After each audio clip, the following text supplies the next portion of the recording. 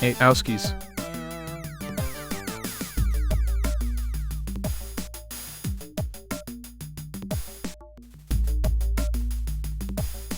Did it work?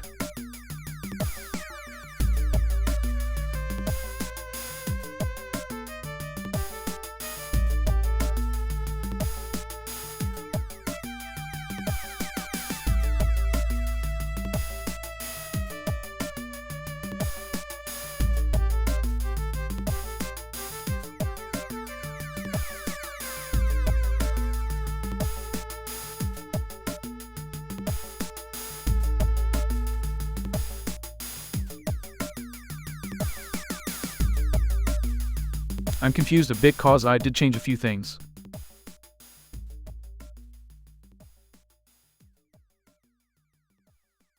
Should be working though.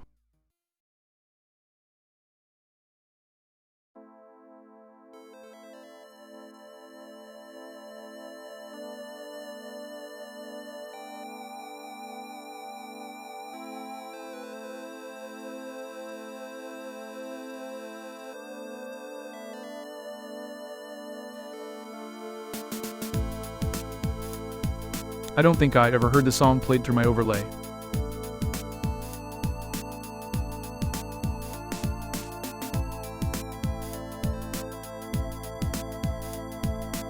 Somehow didn't luck out.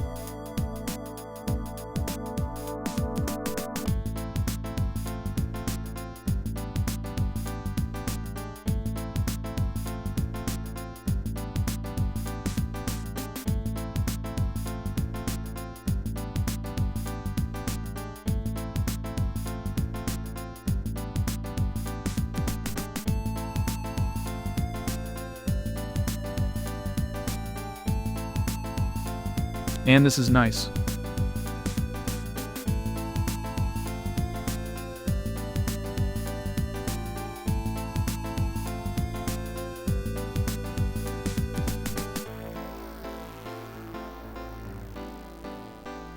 Anyway.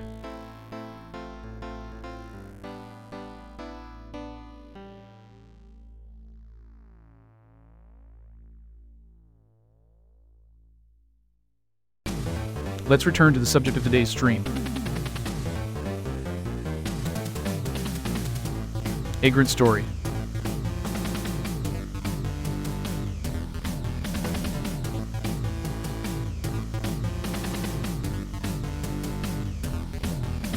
Same as with most games played but never finished.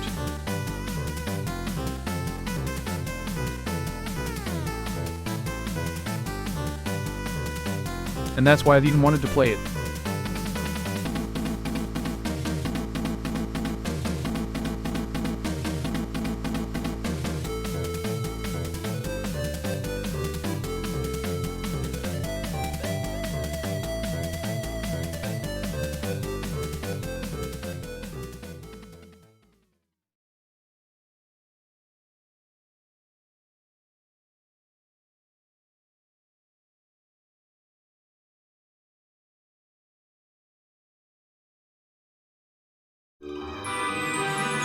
There are a few important cutscenes at the beginning.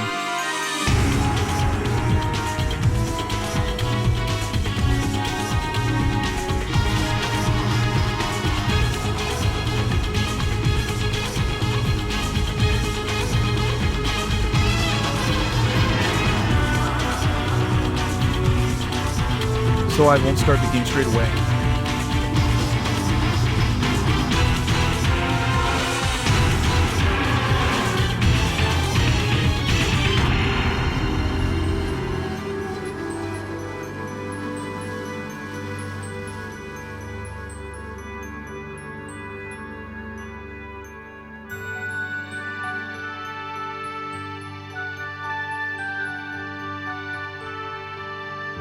Hello. So yeah, I won't be starting the game straight away. I also do have a save file because I wanted to test out a few things. So yeah. Before we actually start the game proper, I'm thinking of giving the game opportunity to show us what the story is beginning from, where the legs for this plot grow from. VKP headquarters, Vulcane. 6 hours have passed since the occupation of Duke's Manor by one of Sydney's lost tarot, found at blah blah blah. His allies have been taken Duke's family and servant hostage. They hold the manor as we speak. To what purpose? The scum make 2 demands: the release of their imprisoned comrades and the abdication of Cardinal Batiston. Yet their religious freedom within limits. On that pretext shall we apprehend them? We need no pretext. Millenkamp is a pack of rogues hiding behind the priest's frock. We believe them responsible for the attendance of Sovereign's life on this ill-timed past. Are the VKP still not free their comrades? Certainly not. Do you know how many... What? All because of this religious freedom. Too much freedom, too many gods.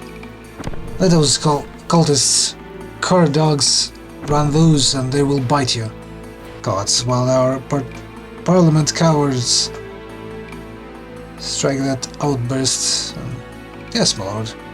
Oh, from writing, huh? Why must we be involved? Our inquisitors have found that Millikamp's coin comes from the captive Duke himself. Indeed, Valendia might still be at war with itself were it not for the Duke's heroism, yet he wields so much of his power from... Even after his retirement, his grip on Parliament is unrelenting. We have watched him long enough, now it's time to act. Furthermore, we must find out why the Cardinal sent the Blades to deal with. Man, this dialogue is too speedy to read and properly enunciate everything. I've sent one of my agents ahead. She will fill you in when you arrive. She? Agent Merlose.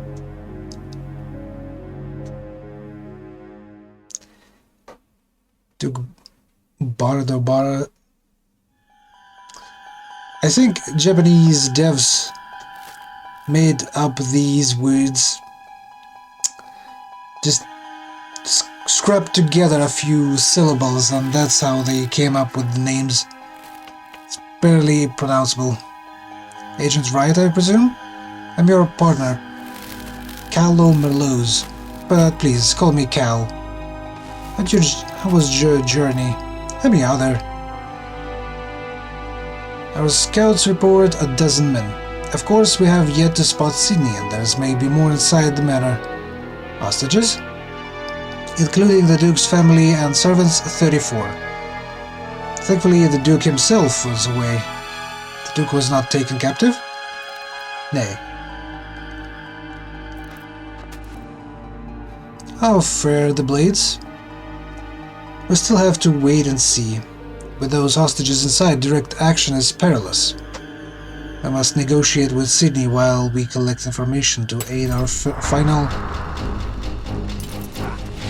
What is this?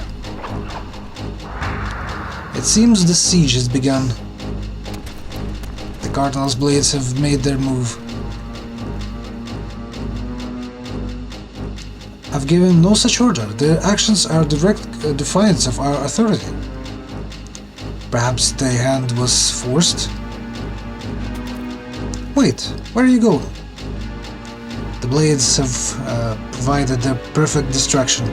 It's far too dangerous. We must wait for reinforcements. Reinforcements? I am the reinforcements.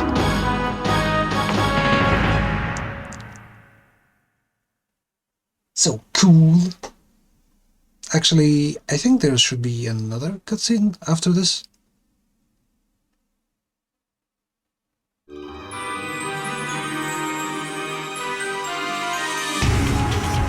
Let's actually wait and see if it will go into a different one.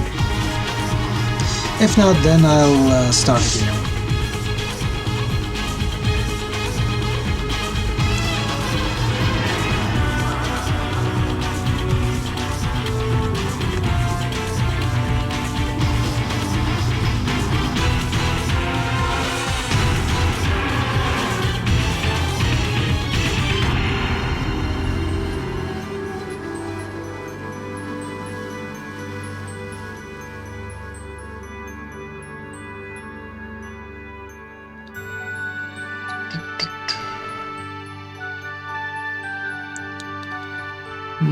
Will I have to wait out this music?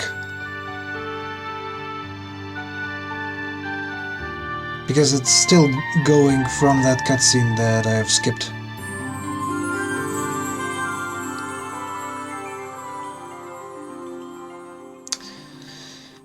Well, basically, there's a cult, Mullenkamp, that captured the family of Duke and his servants. And we are one of the agents that was sent by VKP to deal with it, with said cult.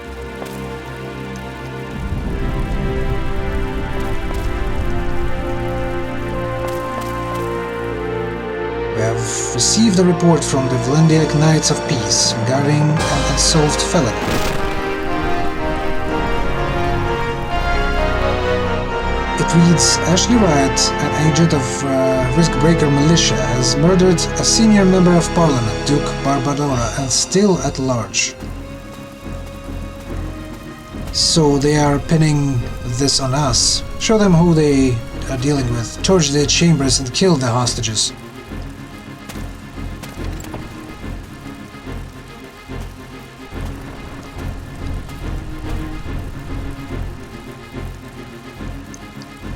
Let's finish this before the blades come in. Oh no. Who goes there?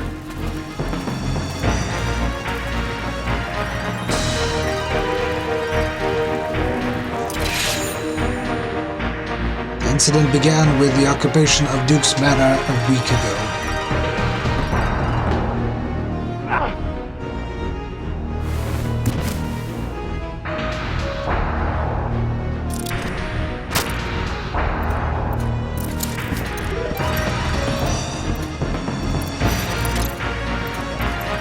You're found, Sydney? Not yet. Not yet, sir. Put out the fires, or we'll lose the manor. Split the knights into groups. One doused of belays, and the other is... something. Amanda's dialogue is too speedy. Where are you now, Sydney? Sydney, leader of occupying cult group Mullenkamp, took hostages, demanding their resignation of Cardinal and something else. Curse the Duke. Where he hidden? You sure the Duke really does the damn thing? See what I mean? I cannot pronounce all of this shit in this... with this speed.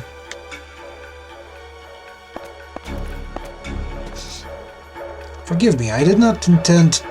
But Sydney, any longer and there will be no escape for us. Stop your whimpering. You had come this far to leave me. Now search.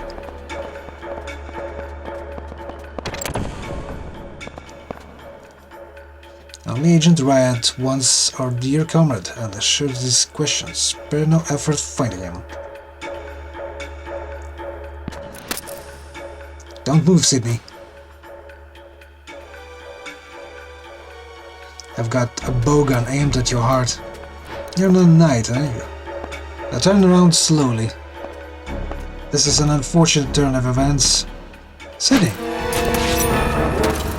Hold on.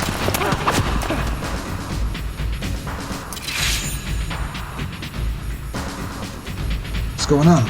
You're almost certainly dead. So still think the dead only arise from fairy tales?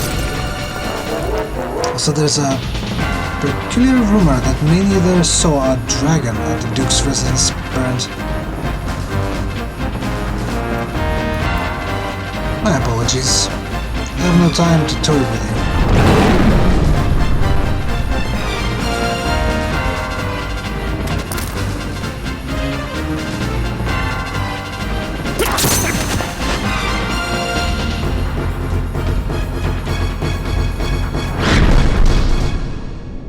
Vagrant Story DM. Jeez, the speed of these dialogues. Impossible to read, really. Good luck and Godspeed. Okay. And so like this, we begin.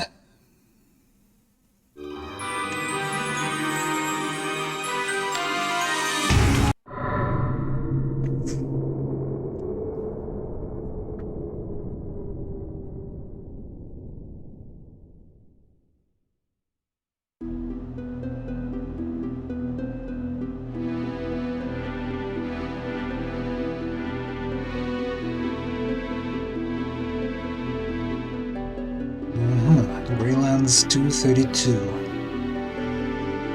It's already burning, as we've seen from those cutscenes.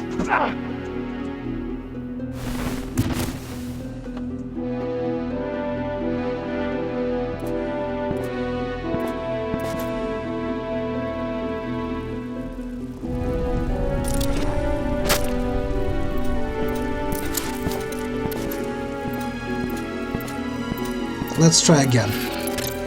Breathe with speed. Have you found Sydney? Oh, now I control the dialogue, I see. Not yet, sir. Thank God for that. Put out the fires, or we'll lose the manor, and all will be for naught. Split the knights into two groups, one to douse the blaze, the other to exterminate the traitors. Right away, sir.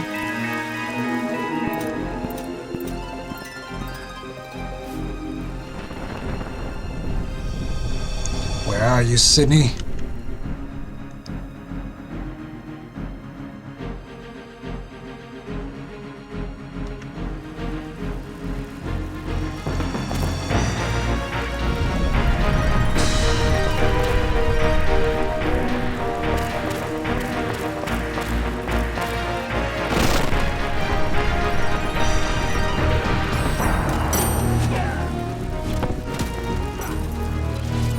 CH letter 1 B9 symbol 3 2 CP viewers on streamwood.com remove the space at HWC60JQ.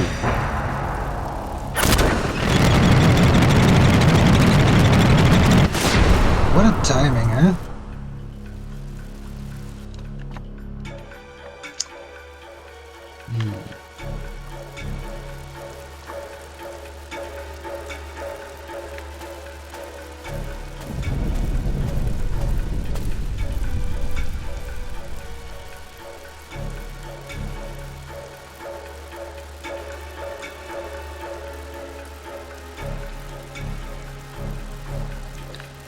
Yeah. I need to read stuff. I have no time for these bots. Show them who they're dealing with. Torch the chambers and kill the hostages. Aye.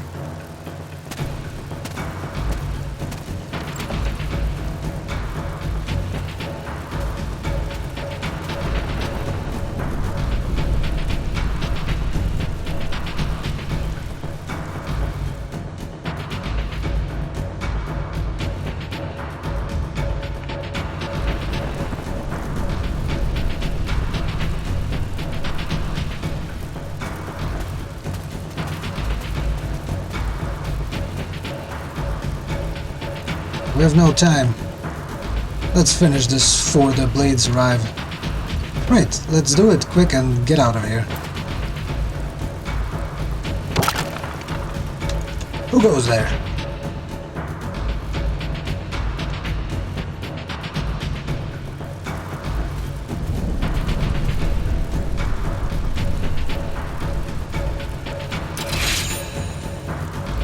Here we go.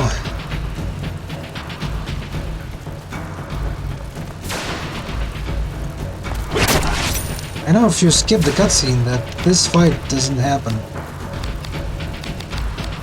And 57 to the head. But it's 55 to the body with 100% chance.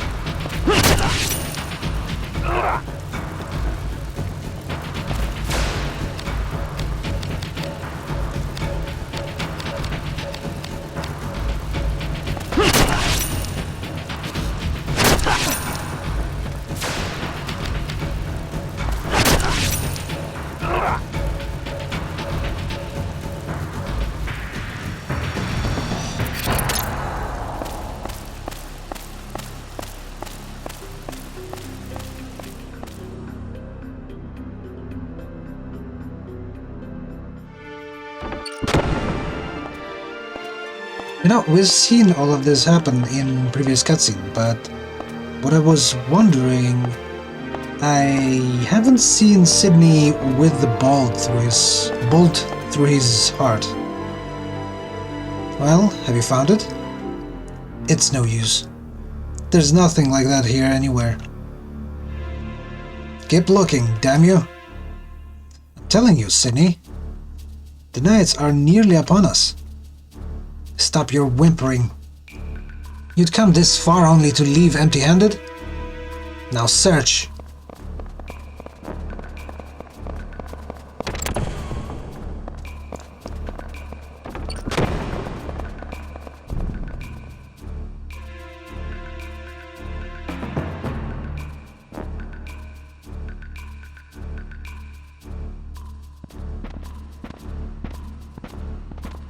Yeah.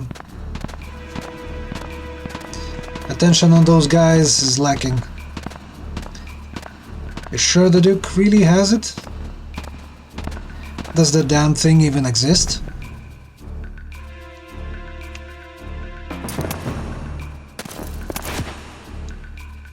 You doubt me, Harding? You doubt my power? Forgive me, I did not intend... But Sydney, any longer and there will be no escape for us. Fine then. Bring the boy and come with me.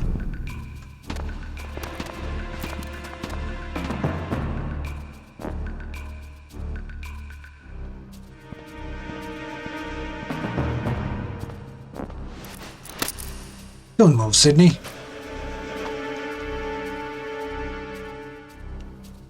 I've bow gun aimed at your heart.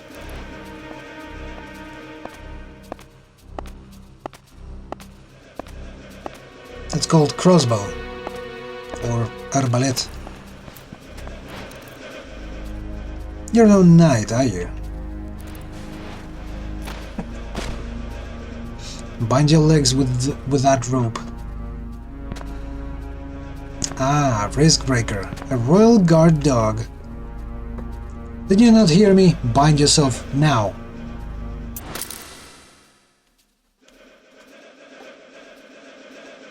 This is an unfortunate turn of events. Hold it!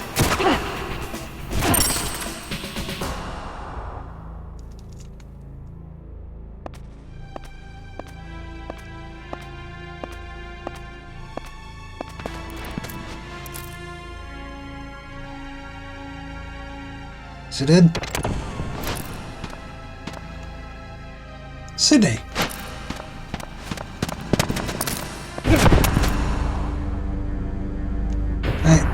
I'm the one you want.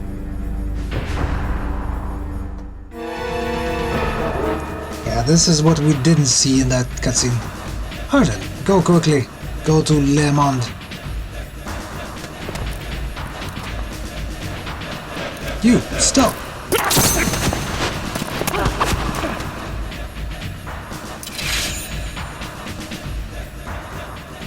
What's going on? You are most certainly dead. Hello, Ed. You're just in time. We're only the beginning. Howdy, howdy. Leave the back from the grave stuff to the fairy tales.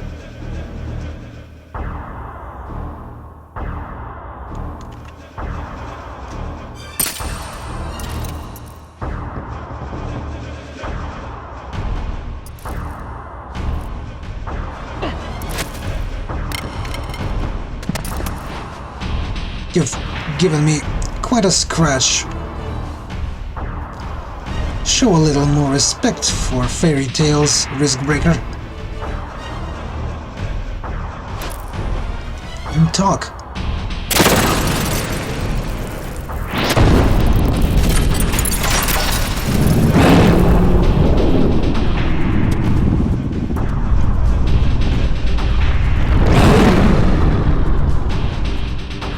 That lizard is quite punctured all over the place. I wonder how it still even keeps moving. My apologies.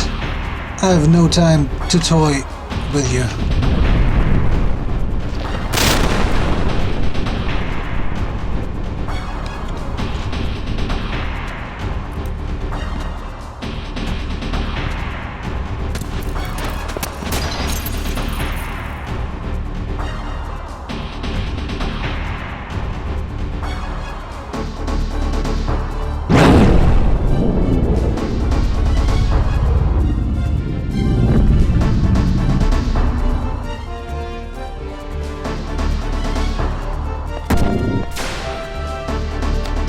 So, 23, 27... So, it receives most of the damage into the body. And there's 100% guarantee that I'm gonna hit.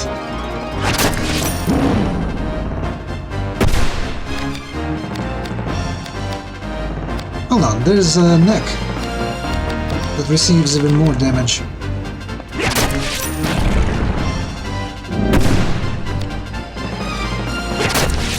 Keep whacking it.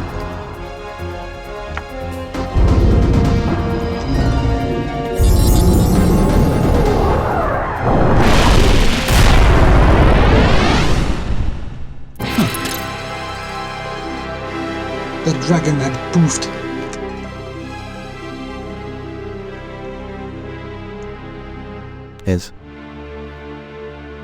It was. I think it was easy because it was quite damaged already, as you've seen from its wounds.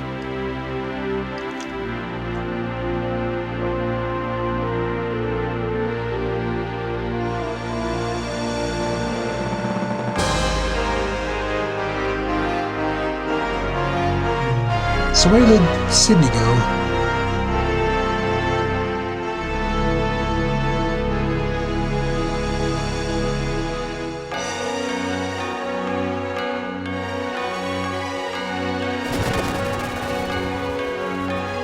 And people say that this isn't the most beautiful PS1 game. Le Monde.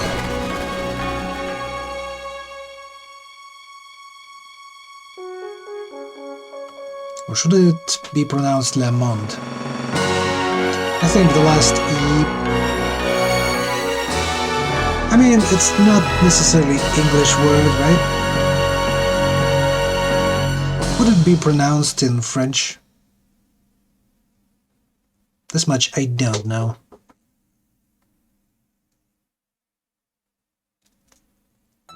And I never realized how FFTS the music is. Makes sense since it's the same composers, but man, this would fit right in Tactics. Yeah, the body is but a vessel for the soul, a puppet which bends to the soul's tyranny, and lo, the body is not eternal, for it must feed on the flesh of others, lest they return to the dust whence it came. Therefore must the soul deceive, despise, and murder men. A.J. Dry.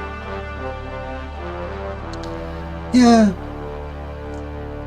I think it's what Final Fantasy Tactics is evolved into. So the knights who came were not the kingsmen, but the cardinals. Knights of the Cross led by Guildenstern, my lord. The Crimson Blades in direct service to the Cardinal. Duke Bardorbras.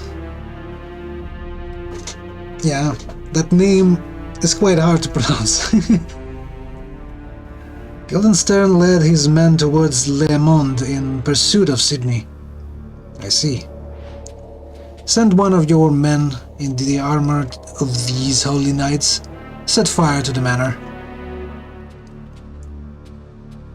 Fire, my liege? The fool Sydney used his wyvern.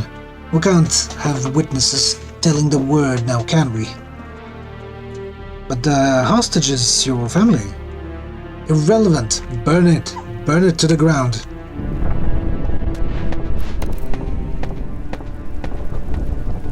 What of Parliament? The VKP, Valendia Knights of the Peace, have formed a squad to deal with the felons. The risk breakers, those meddling fools. Your will, my lord? Le Monde is yours. Let no one out of the town. You can deal with Sydney and the blades there. And Parliament? I'll deal with those watchdogs. They won't trouble you further. And the young Lord Joshua?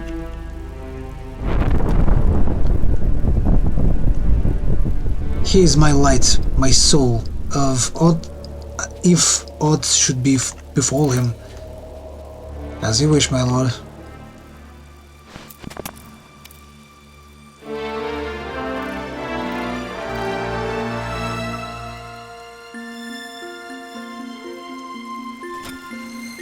I am fated to rot and wither, and I cannot, for the life of me, I cannot read those dialogue boxes fast enough.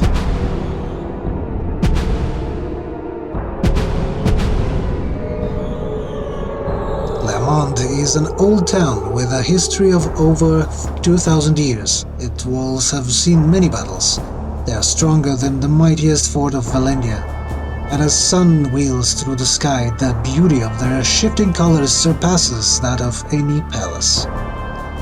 The grand cathedral that towers over the town's center is a symbol of Le Monde's indomitable spirit, and is holy ground of a devout Iocca's priesthood.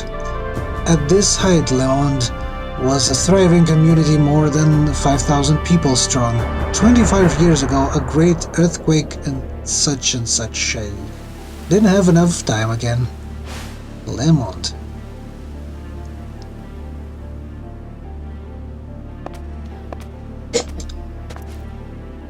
Well, what a camera angle, isn't it? The two sentinels are dead, murdered.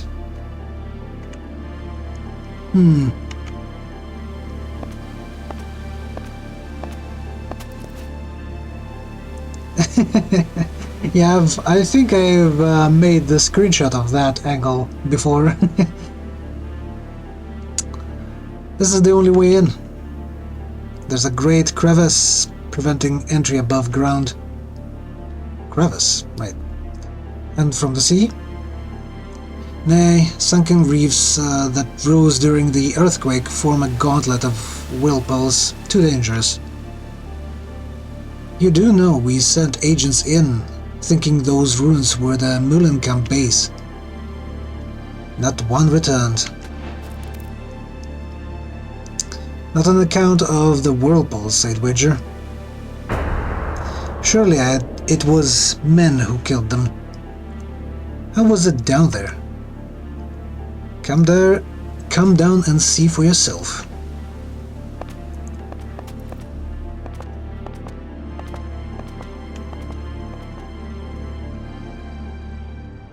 According to the survivors, our comrade Agent Riot headed out for Le Monde before noon.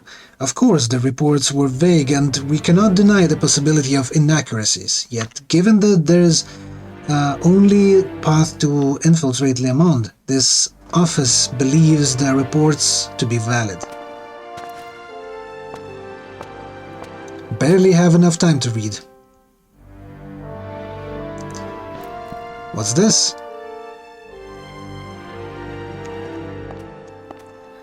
That's what I'm here to find out.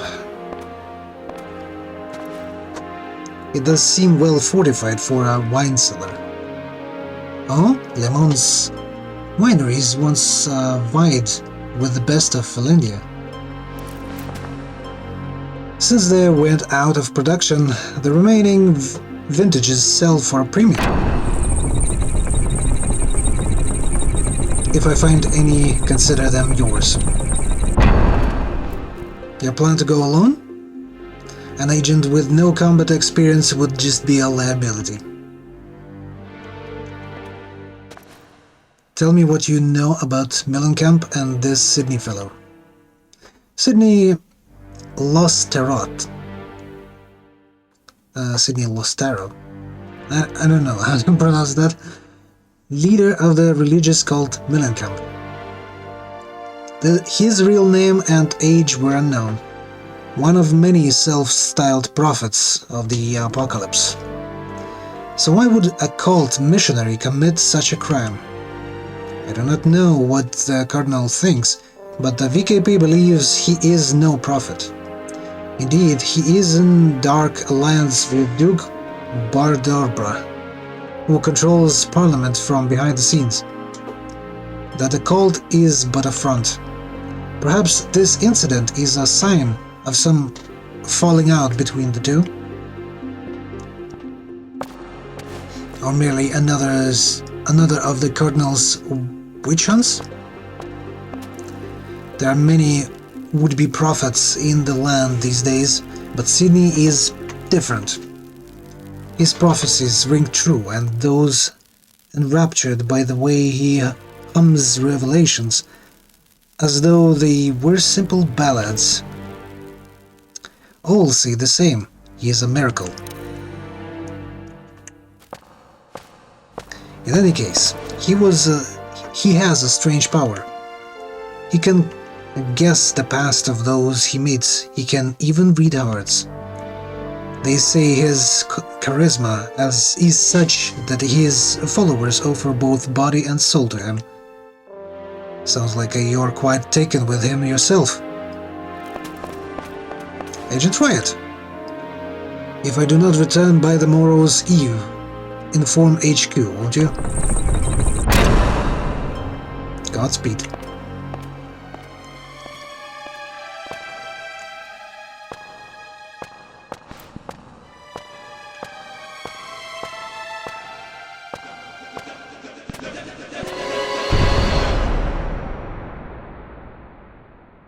We sent men to monitor the abandoned mineshaft that leads to Le Monde, and were found dead. At the entrance, their bodies were found, 2 knights of the Cardinal's Crimson Blades. Our men were murdered with swords, but the knights' wounds show they died by their own hands. At the present, we have taken the bodies into the custody, and our specialists are continuing the examination. Excerpt from Greyland's Incident Investigation something.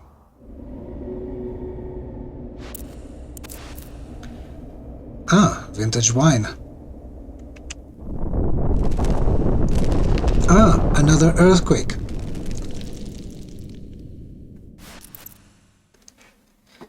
No live burials today, thanks.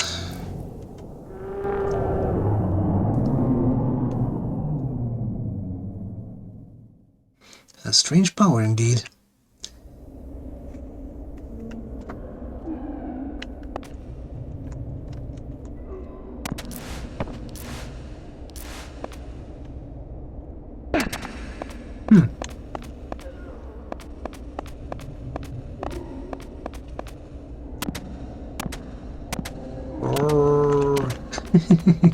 Plenty of zombie noises, despite there not be any zombies in quite a while. That much I do remember. Yep. Do I have... No, I don't have shield. Well... Oh. I see. Tovarish, buckler, leather glove, bulb. Yeah, all of that is quite quite nice. And this is what we get instead of pauses when you press start.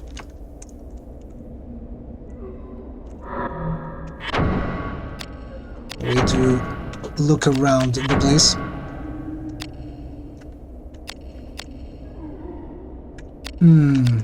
Defense in strength, additional 6. Defense in intelligence, additional 9. But agility is -1 with it.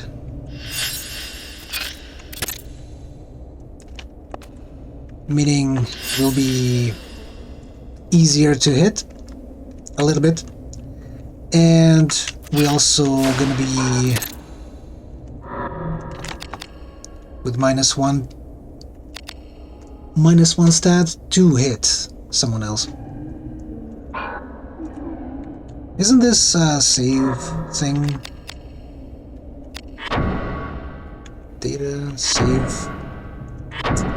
Yeah, let me rewrite the thing that I've done before as a test.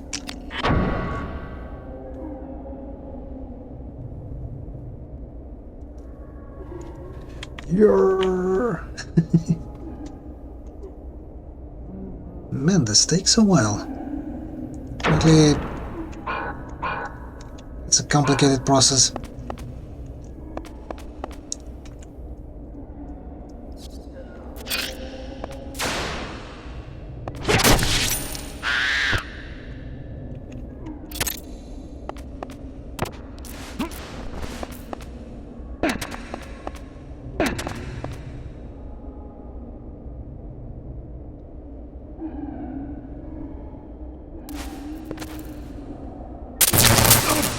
Ah, jeez.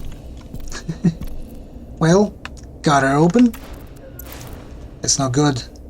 No even a budge. What's this? It weren't locked a moment ago, eh? No key holds this door. It'd be a Grimoire's what's doing this. Well, who locked it then? Someone inside? Buggered if I know. Look, we'd be cut off from the others. And where are those scoutsmen? They not returned. This be no time for loafing around. Keep your cap on, brother. Now come up here and take a look at this. What's that?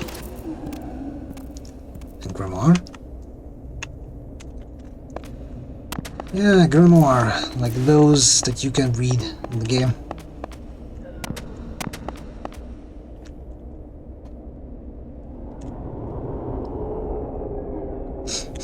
There's to be a grimoire's doing. By the gods. I'd oft heard of it, but this? And a dragon was sighted at Duke's Manor. Well, if there's magic about, dragons won't be far behind. I worry about Guildenstern and the That guy others. said A. Lots of French. Sounding names and words. Le Monde is in Eastern Canada confirmed. Yeah, actually, I'd never thought of it this way. It just might be. That'd be fine. Think of it.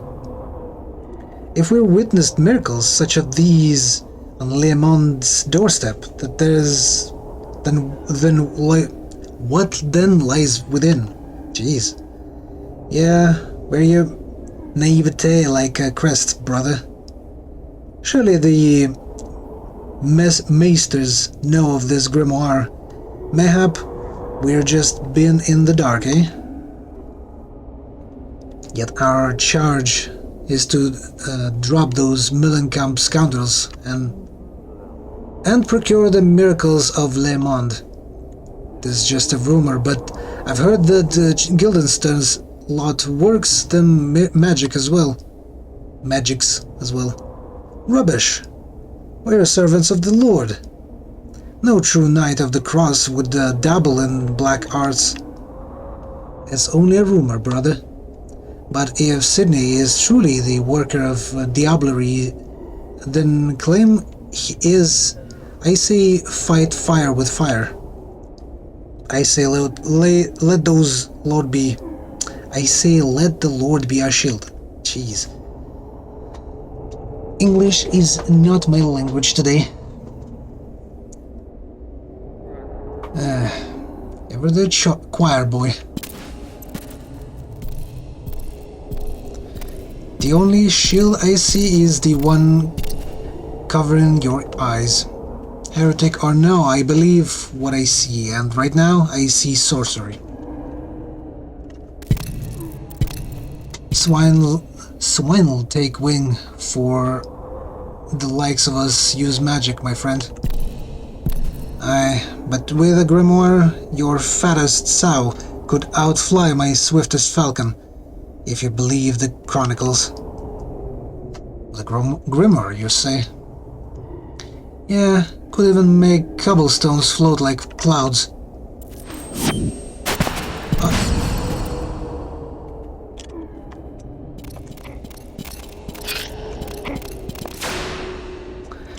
Hmm.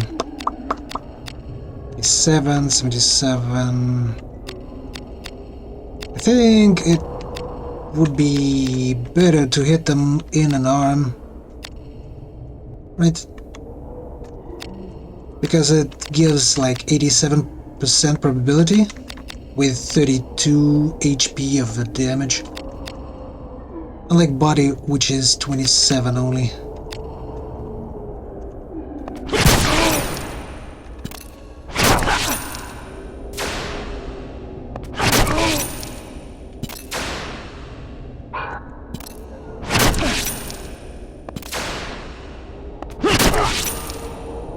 Come on, die already.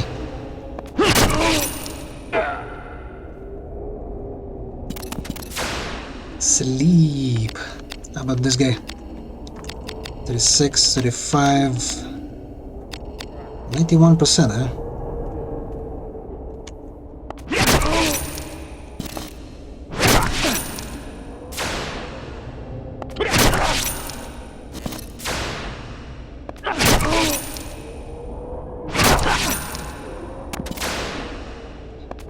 This guy is tankier. Much tankier than the previous one.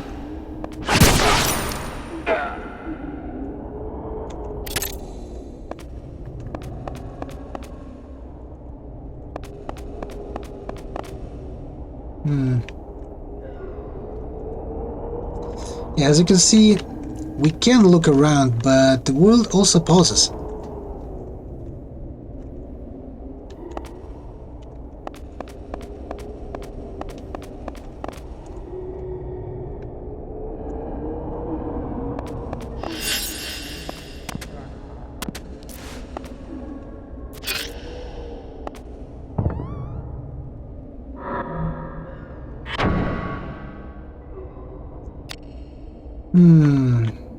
Gadget bag, container. I don't know, should I leave as it is? Stuff that I have in my inventory. Come on. This is not what I was trying to do. I was trying to put away the blade.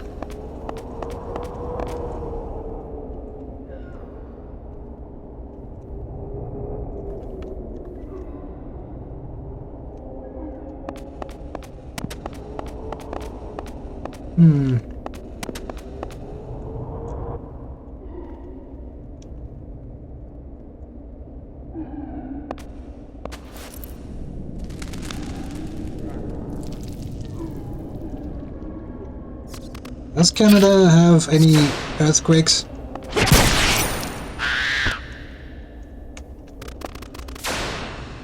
After all, if this is Canada, then there should be similarity even in that.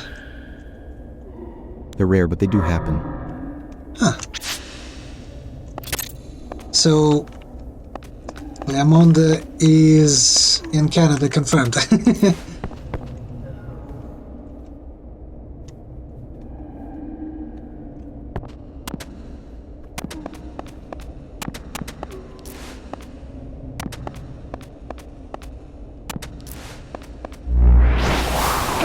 man.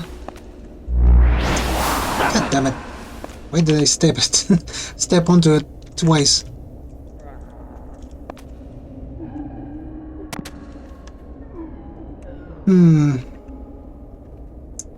Actually, let me see. What can we do?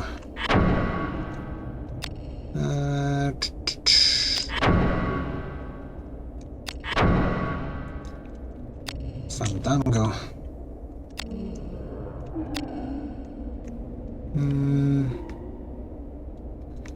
Will you do the Fandango?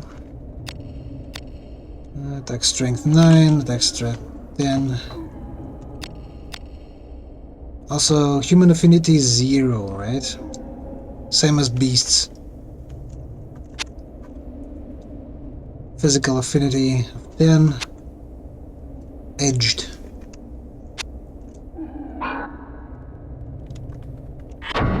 How about Tavares? Yeah, it's kind of worse at everything. So then why would I use it? Leather glove. I think it's beneficial to get my right arm defended most.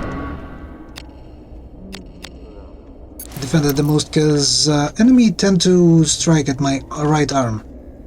Seeing how it debuffs me if they get my right arm to the 0 health. There's nothing else in here.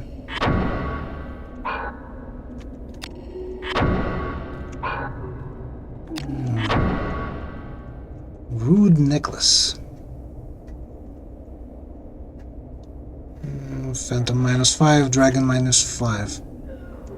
So actually, it would be beneficial for me to take off this necklace when I'm fighting phantoms and dragons.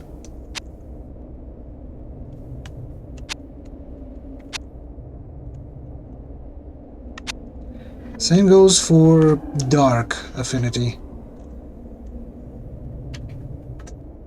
Thing is, I don't even know who is of which affinity until I get the grimoire that can analyze stuff.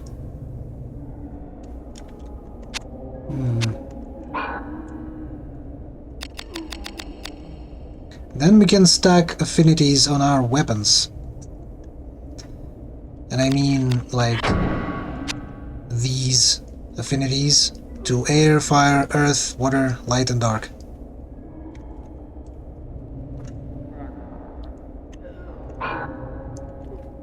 For now, I can only care about, like, classes, because that much I know of about enemy, which class they belonging to.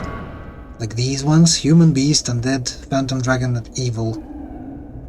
As a matter of fact, I can use the same weapon against two classes of enemies, because it debuffs.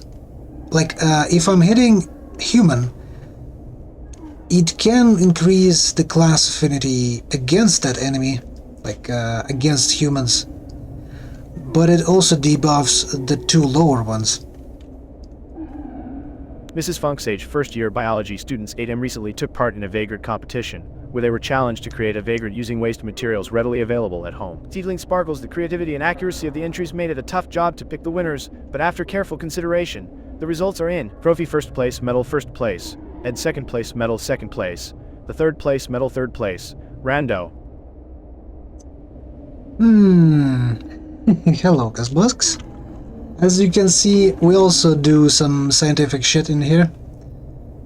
As I was explaining right now, if we hit with Fandango, which is the saber that our protagonist carries, if we hit with it humans, then our beast and undead affinities will fall on this weapon. But everything else might not. Like phantom, dragon and evil. So, as I was saying, if... Well, I've monopolized the podium. As I was saying, if we hit with the same weapon also phantoms, then affinities to dragon and evil may fall, but not to human. So this way we can actually take 3 weapons for all of these classes.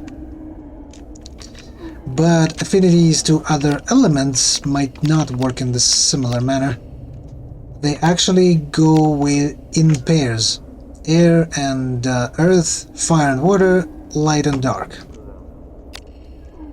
And I need to hit with the weapon the opposite element to which I want to grow on the weapon. And these types, I'm not even sure how to grow them. I think it's just use the weapon, or maybe they won't even grow. No, I think they should, right? Yeah, I'm not too certain about how to grow this type of the weapon affinity. Maybe it's only with parts combination that they grow.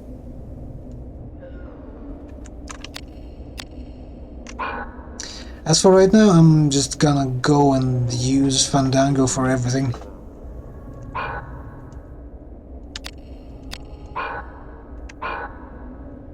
Speaking of items, I need to heal up a bit.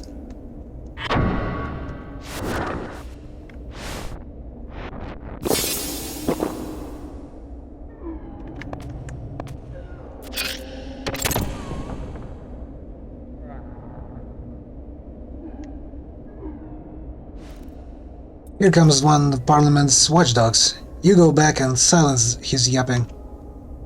Parliament's watchdogs? An agent of the VKP. You can follow orders, can you not? The VKP is your enemy. Now go. Sir.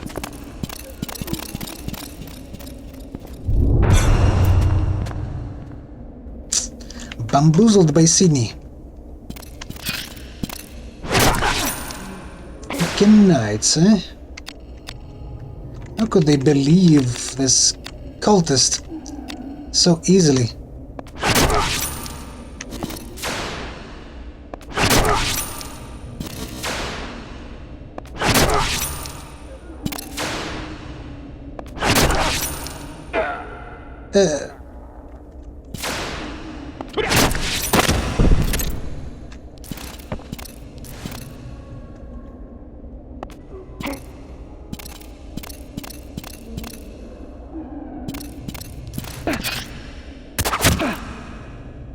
He got the first shot.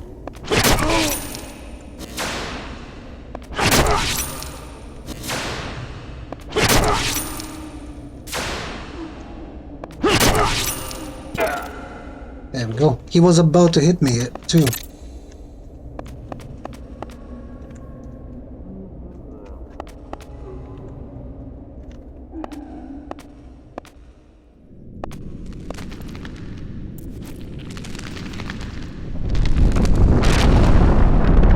This is a big one.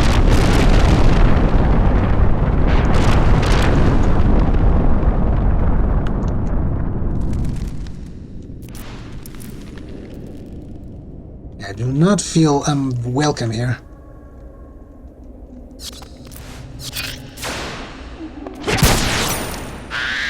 Jeez. Man. My man is hating on those bats. So much so it crits every time.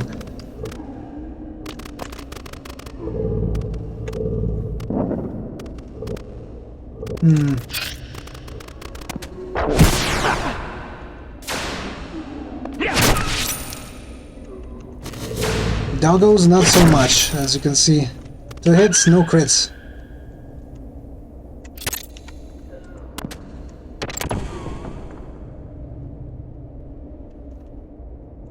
Door has been locked.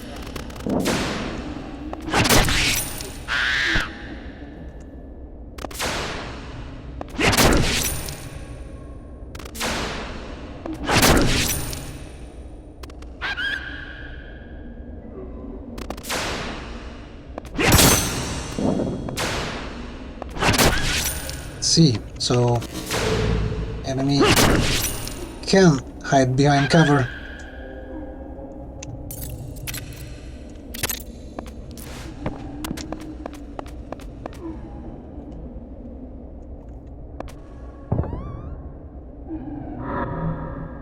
Seventh Heaven. Enforced glove. Piercing two-handed. I don't feel like using two-handed weapons. Since, you know, I have shields.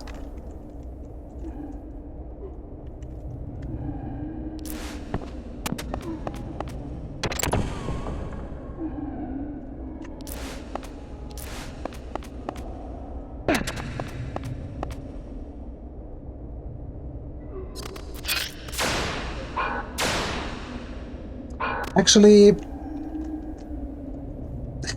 I wanted to pause. Hello, doggo.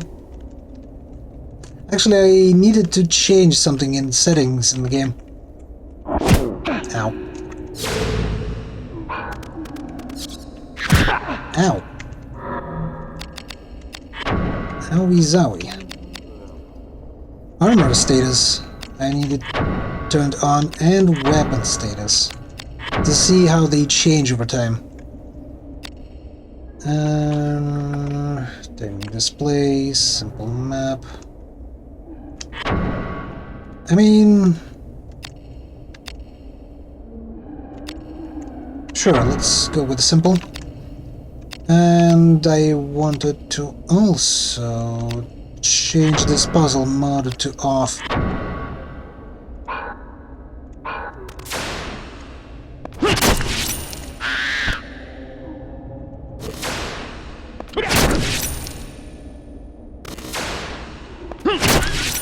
There we go. Weapon light +1. So this doggo was dark affinity. And also I think I've fucked myself over with that box destruction. Okay, let me re-enter the room.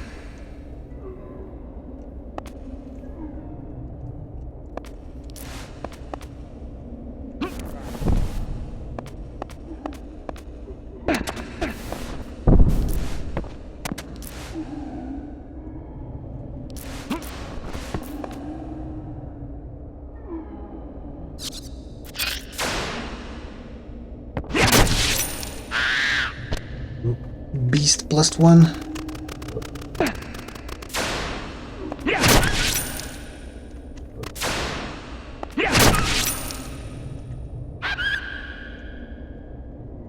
So yeah, this change doesn't happen that quickly.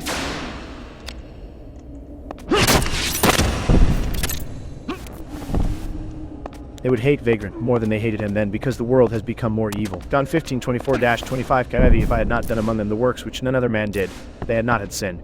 But now have they both seen and hated both me and my father. But this cometh to pass, that the word might be fulfilled that is written in their law. They hated this game like a rock. They hated this game like a rock. What? Like a...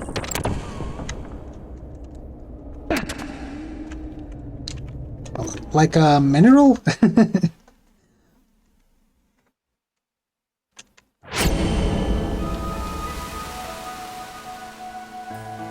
That's the last page of the Bible before video games got invented. Oh. I see. That's why it was... this message was this confusing. Yeah, it makes sense. It was from the Bible. Papa. Smurf?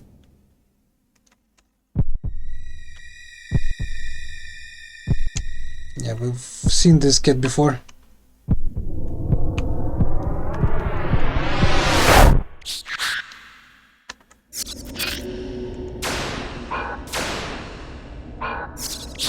Ow. Owie zowie.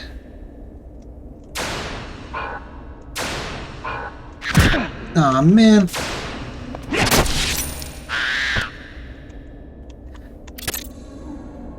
Yeah, Yeah, since we've gotten the beast affinity with our shield, because we received damage with it, our undead affinity also fallen on said shield.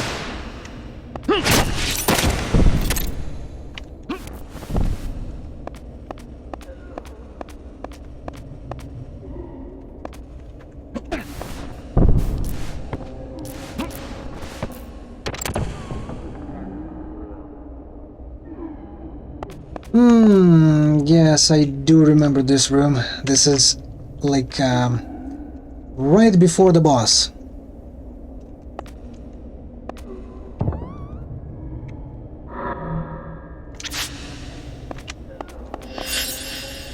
So I need to heal up. I don't think I have Grimoires. Yeah, I don't. Cure Root. Yeah, that boss should be hitting hard, as the boss status would imply. So let me heal up a bit. Then I'm gonna save.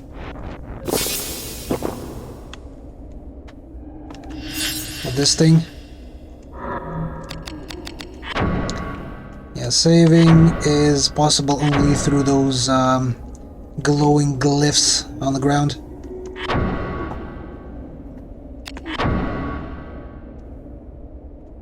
Well, first off, the fundamentalists would be beside themselves because Vagrant was a liberal who advocated taking care of poor people, loaning money without expecting it to be paid back, treating everybody with mercy, grace, and respect, especially those who are different from you, including those you consider sinners. In fact, the fundamentalists of today would be the same as the Pharisees that Vagrant was always preaching against as being hypocrites. Ah. I see. But isn't every vagrant kind of like this?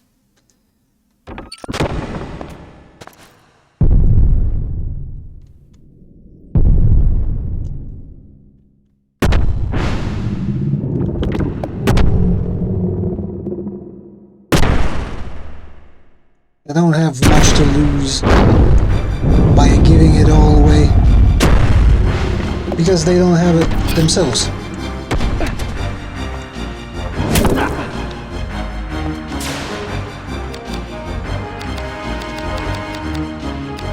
Yeah, the most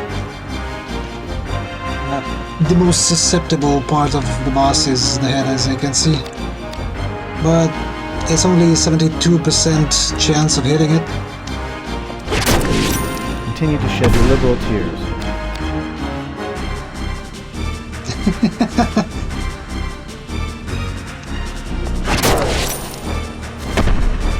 Hello, Mr. Dragon. What do you mean by liberal tears? Ow. God damn it. I feel like I'm almost at the end of this boss fight. First of all, you have to remember that Vagrant looked like the other people where he lived, nothing like most of the pictures you see of him. Those that did those paintings were creating him. So he would now look like the other people in whatever country he was born in, and I imagine he would be about as well received as he was in his time. Some would become followers, many would destroy him.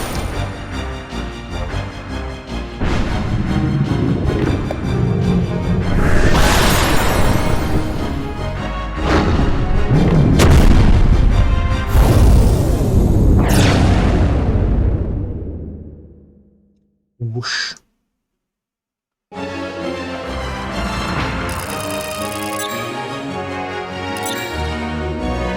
And this bonus, I mean, is what speedrunners tend to be very precise in, Lady to say continue. precise with getting exact stat points they want. But me, I don't even know which one to hit the button on. Also, I don't see the stats specifically.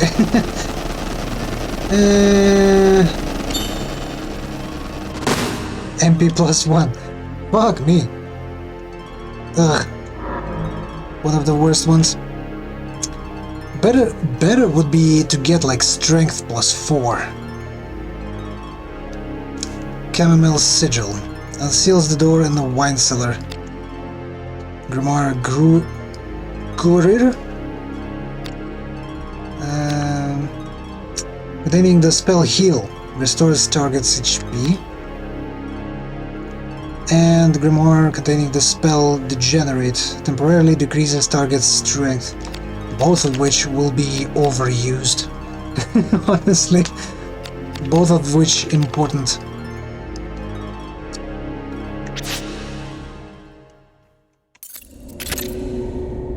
We might as well use the Grimoire for the healing right now, to learn this spell.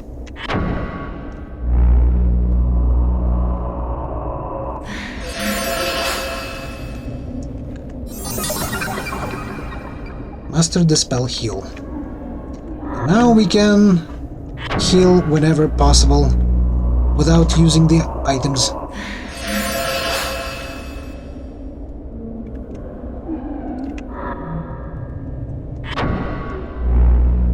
Actually, effectiveness of this healing spell grows with our risk counter.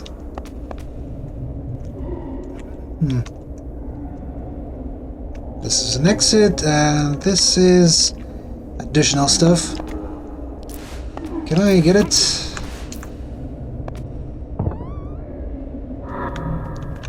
Pelta Shield, Parabulb, Yggdrasil's Tears. Lowers risk, and cures paralysis. Pelta Shield, if I remember correctly, is actually better than the one that we are using right now. Buckler.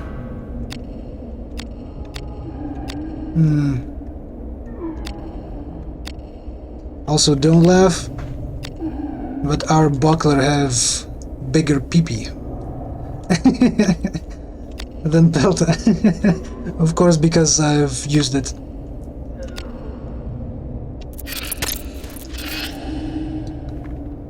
Yeah, at max Phantom Points, aka PP, the effectiveness of equipment actually is doubled. But it falls during battle mode if it's not used.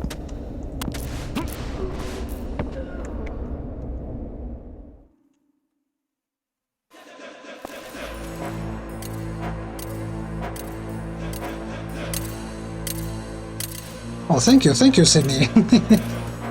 Yeah, that was a hard boss fight. Actually, I would lose if I didn't heal. Sydney.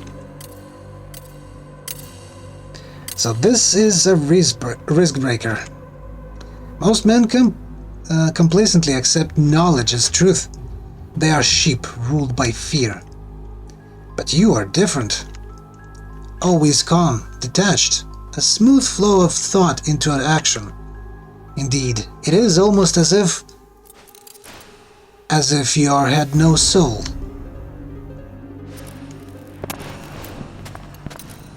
How do you do it? Body and soul are one.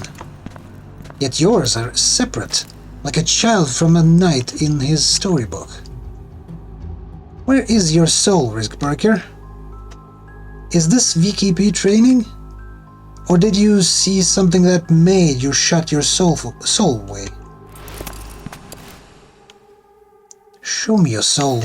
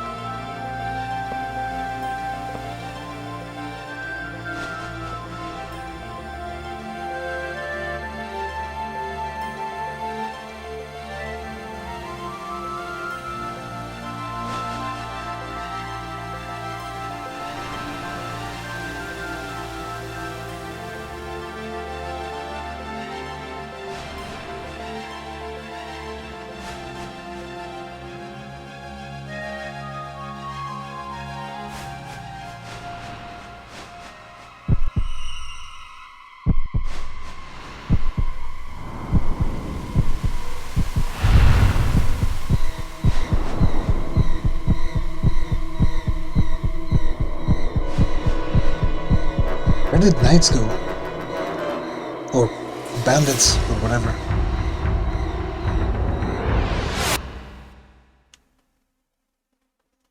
Is this what he remembers happening?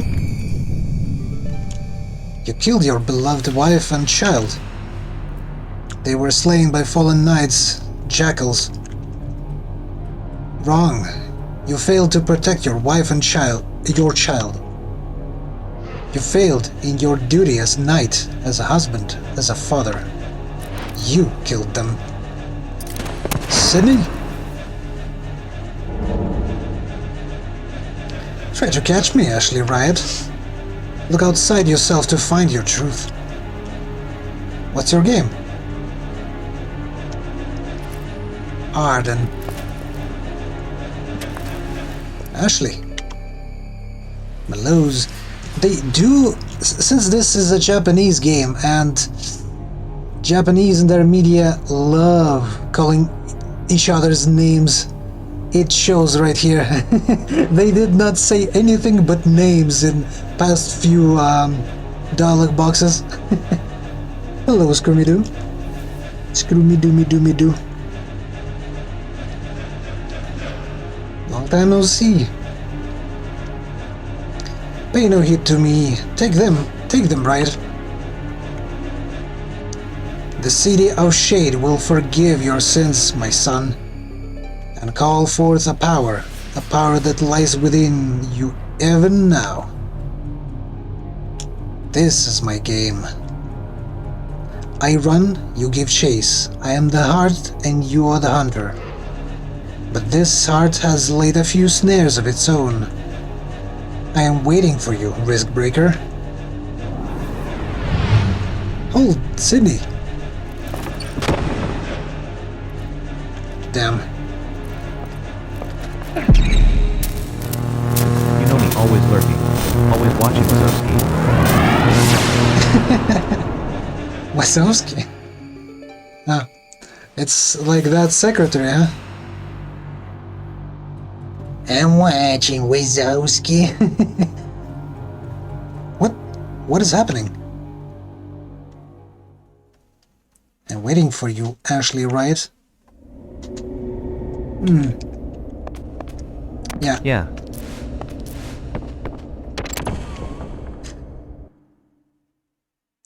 I think we've missed, or I missed the message where it said that we recovered part of our forgotten knowledge. As a matter of fact, we did regain our defense and chain abilities.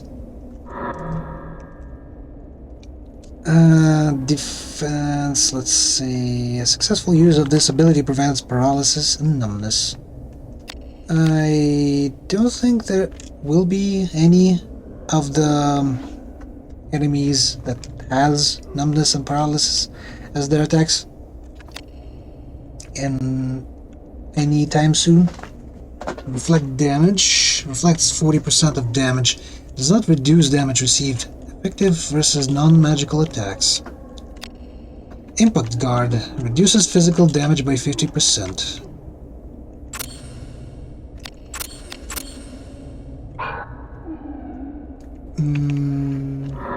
But the most important stuff is actually chain abilities. Every shot, temper inflicts an additional 40% of damage on foe and repairs a small amount of weapon DP. Durability points, I think. If durability points is reduced to 0, then weapon dealing only half of its damage.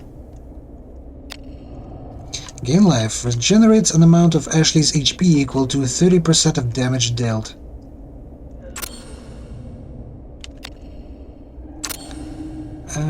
So this additionally gives 40% and this additionally gives 70%.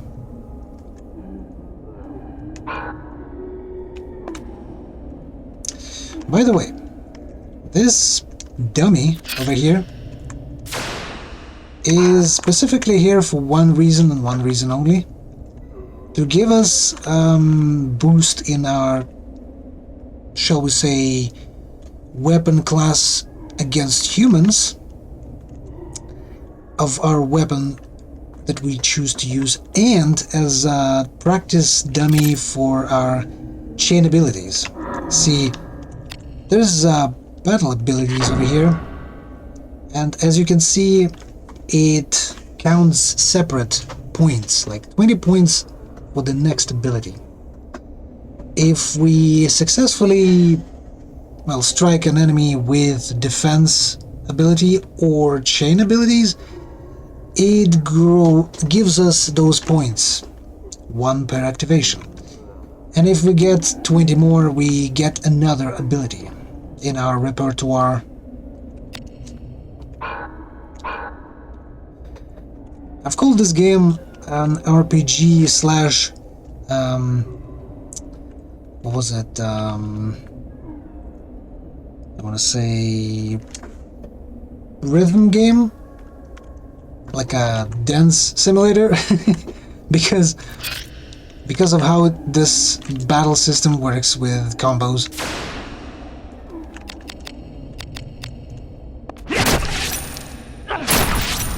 If I press another chain ability correctly during the small time window, it gives me opportunity to strike again.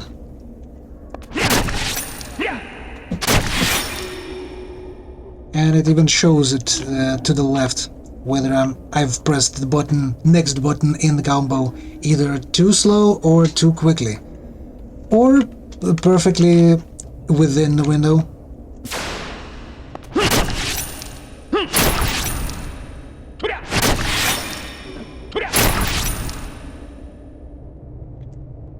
And with every subsequent combo attack, my risk grows.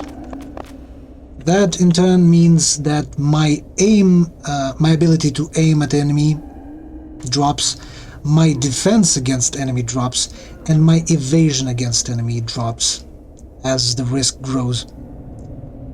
Also, my defense against magic drops. That in turn means that my own spells against myself, like healing magic on myself, also increases in potency.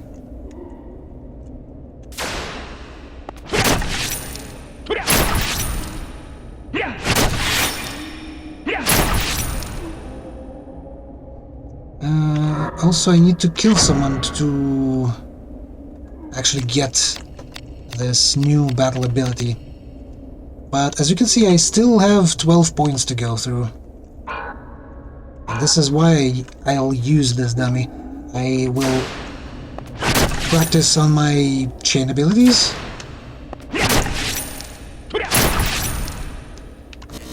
And receive those points until I get 0 or close to it. And then I'm gonna go back to a previous room to kill a monster to actually get the new ability.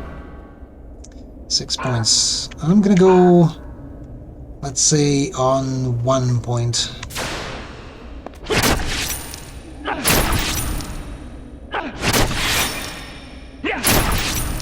Three chains. 3 chains means 3 points, right? First attack doesn't count. 1 chain. Let's get 1 more. There we go. So now it should be 1 point. Yes. And therefore I'm gonna... no, you know what? Let me drop to 0 points. That way I can kill the bat even if I'm not scoring the chain attack against him.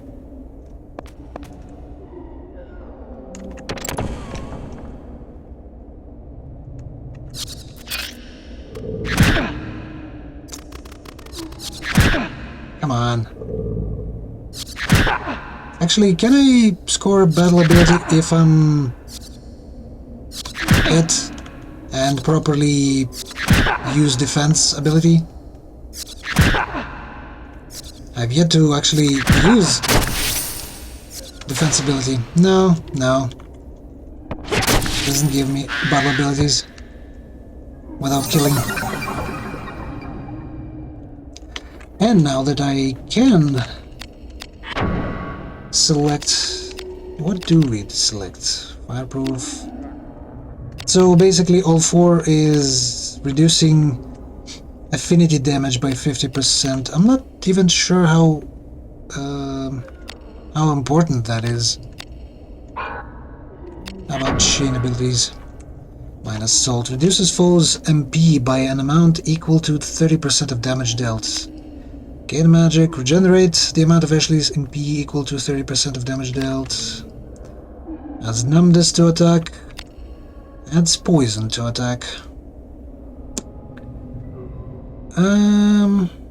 If I do remember my experience from previous attempts, undead are immune to poison, meaning every time that I'm gonna try and strike them with snake venom, I'm gonna miss.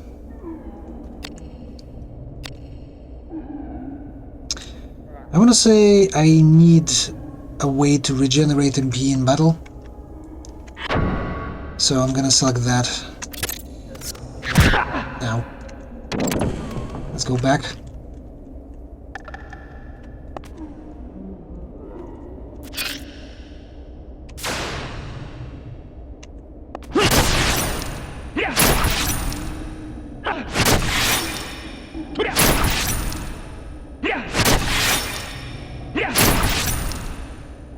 By the way, this is proper way of dispatching bosses.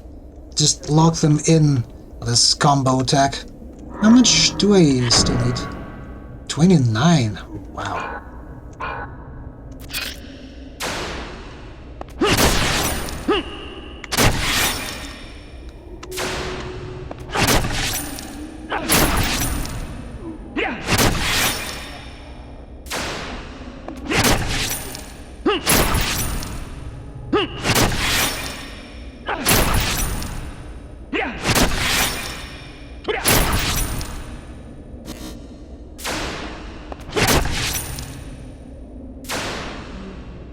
So timings on these attacks are different based on which weapon you are using. So, for example, if I'm using fists, let's go with fists.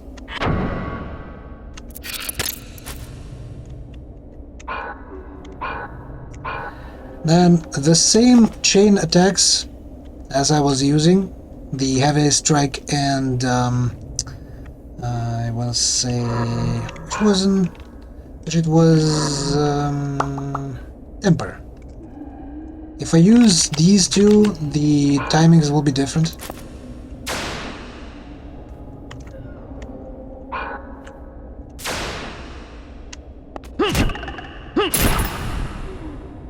As you can see, it's much faster. But some attacks trip me up, because the animation is different.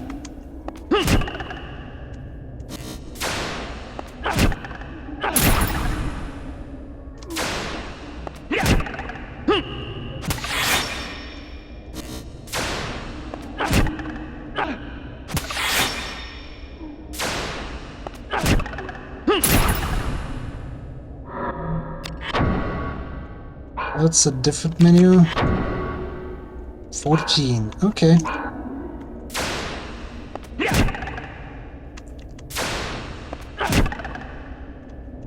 How am I missing this?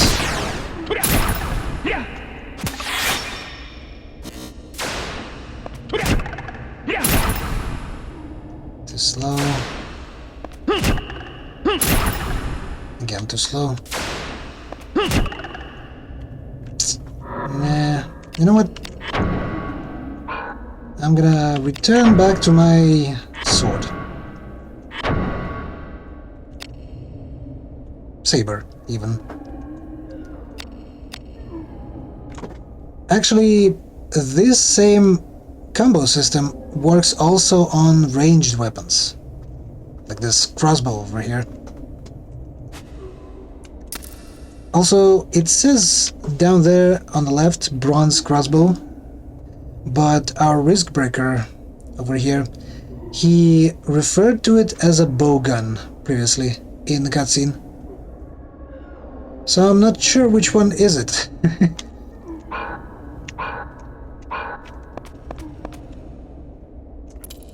Let me drop the risk.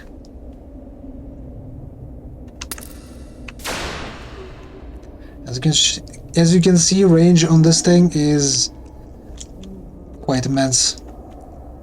Not as big as you would expect from a real crossbow though, but still much more than normal melee attack.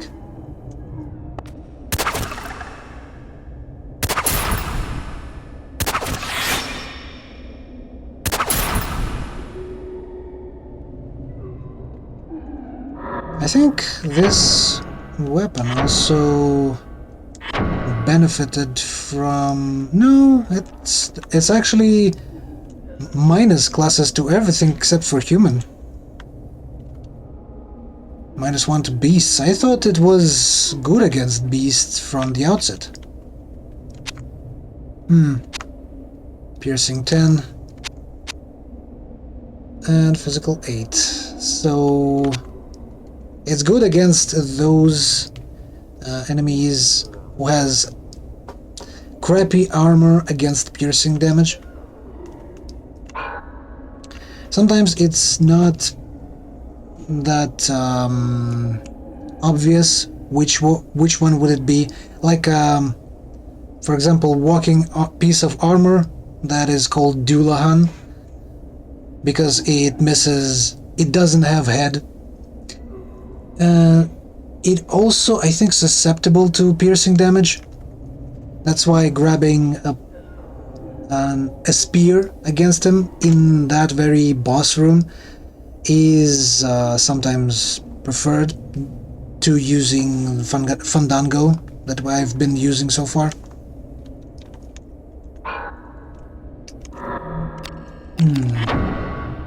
7 points. Okay.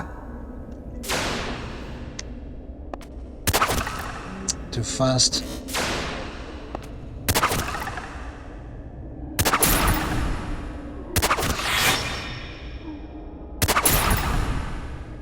Three chains.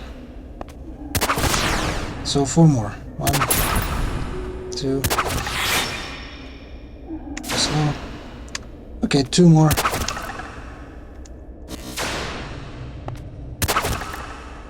Come on.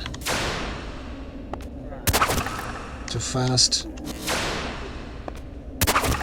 1 more.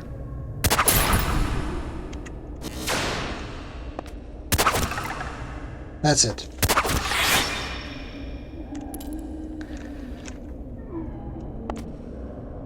Let me heal up a bit. Typically it's 50, around 50-ish. But now it's 66 because of my raised risk.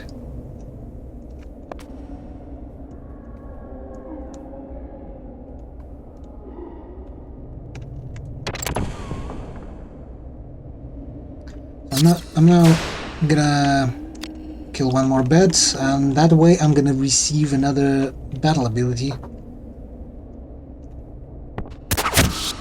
Too fast. Still.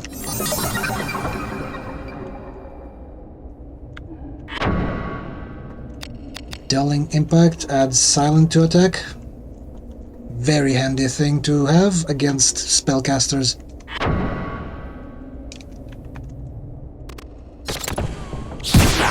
Ow.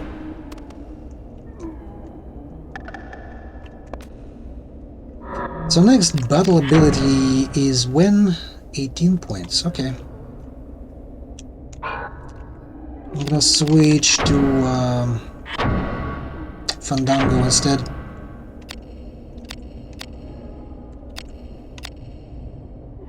Fucking bat. That was rude. Yeah, especially with the crit. Also, as you can see, while I'm using the weapon, it loses DP, but gains phantom points, PP. Yeah, while you use a weapon, you gain PP.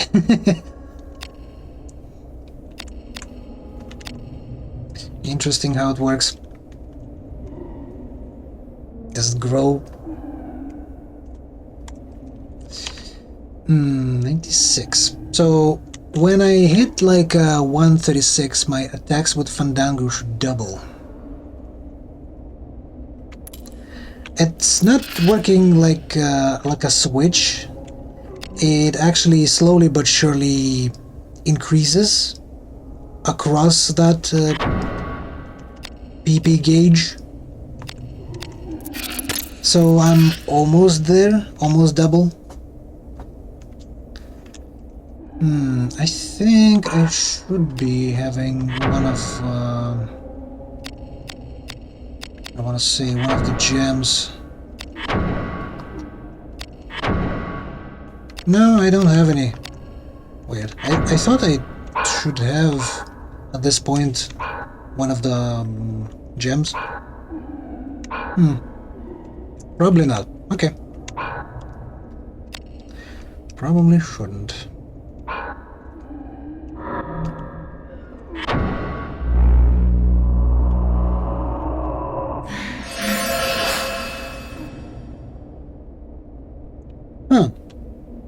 So, me casting healing on myself actually goes through my defenses as a spell, and therefore increases my affinity against light using that armor piece. Interesting. So how much do I need? 18. I also might ask, why am I wasting time on this dummy over here? It actually can be destroyed. And when I do destroy it, it gives me a few healing items, I think. Maybe even the item that restores mana. So it's not a complete waste of time. Also, I'm leveling up my chain abilities, so that also kind of helpful. And it increases human class attack of my weapon.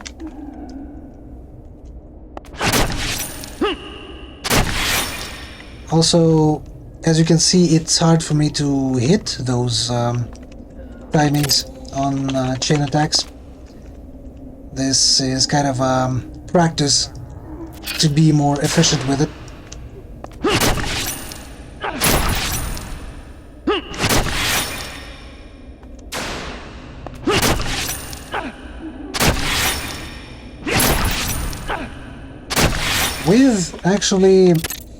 With long chain of combo attacks, like longer than 8, it becomes harder to hit those window of opportunity.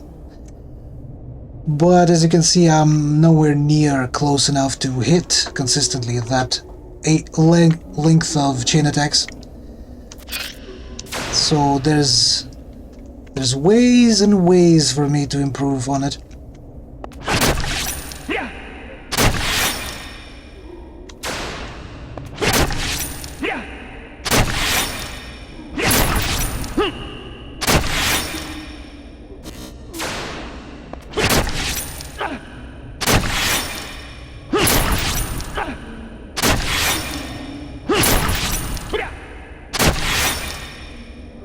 Yeah, chain 5 could be better, shall we say. And every time I break out of this chain attack, I give the enemy, which most likely something with more health, like boss, an opportunity to attack me, which is not great.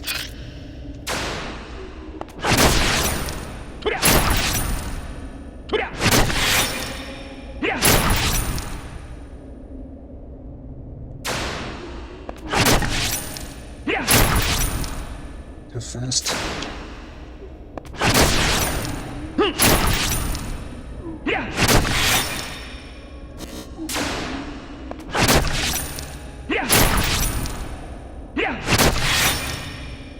Hold on.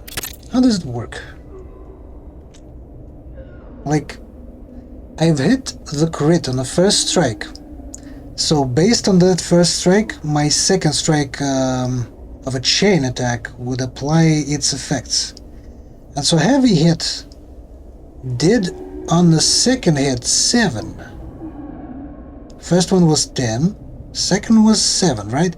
It's 70% from the first strike. Didn't it say that it was adding? Inflicts an amount of additional damage equal to 70% of damage dealt. Hold on. So, with this heavy shot, I'm dealing only 70% of the first hit? Right? I was under the impression... Yeah. I was under the impression that the second hit would hit actually even more so. Like, maybe it was faulty interpretation on my part, yes. That would mean like 17 instead of 7. Yeah, then this thing hits 40%, meaning on the second hit it would deal only 40% 4 damage. And this in It's written in turn, a weird way, so it's understandable. and this would only deal 3 damage but also heal me, right? No, it's not. Hold on. Regenerates Correct. an amount of Ashley's HP equal to 30% of damage dealt. So it doesn't even state how hard it would hit.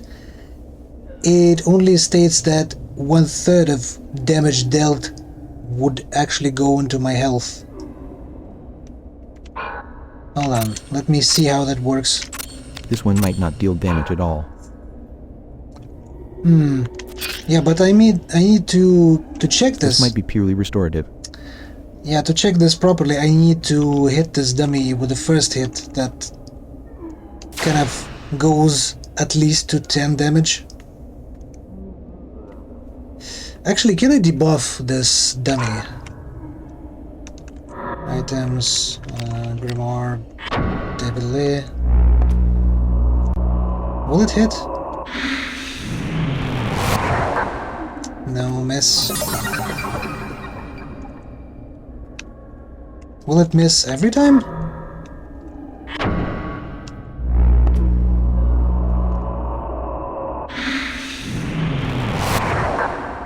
Yeah, it would seem that this dummy does not take It's sorceries. 0%, so I assume so.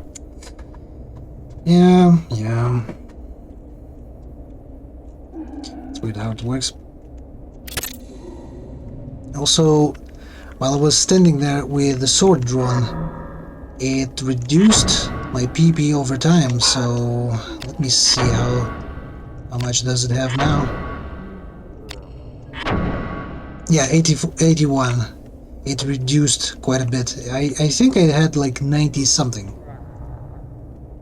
So more than 10, I assume like 11 points I lost while standing with the sword drawn. Oh, also I haven't looked. Oh, 0 point. I need to kill something else.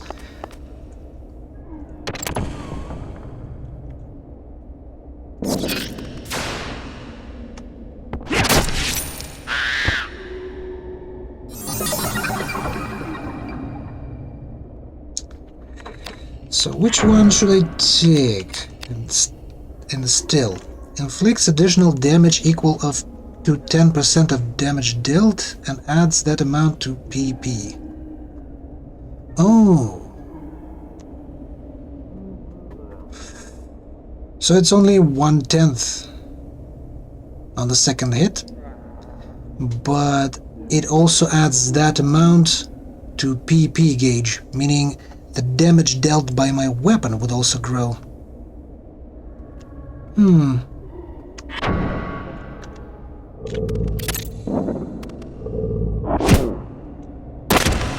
Togo, why are you fighting boxes? Weirdo. What did the box ever do to you? Okay, so... hold on. Sucks when you can't keep your PP up for long periods of time. Yeah. I'm not commenting on that.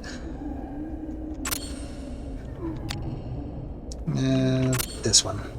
It's 10%. It's 1 damage if I deal 10 damage on first strike.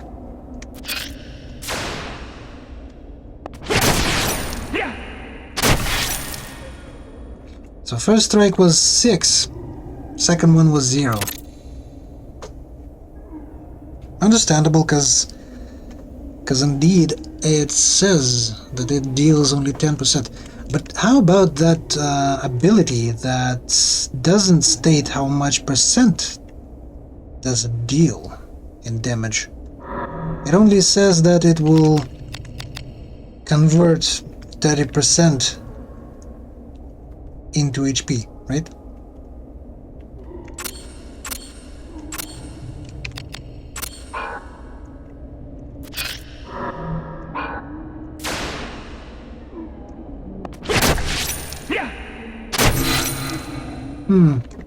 It was 0 indeed. But any ability would give me 0 on the second strike if I deal only 2 damage on the first one, so it might have been a fluke.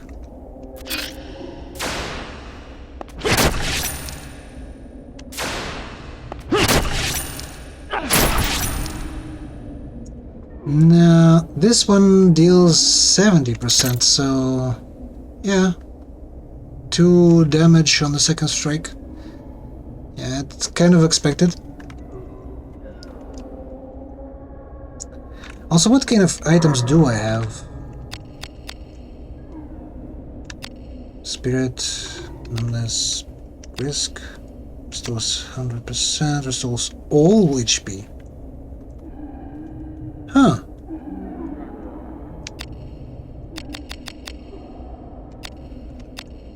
Cures poison. I see. So I do have a few items that actually drops my risk. I need to scroll chat. I don't want to see my last message anymore. 1, 2, 3, 4, 5, 6, 7, 8.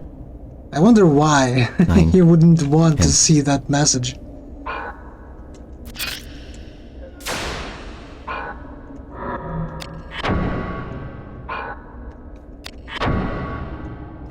Points. Okay.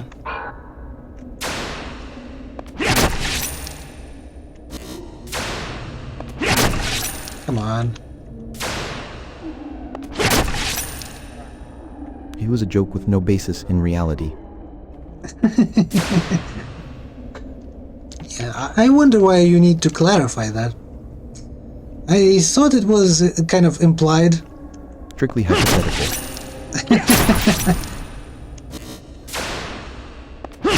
Sure.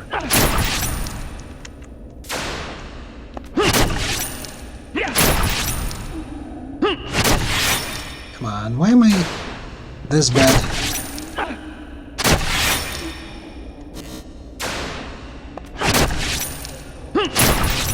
Why am I so fast?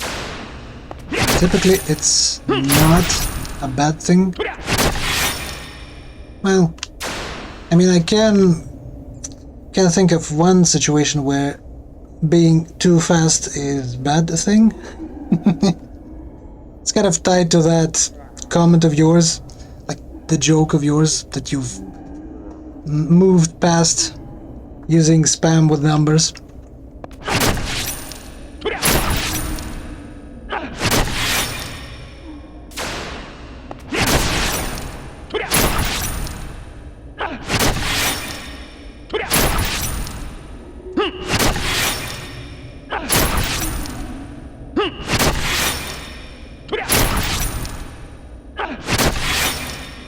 8 chains.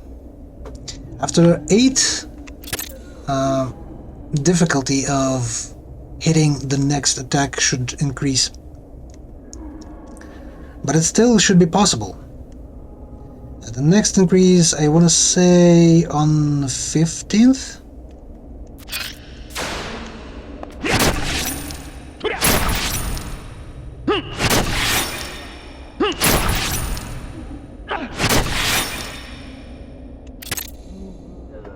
Actually, let me see. How much damage do I deal? 3 damage typically, right? With no chains. 2 damage. That's crit. That doesn't count. So 2 to 3 damage. Typically.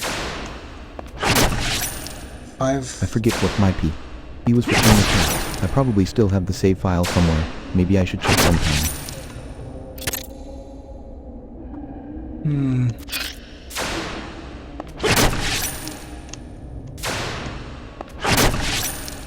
So 2 to 3 with outliers of 5 sometimes, Because I think the and game crits keeps of track 10. of your max chain.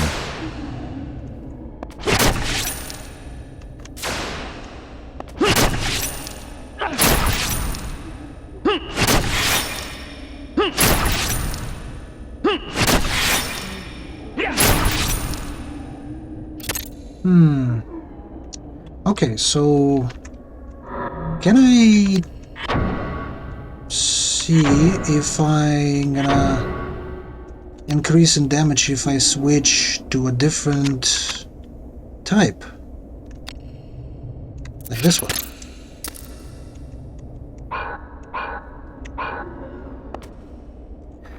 Like, hold on. I think the type of damage was on a sword of 5, right? No, 4. Edged 4. This one edged 1.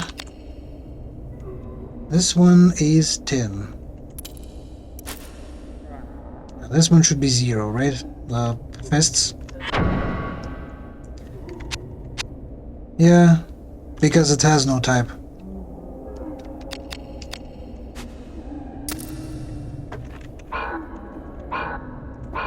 Let's see. Still 4. 1.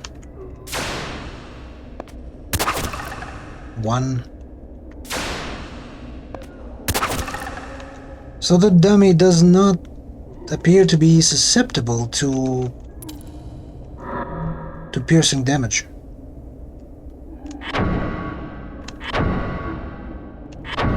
Okay, how about we remove a new weapon? Let's see how much we deal with fists. 5. 3. 4. 5. That's actually more than with the sword? Huh.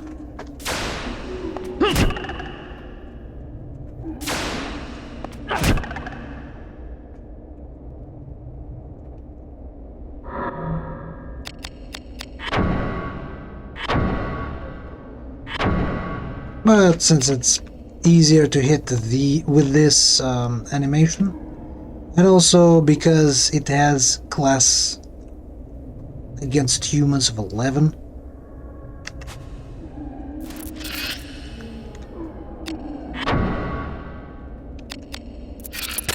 I'm gonna use that instead.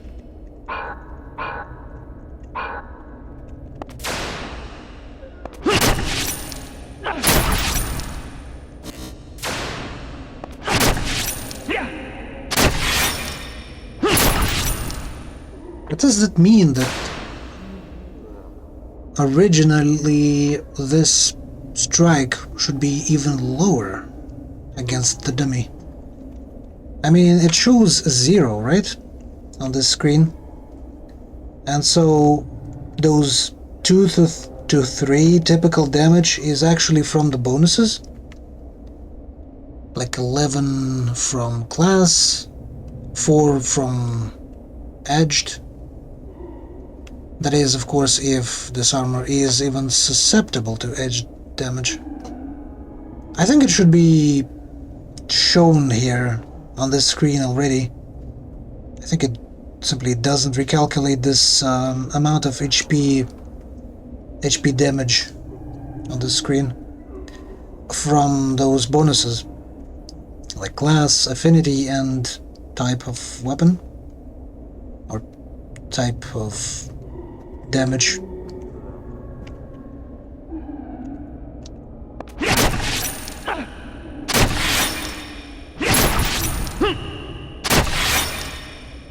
So let me focus on a bit on comboing.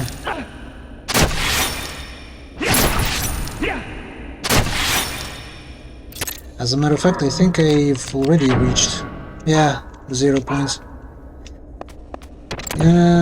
Let's go instead and kill something.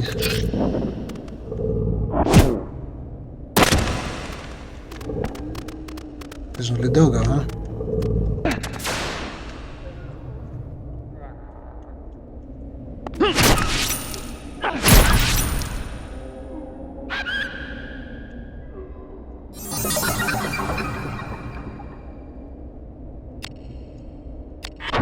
I wanna say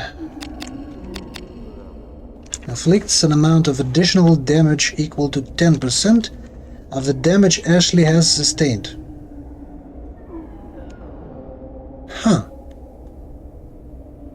So it's not based on the first damage of mine that I've dealt.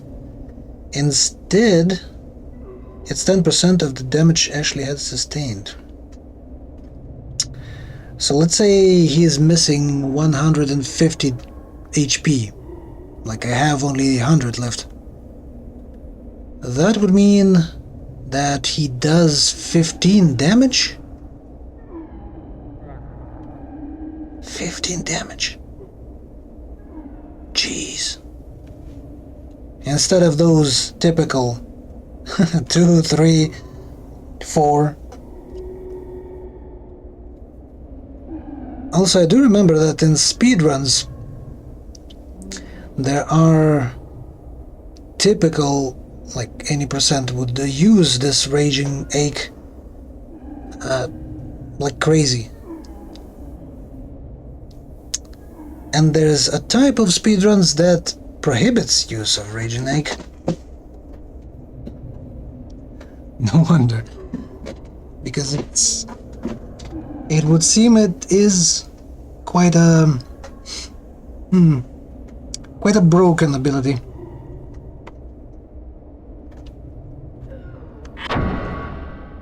I see no reason why not to use it.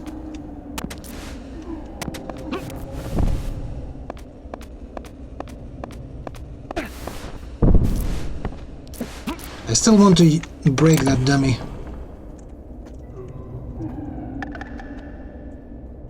But that also would also, if I would want to use this ache, that would also require me to sustain quite a few hits of damage.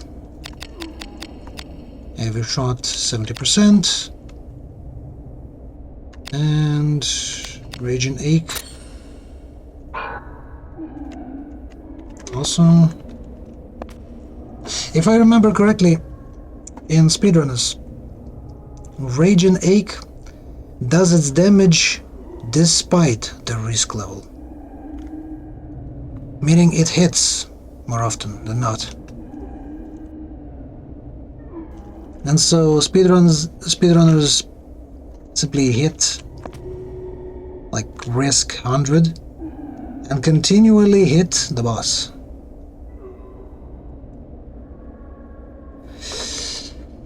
But seeing how I suck at keeping up with combos, it still might not be as broken as speedrunners make it seem to be.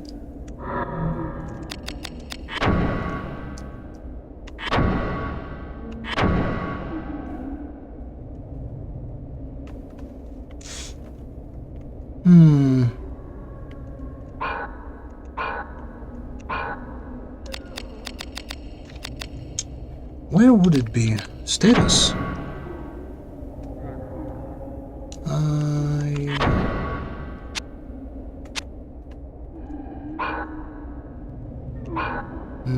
I don't see where that would be.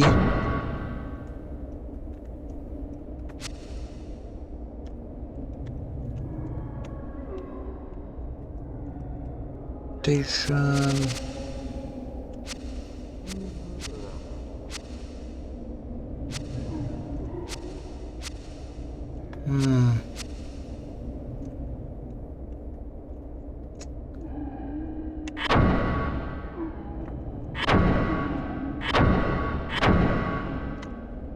I see. So I can switch to a different map altogether.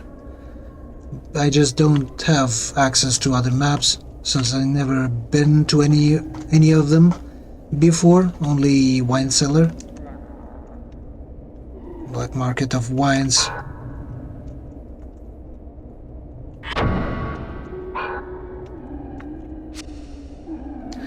The Gallows, entrance to Darkness, Workers' Backroom, Hall of Struggle.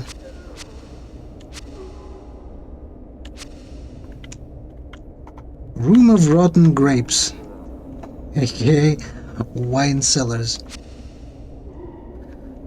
Rich Drum Wine, Laborer's Thirst, Reckoning Room, Chamber of Fear, Vintage Vault. So every room has its name. Interesting.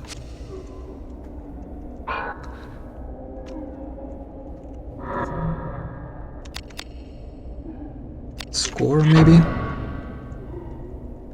Title, cassette, record time.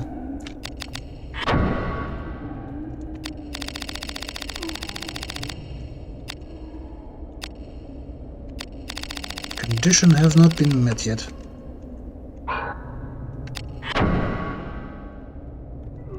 Games completed. I see that. This is where it would be. Chain ability, high score. This is it. Linked chain abilities, high count. I have 8. At least now.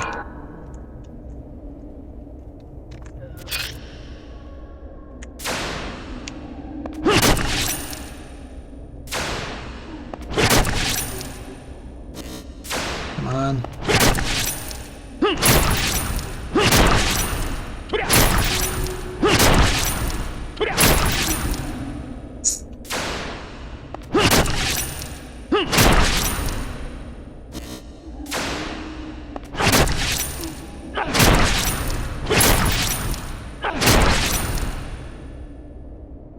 Also, that Raging Egg deals 0 damage right now, for obvious reasons, because I have all of my HP.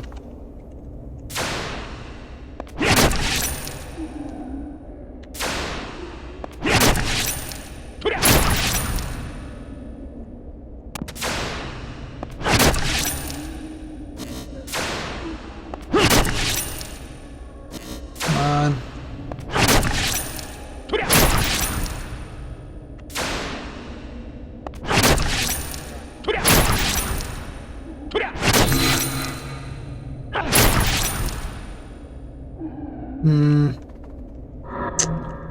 Nah.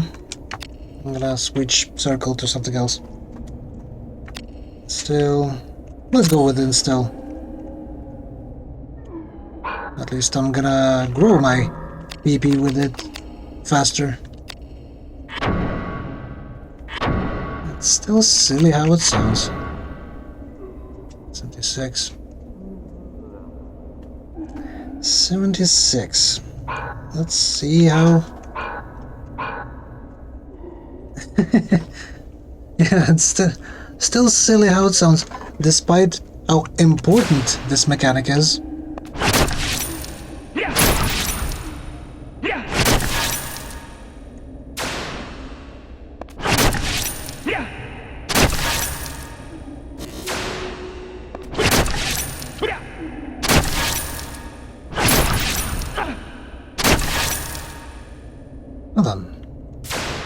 What if I start with this heavy strike? Come on.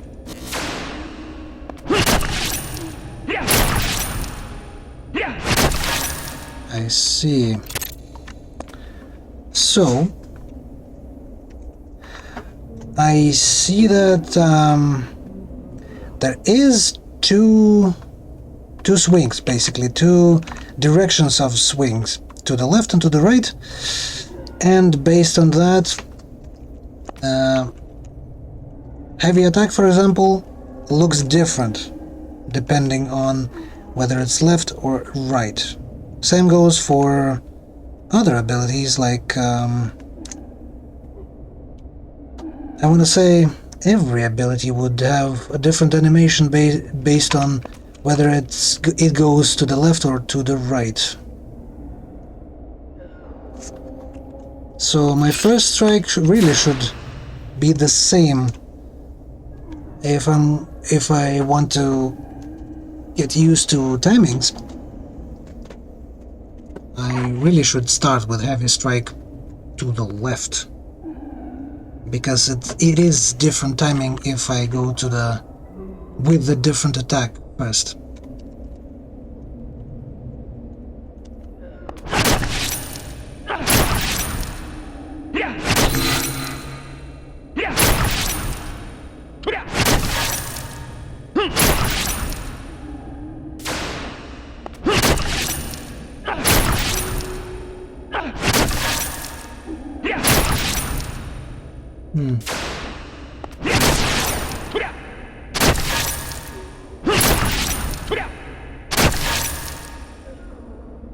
As you can see.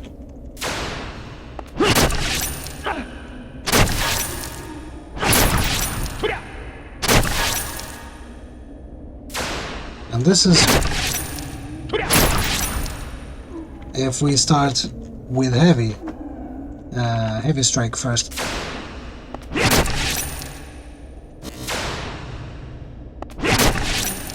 Come on. Why can't I hit it?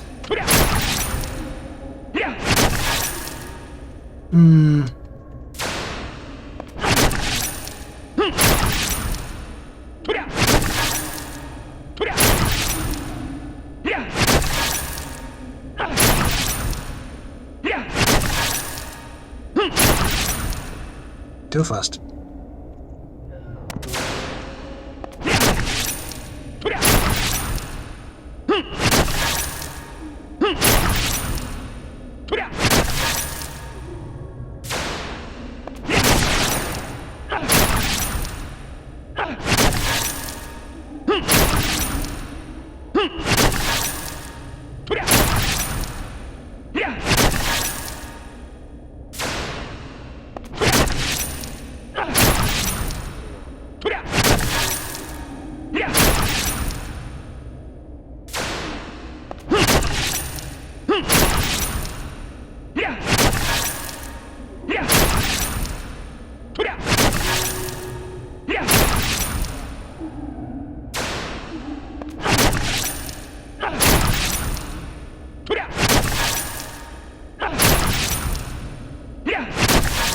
But I see my web damage drops off because my risk already 55.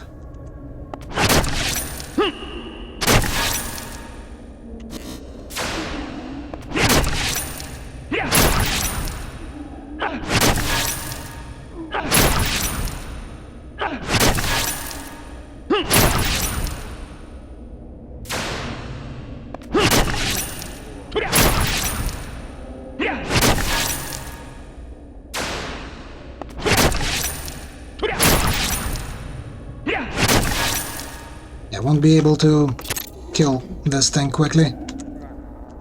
This amount. Also, I need to kill something else. As you can see, I already can get another battle ability.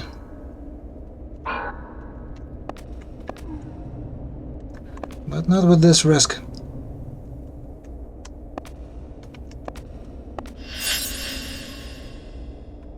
made of?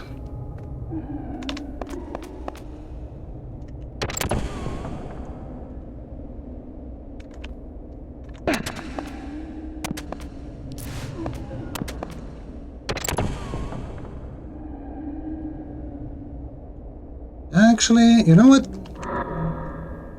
I should change gain life to something else, like Raging Ache. Then, in boss fights, I should be really switching between these two attacks, Raging Ache and Heavy Shot.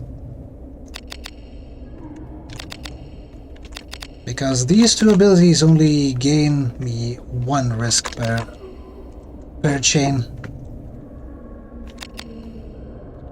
And still also 1. I used to use Temper, but it gains 2 risk.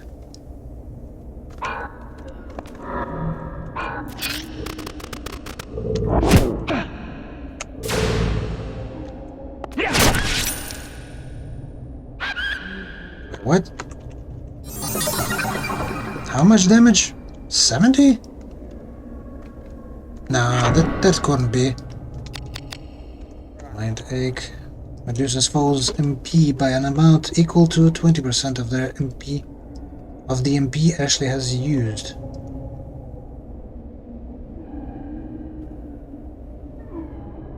So, if I don't have any MP, right? How much would that be? 20%. So I want to say 10 points of MP per every attack landed.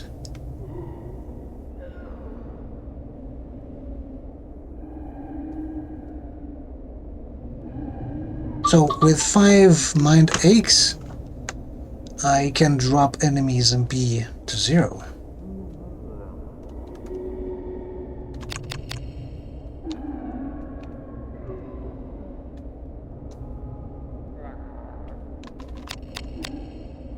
Right?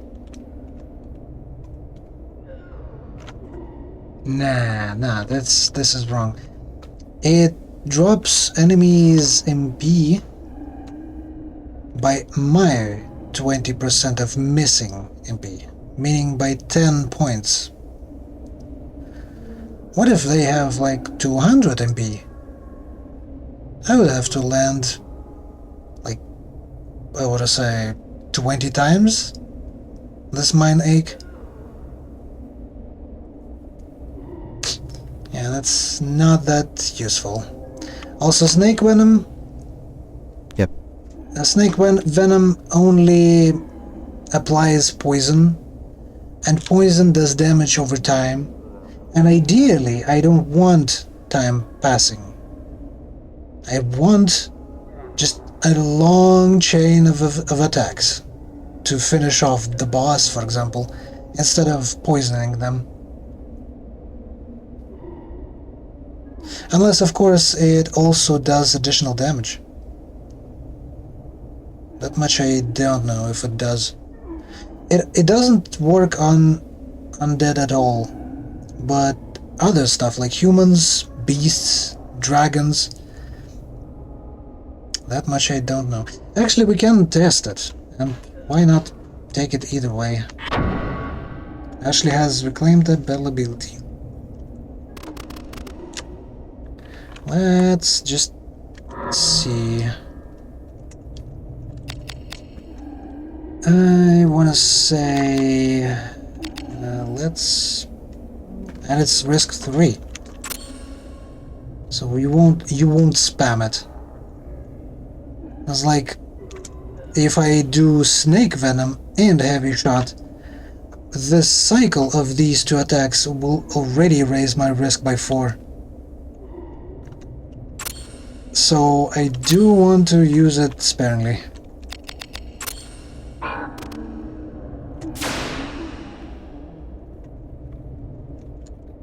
$61 damage and 100% 100% chance of hitting. Was it 61% before? 61 damage before? Against doggos? It was something like that high, right? Anyway.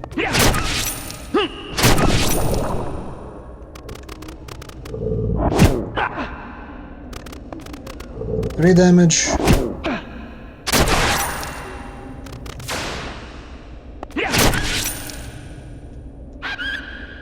Yeah, poison isn't that great. Only 3 damage, right? Also, why did I kill the second doggo? What I wanted to do is return back to the dummy and kill it.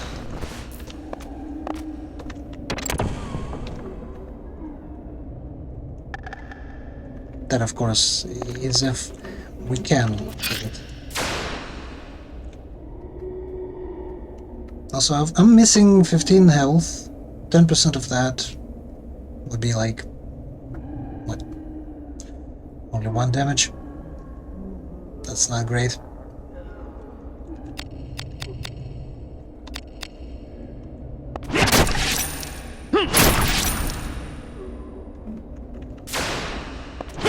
Also, I want to say this dummy also doesn't receive any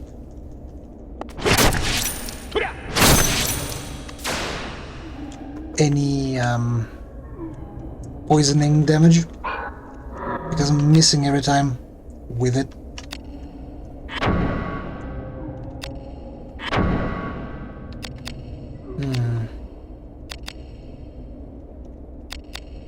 Okay, so let's return instill.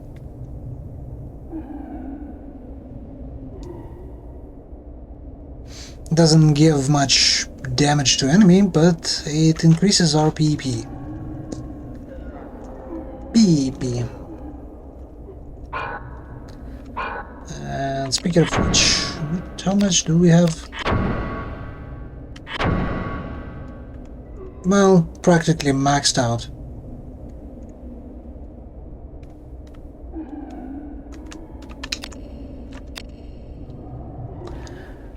And I think it only applies to weapon.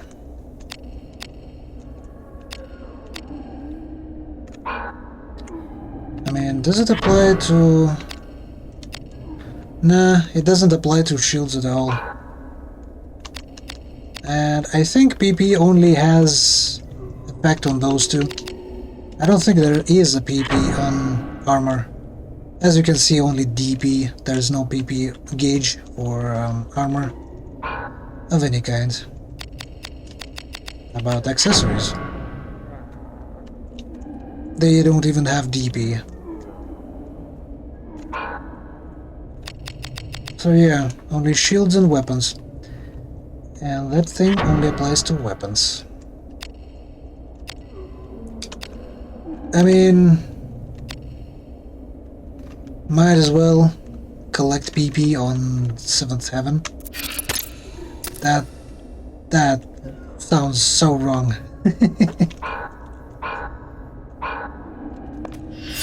Collect PP on 7th Heaven. Yeah. Yeah.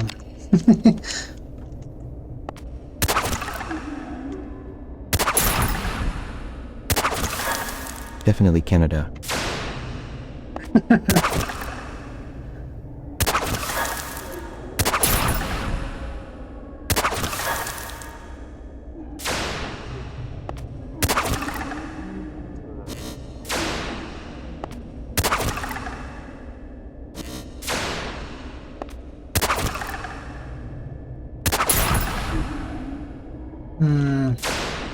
Which one should I use with this weapon?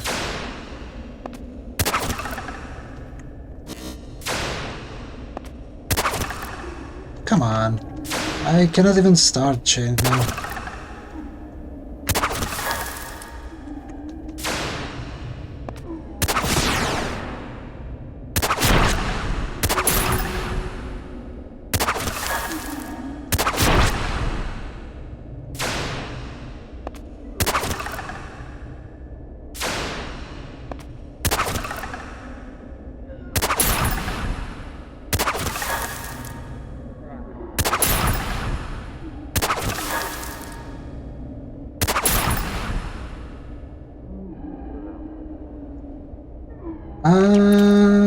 Hold on. Do I deal additional damage every strike I do? Or is it simply counting as one damage per chain? Per the entirety of the chain. Like, look at the number. 8, 5, 1, 7. It's like every time that I see the number, it's a different damage applied. So both 7 and 8 applied.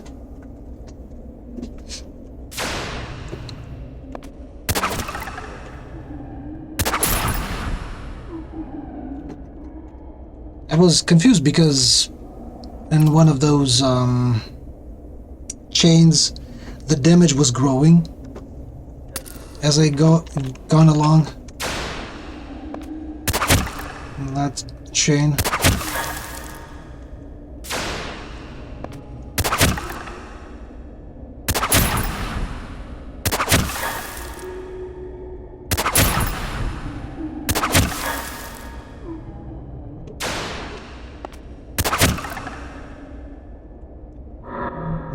Hold on.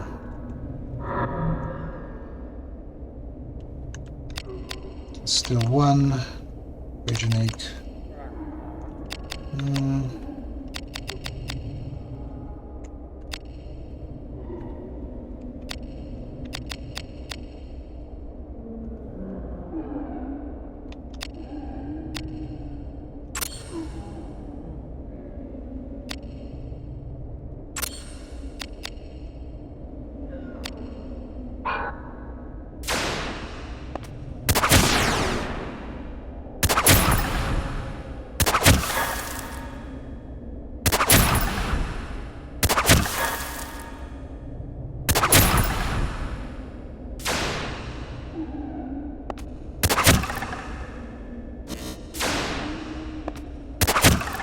Come on. Let's start the chain.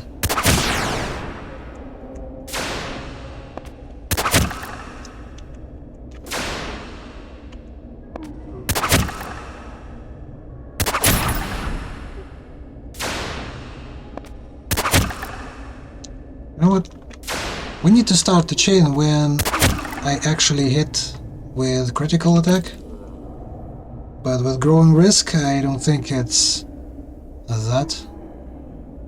Hold on. There is a menu, right? There is a risk effect section. Effect on critical hits, 3. As risk increases, so does Ashley's chance of landing a critical hit. But seeing how as risk increases, Ashley's chance to hit with normal attacks, armed and unarmed, targeted spells and break cards decreases. So normal damage decreases, but chance to hit with a crit increases. Then what will be the damage?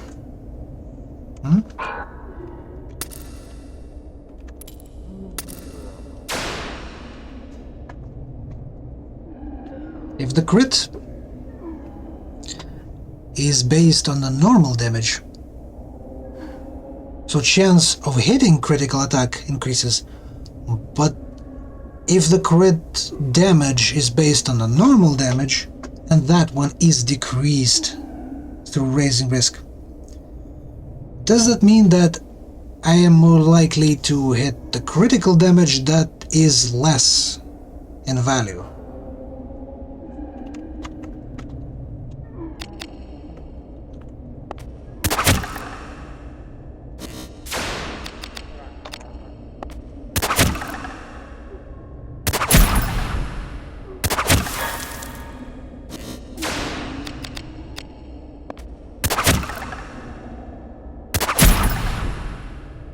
Need to do is actually find crit.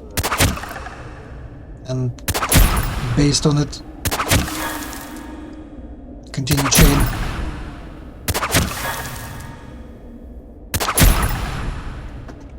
See what I mean?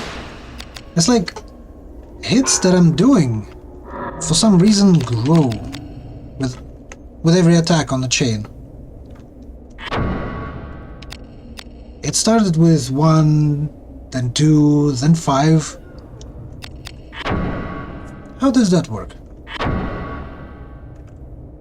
Also, my PP is growing, as you can see. I've lost only 2 damage points? Is it damage points? Or is it durability points? Whatever. I've lost only 2 while using the crossbow, but already gained 65. So at 150, I'm gonna get twice the damage on this crossbow.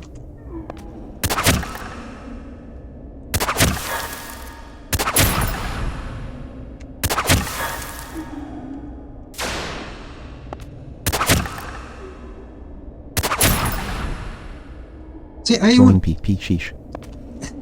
Exactly. I am grower. So, I'm thinking I would be using the ranged weapon all of the time, but seeing how shields also have the ability to have gem slots, and gems are quite important in this game. I don't think I can justify losing gem slots on the left hand. So, spears, two-handed, two-handed swords, also two-handed, crossbows are two-handed, all of that loses the ability to use shields. That in turn loses the ability to use gems on the left hand.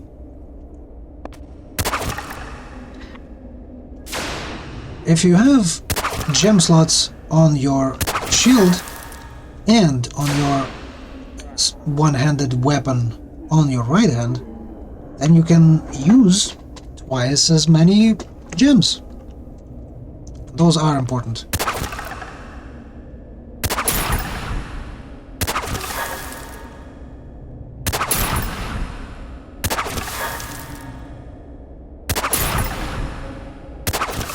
See what I mean? 5, 6, 7 damage. So it would seem that as my chain of attacks grows in length, so does the damage that I apply with every attack. Which is weird.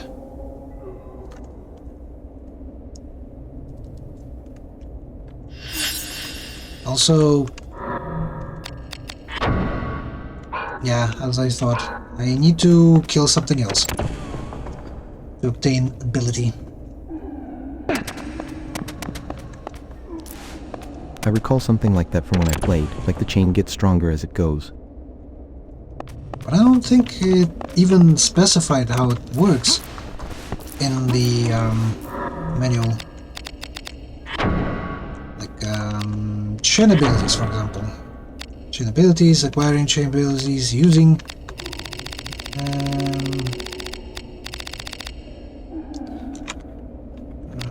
when Ashley lands a hit on the opponent, an exclamation mark appears over his head. Okay. If you time it well, you can chain off a chain ability. Just press a button with a chain ability. You can continue to string along chain abilities as long as your timing is accurate. Note that you cannot use the same chain ability twice in a row. For example, Circus Circle won't work. For example, instead you must alternate between abilities. The more chain abilities you string together, the more difficult the timing becomes. Ashley's risk increases each time you chain an attack.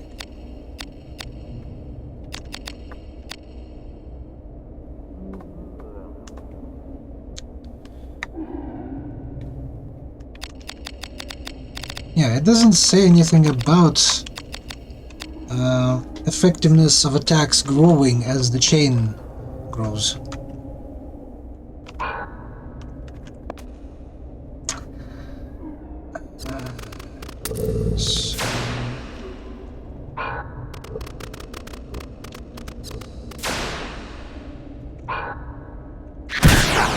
Oh man.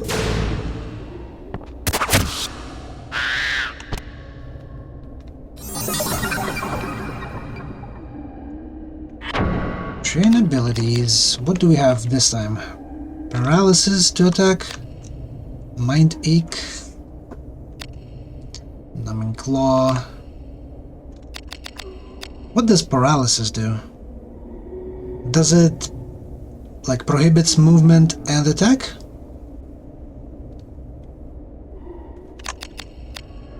And what numbness do? Let's go with paralysis because it sounds more cool than numbness. I want to say there was a section about status effects.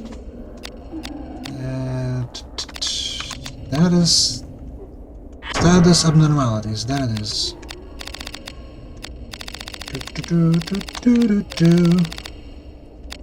We can silent paralysis. Physical attacks and break arts cannot be used temporarily.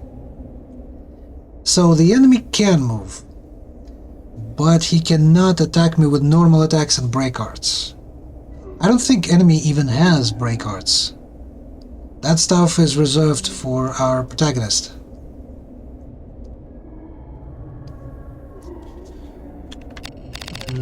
Numbness.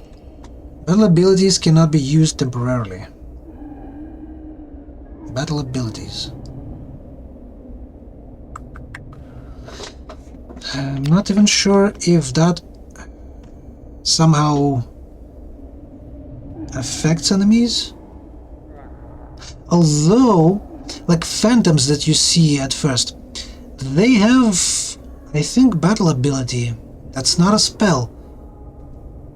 Like the attack that they typically use instead of spells. I think that qualifies as battle ability. So paralysis won't do anything against them. Break arts, that's not a break art. Physical attacks, I don't think they even capable of landing physical attack. Because they are phantoms. But I think their attack ability that they use should be stopped by numbness.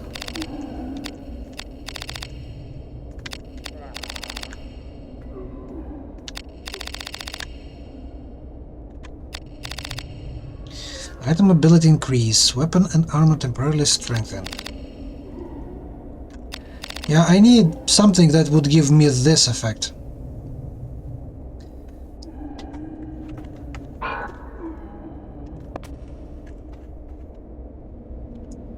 Because my PP grows, but we can benefit from it more if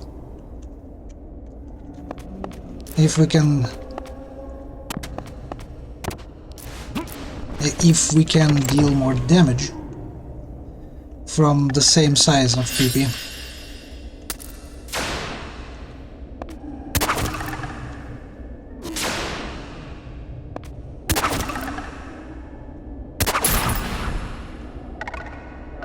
Oh, I died. Very root, cure root. Damaging PP. Damaging PP.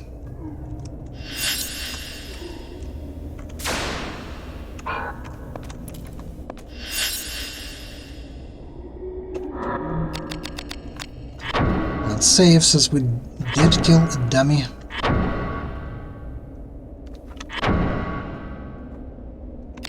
I think I can acquire those points now by by using defense abilities. Because both chain abilities and defense abilities are contributing to the same leveling system. Same battle abilities. Like 50 points. If I can parry 50 attacks, it's the same as chaining 50 times. Impact guard, flat damage, ward. I think impact guard is like the most useful from all of them.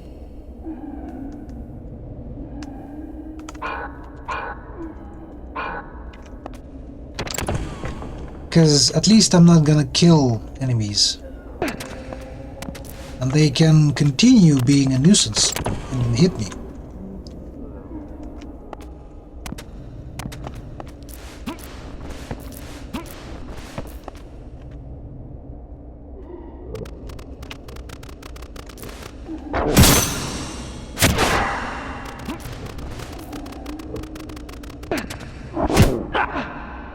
Slow.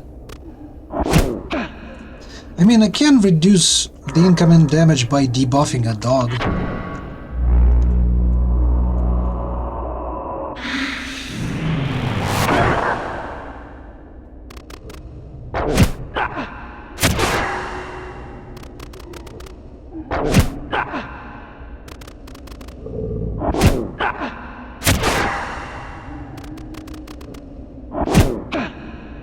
I mean, I can enter the combat mode to reduce incoming damage even further.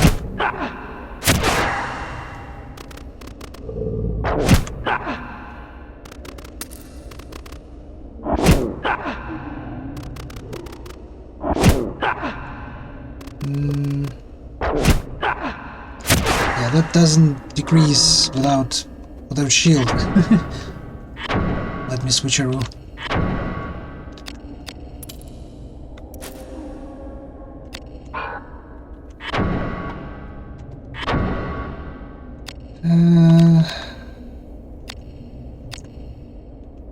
Let's use Tovarish.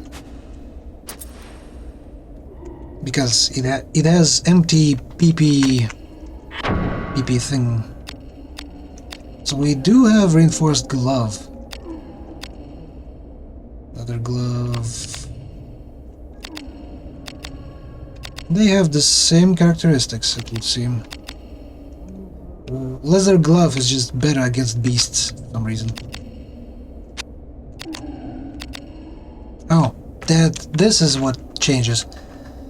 Leather glove is good against blunt damage. Reinforced glove, instead, is good against blunt and piercing.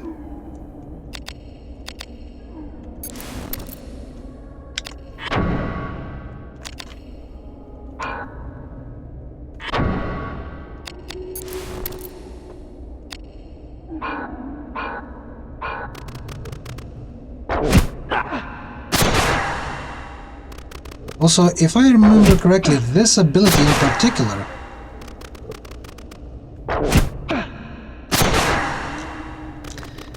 the way it works allows you to defy death. If you can land it, of course.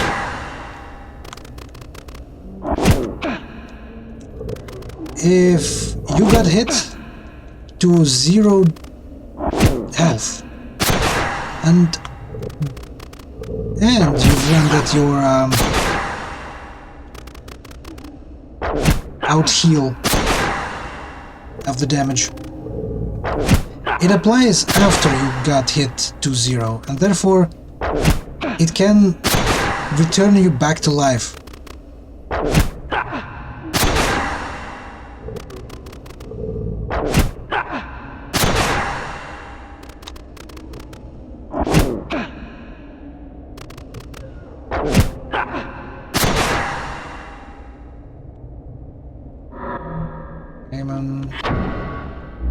Shaman. Vulcan Raven. 69.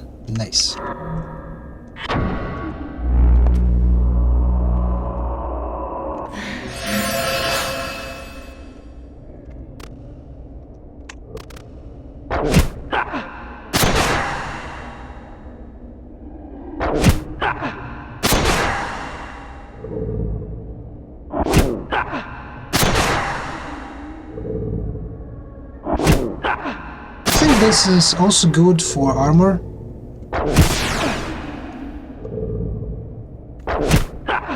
Like, when it gets hit by an enemy of a certain type, it can increase its effectiveness against that enemy type.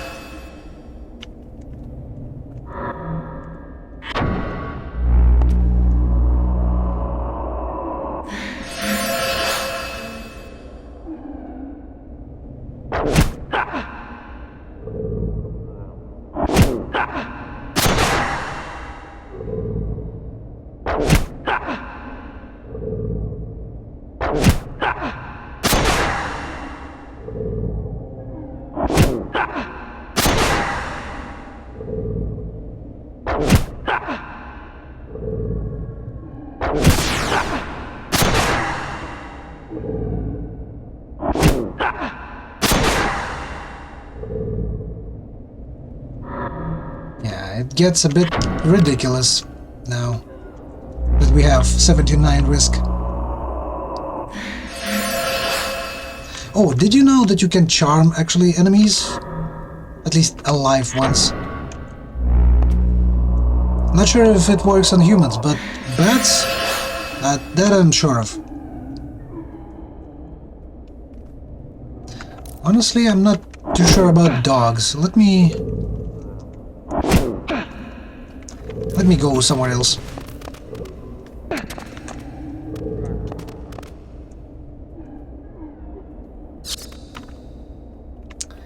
Yeah, this will work, no doubt. So basically what you need to do is select an enemy that you're gonna influence. And then just continually cast healing on them.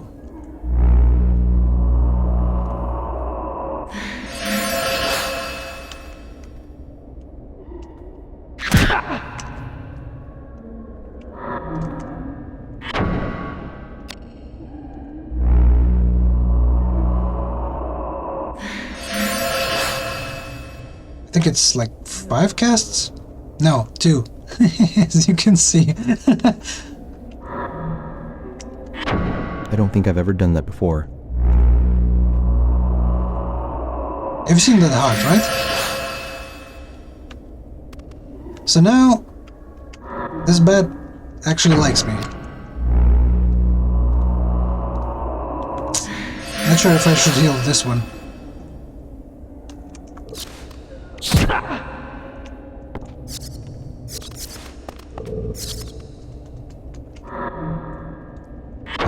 Also, I'm not sure if it will fight other bats.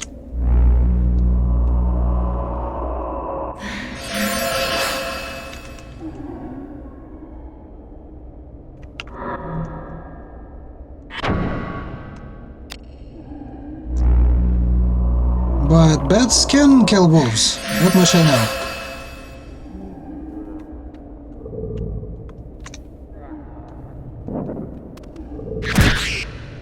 No, they can kill each other. Confirmed. Plop. Go kill wolf.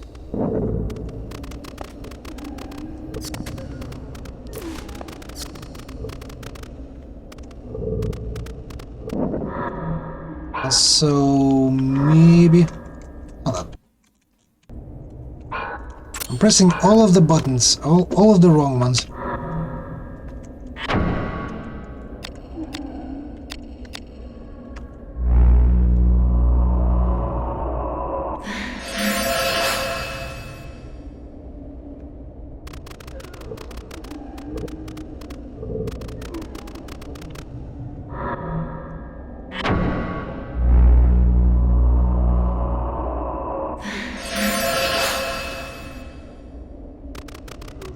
Wonder if it will attack Doggo only when Doggo attacks me. Like to protect me or something.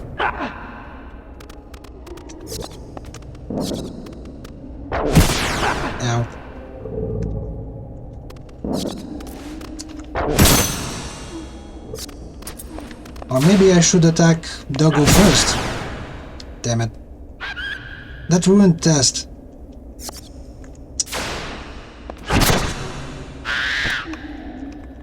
Sorry, friend. But that ruined test, I need to check it in controlled environment.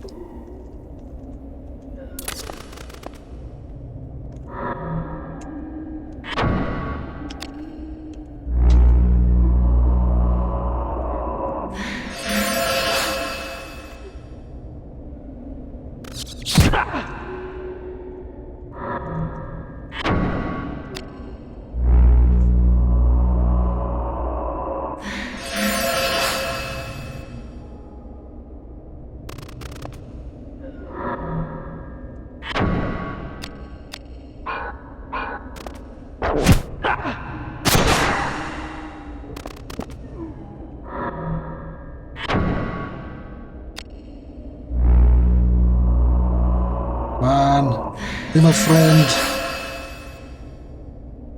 I need you to kill 2 dogs. I'm gonna heal you if you do that.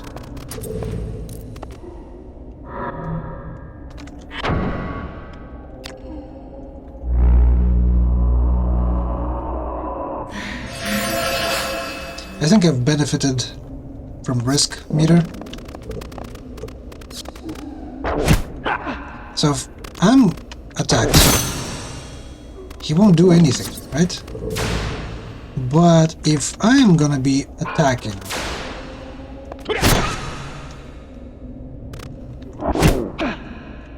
let's see.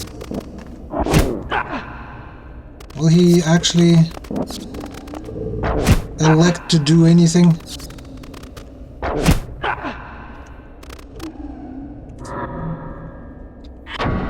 Okay, maybe bats are too passive.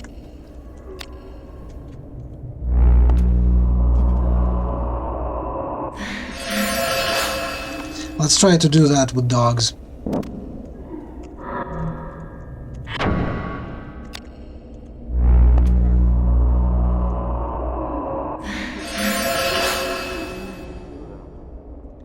It won't work on undead for obvious reason, because they are undead and they receive damage instead from healing.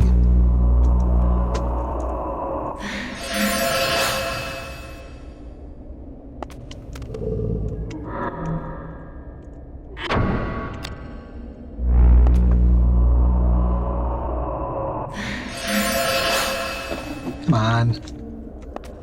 Be my friend, doggo.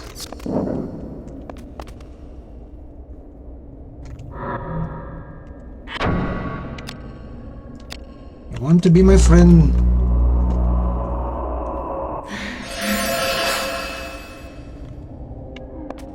I'm gonna feed you with sausages if you agree to kill the other dog.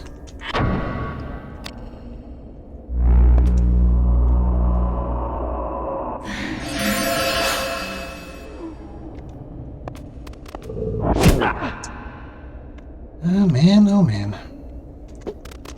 Hey, old bud. We're experimenting a bit with this game. As you can see, I'm trying to charm one of these dogs. Oh, I did actually do that.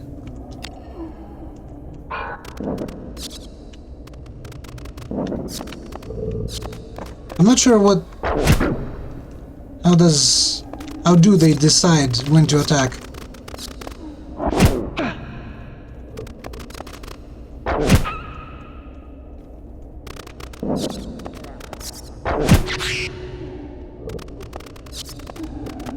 Come on, guys. Kill that last one.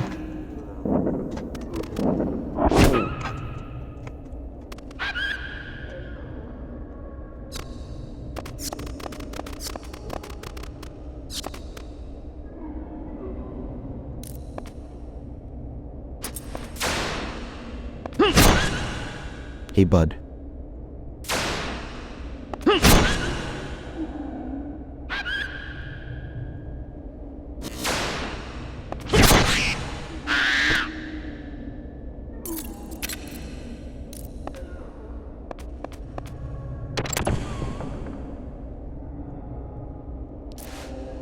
So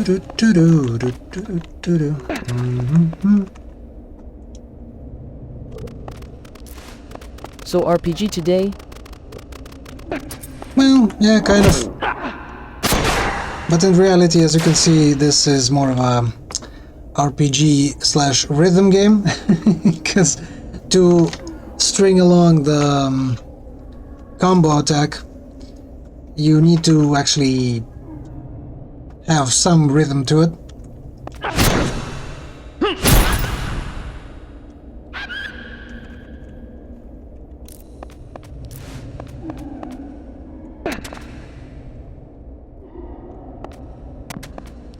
So how big is my PP? Let's see.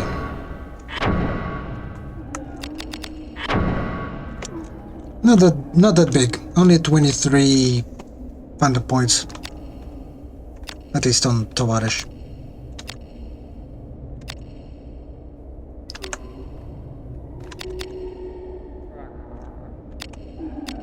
You know what? I think I should be using this weapon on Undead instead of using it Had a on good Beast. stream. I see. Take care, dude. And on Beasts, I should really be using Fandango instead.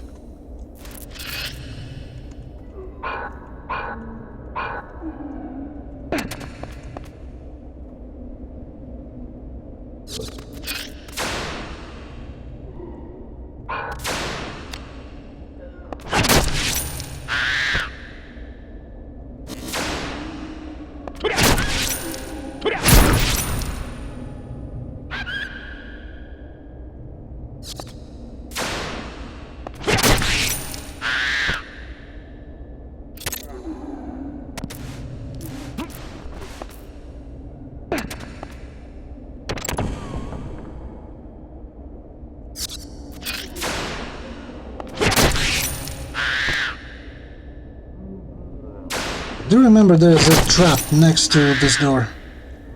I'm not stepping on that thingy again. Although I do have a healing spell, so might as well.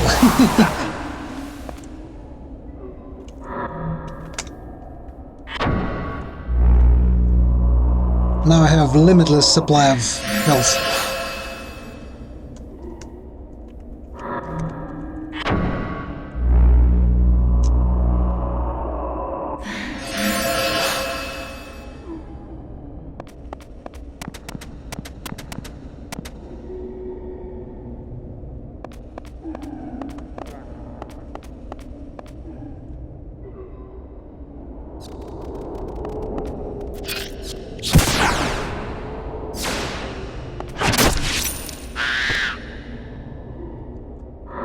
How much points do I need? 17. You know what? Let me block a bit. A bit of attacks.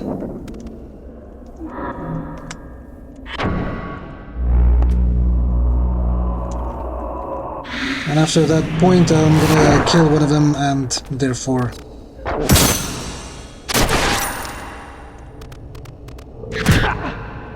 And after that point, I'm gonna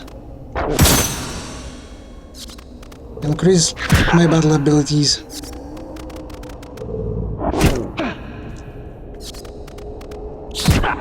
Come on.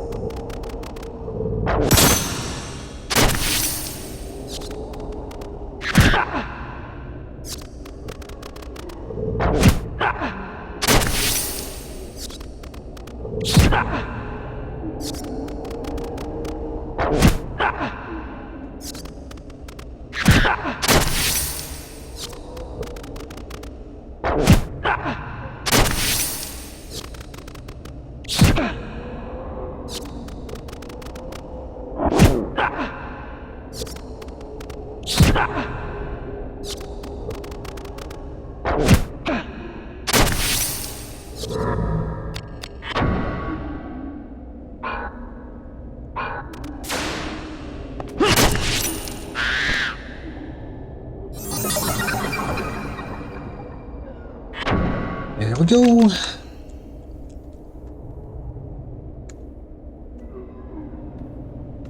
Wait, what? Inflicts an additional 100% of damage to foe and deals 30% of base damage to Ashley. So with this thing, I can literally kill myself. Although, with that, what's the ability was called? Something ache. Yeah, with these two, one provides additional damage if I have lower health. The other one damages me. So I think they kind of go hand in hand.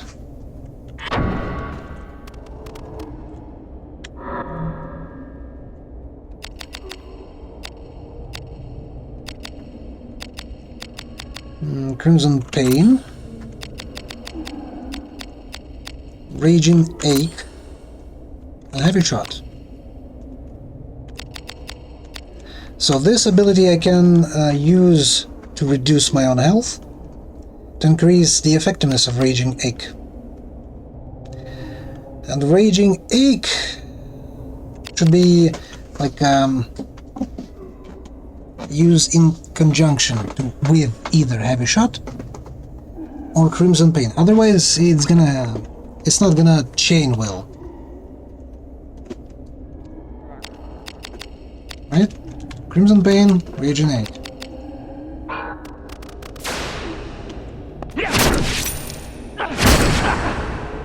Oof. Jeez Louise. I didn't expect it to be this harsh.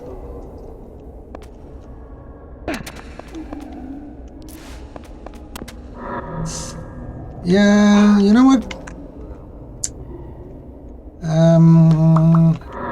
Let me heal a bit. No, not that. Heal.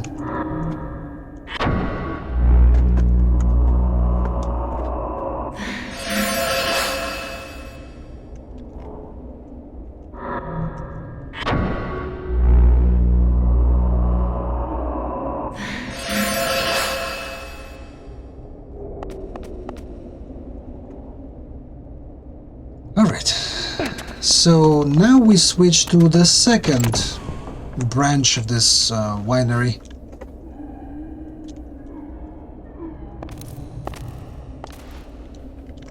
Now look at this. Who is this?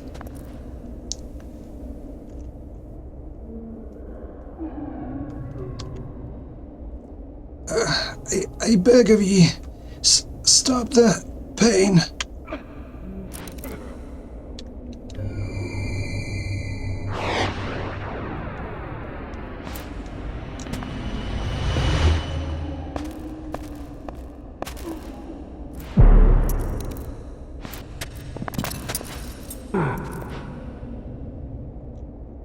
Is this some magic or merely the power of Le Monde?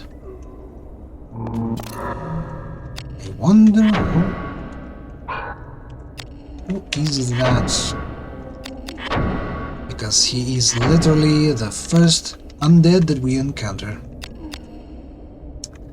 Also, I think I'm gonna use Tavarish against Undead for now.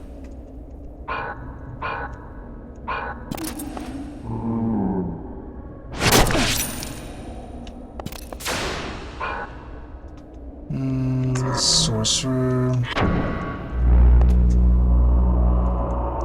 I don't need him to be this powerful.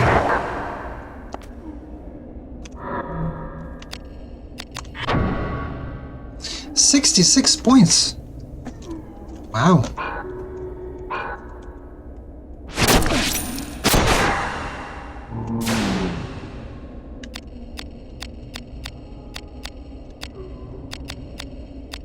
It is 7 to head.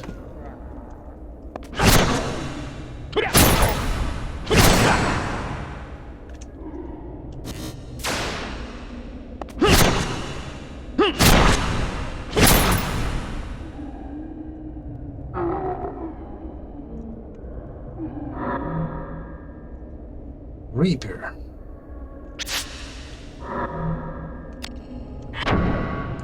Is it better against Undead to use Reaper? I mean, attack itself is better. Yeah, whatever, let's go with Reaper. And grow its affinity towards fighting Undead.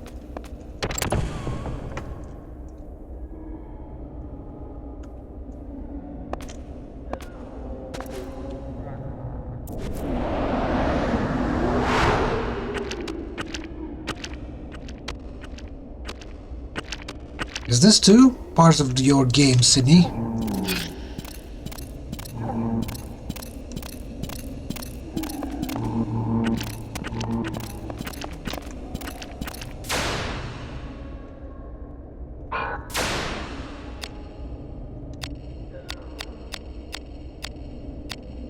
Hmm.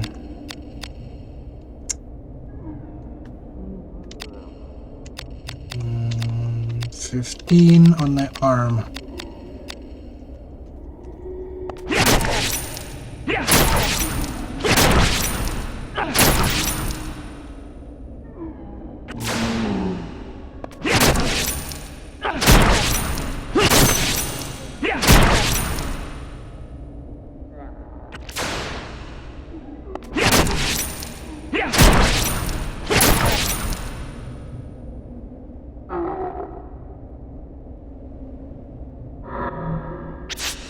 Okay.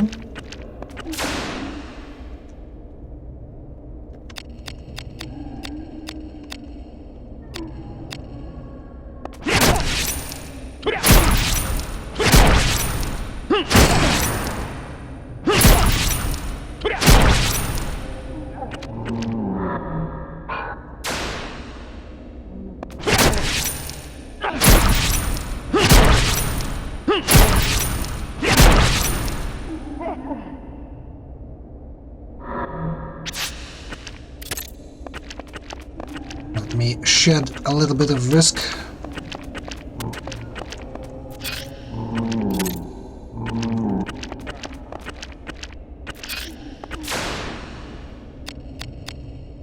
$32 to the body is better, I think. A chance of hitting your opponent.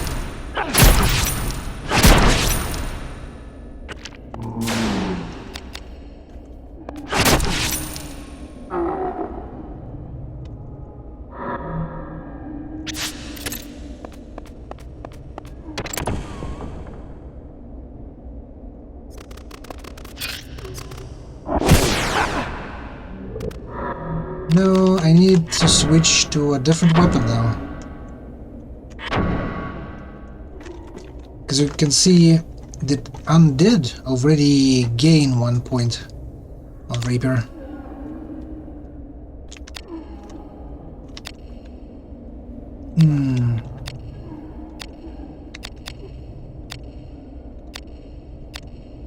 This is anti-human.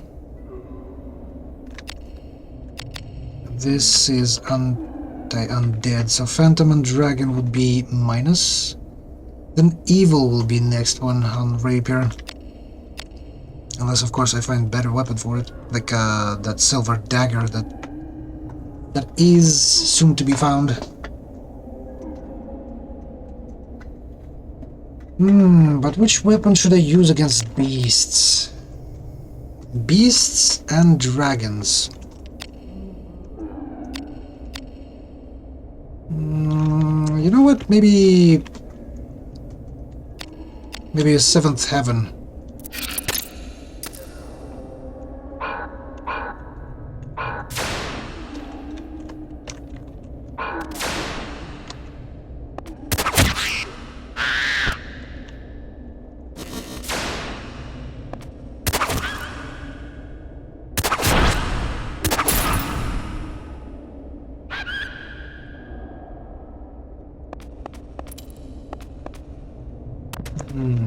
You know what? I still need that ability of instilling to grow my PP fast.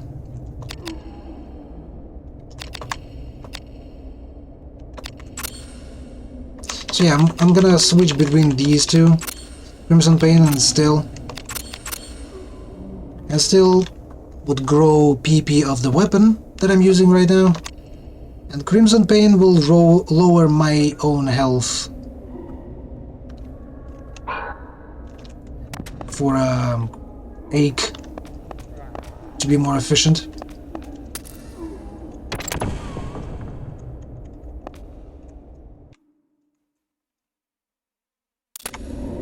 Oh yeah, this is the place.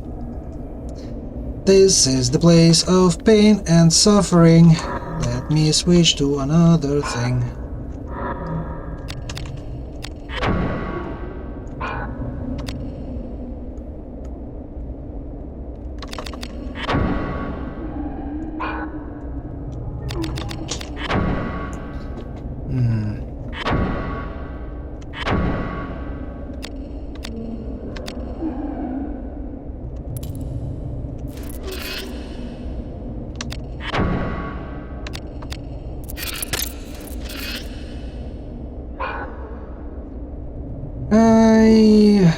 What was the last time? God damn it. What was the last time I've saved?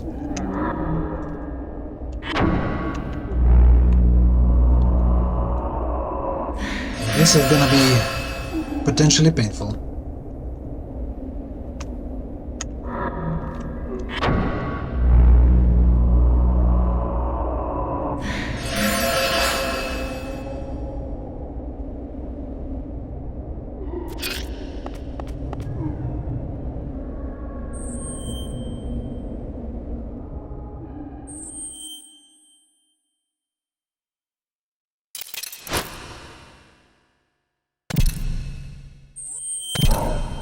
You'll be behind.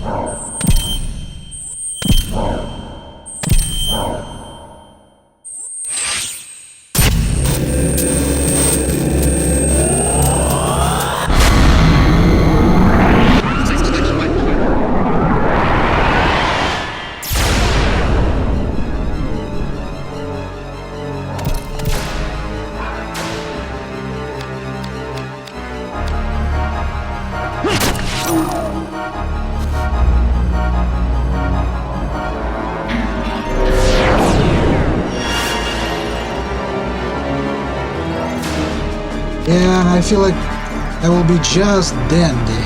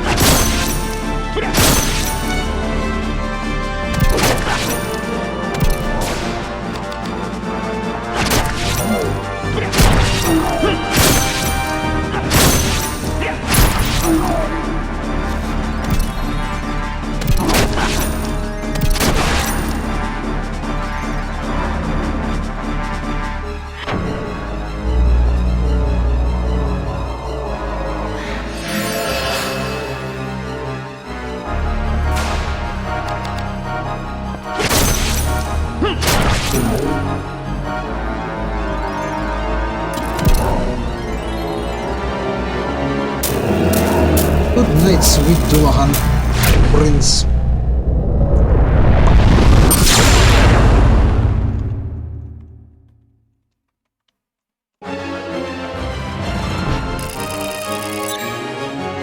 As Please give me some stats that I care about, like strength.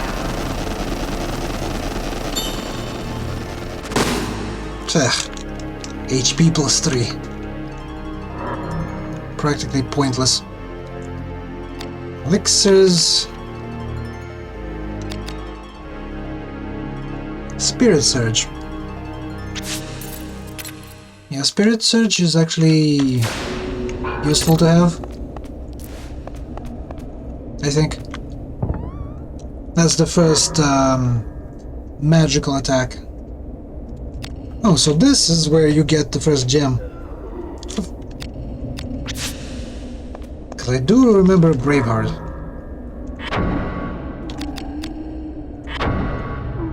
oh, I don't know if you said earlier, but are you going to do more than one playthrough? I think there are bonus areas in NG+. See, I don't know if I should, because I didn't even have Fair enough, lol.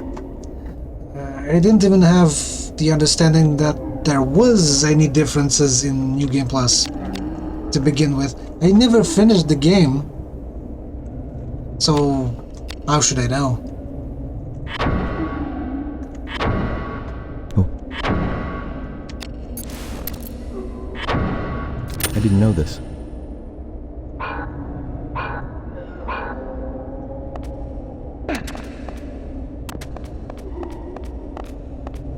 So, I was just kidding. There's no NG+. I think there is.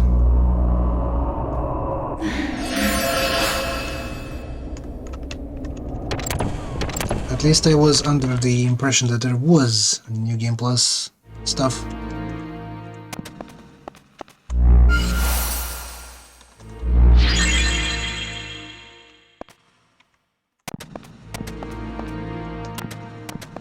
Well, who gave you that idea? I think I've seen something based on New Game Plus shenanigans. I'm not sure how much was there in that New Game Plus.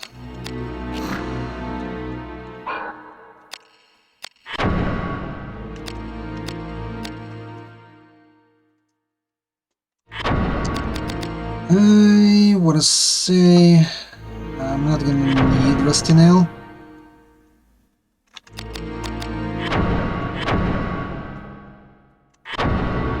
At least for now.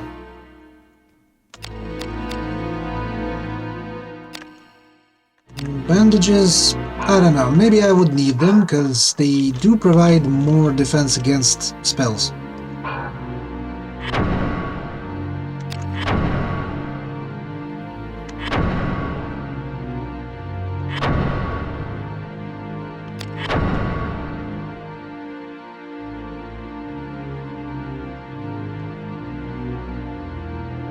Three percent of the map I have uncovered so far. 5. Okay, 5%. And imagine all the stuff I've seen, all the stuff I've fought. That's only 5%.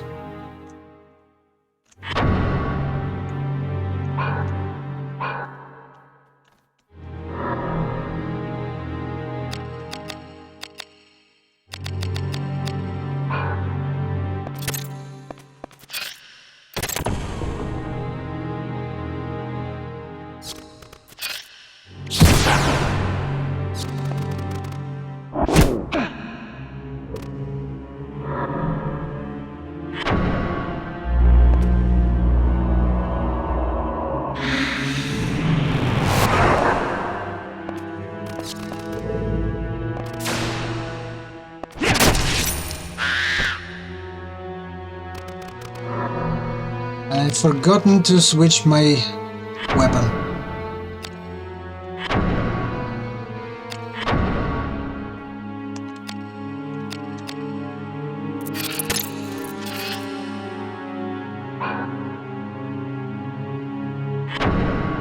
Actually,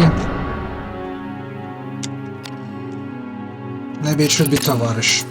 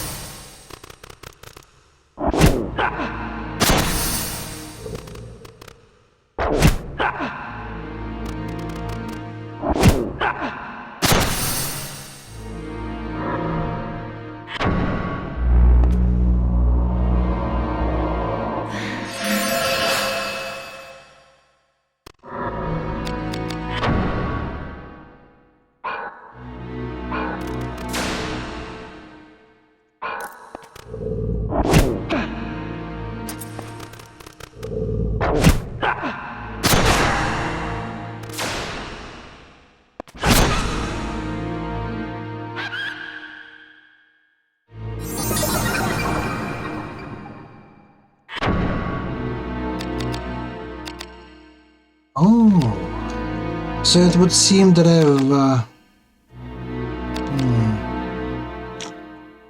I'm approaching the end of the chain abilities that there are in the game. Because typically they give you like selection of 4 things. As you can see, there's only 3, so maybe I'm already finishing with chain abilities. Mind Assault, Numbness, huh? Mind Ache.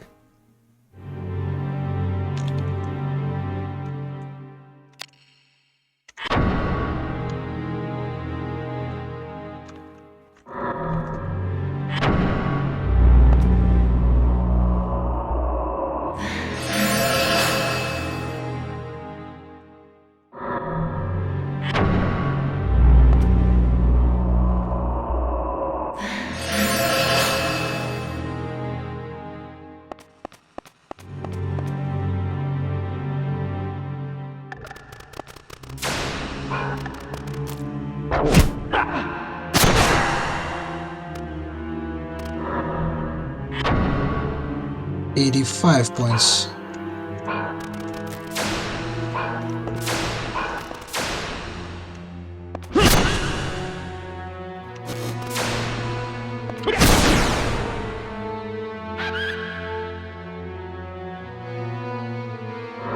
Yeah, I wish this game had better system on switching between weapons. Like a way of quickly switching between weapons, that's what I mean. Like, there is this menu. I can go into defense abilities, chain abilities, or items. I can quickly switch them. There is no such thing, no such options for weapon switching, which I think would be much better.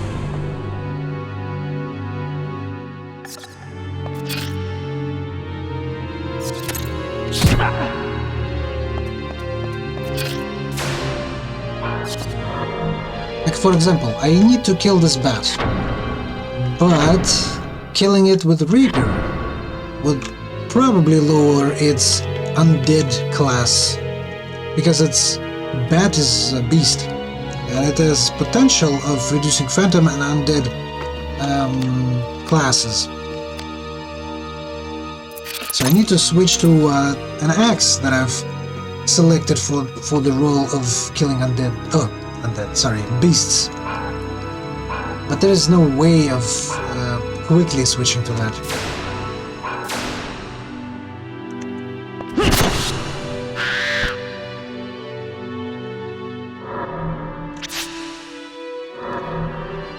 I every time need to go into this menu.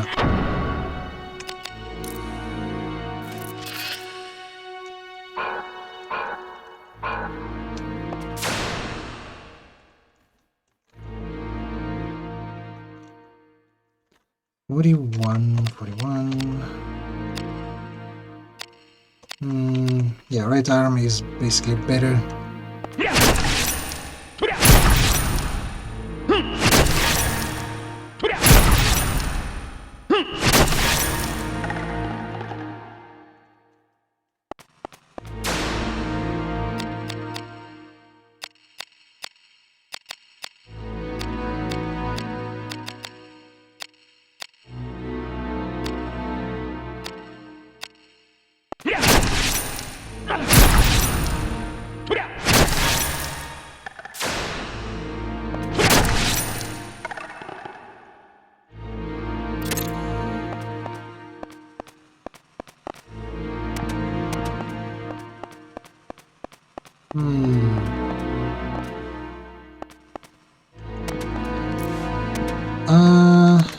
Shouldn't there be something over here in this room?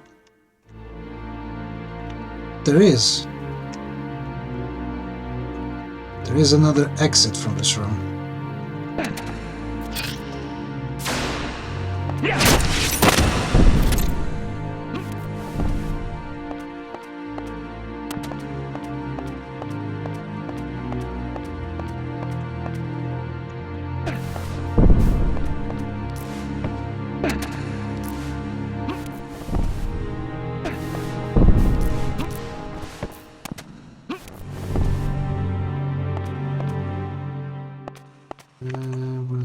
What's this?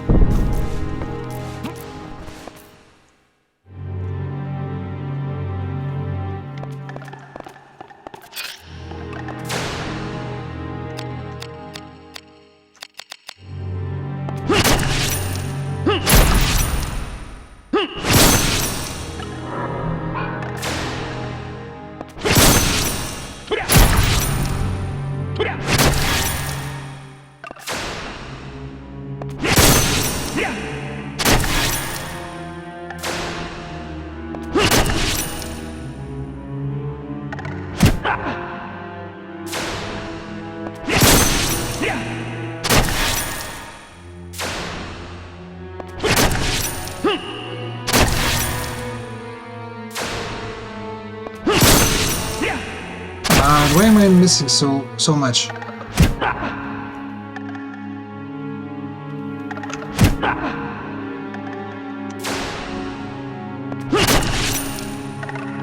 God damn it. I didn't attain PP in enough of a quantity.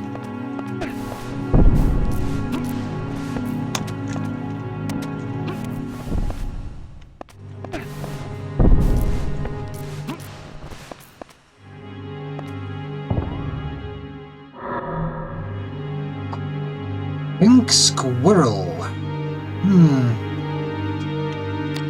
Guard, Cuirass, Long Boots.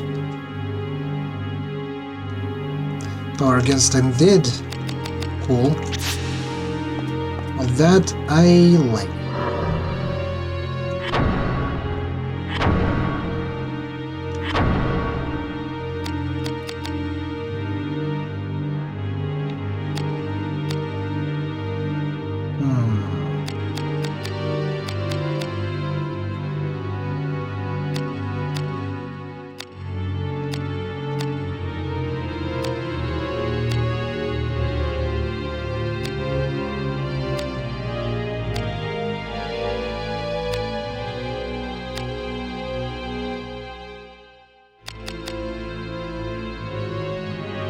Which weapon should this be? So we do have anti-beast and dragon, anti-undead and evil. We even have anti-human and phantom. So I think we have all of the bases covered. Pink Squirrel just doesn't fit anywhere in this regard.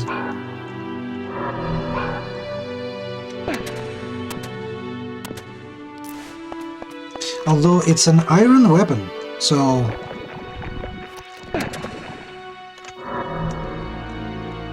that should go for something. Like all of the rest of the weapons are of the bronze variety. What does it count as? Beast? Yeah, it is a beast.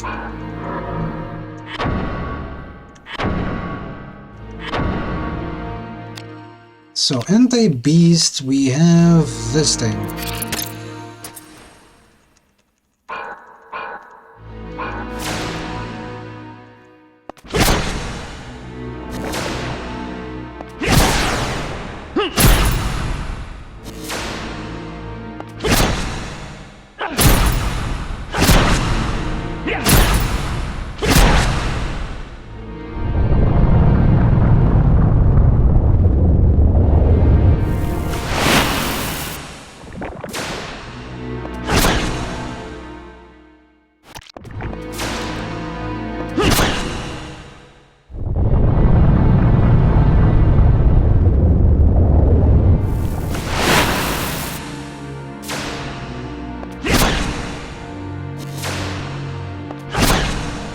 Come on! Why am I missing?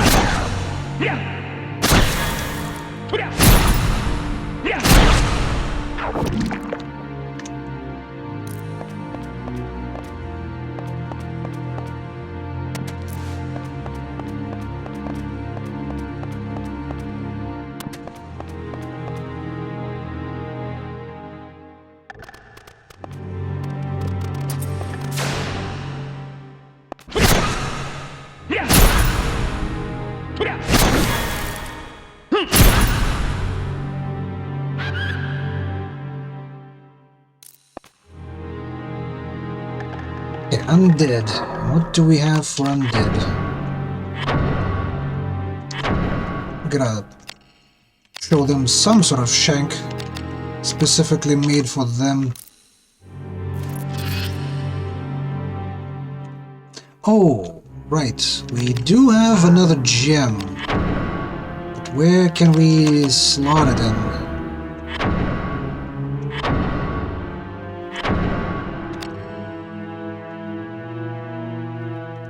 That would be only adding defense against undead, right?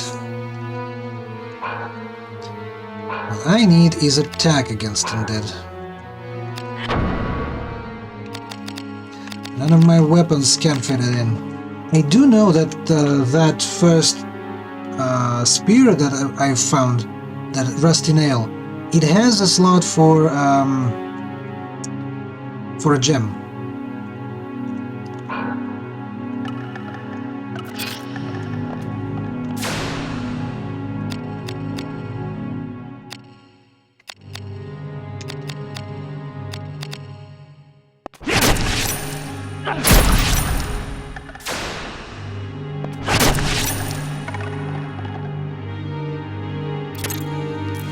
So that way,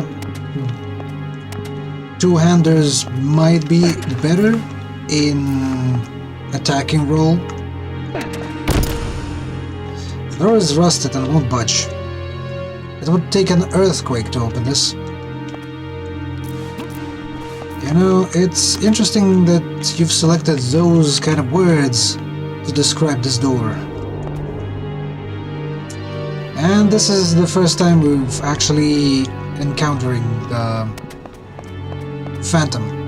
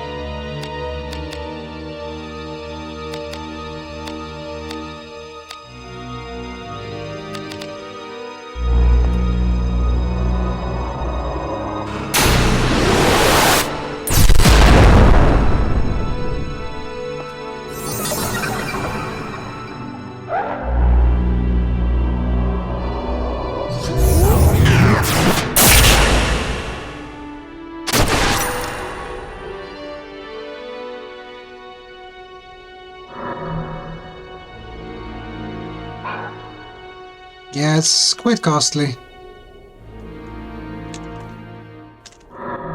Actually, let's see.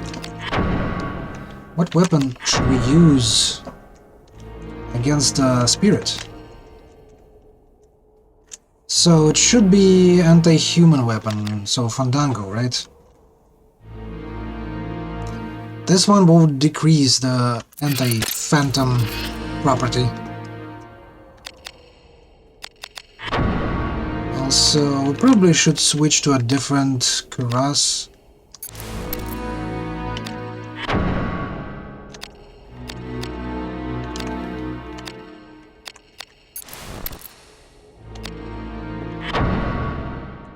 Right, necklace. So it decreases our stats against phantoms, all of them, because it's an accessory. Attack and defense. So when fighting phantoms, we should take it off.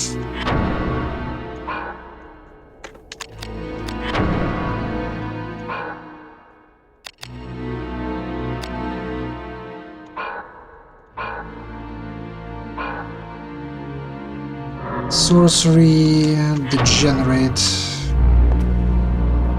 Strength actually not only governs the attack power of physical attacks, but also how protected you are against someone else's strength. God damn it.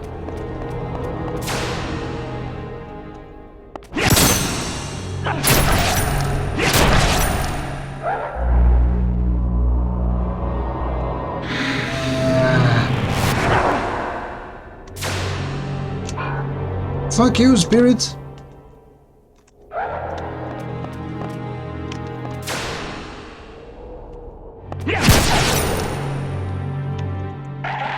There it goes.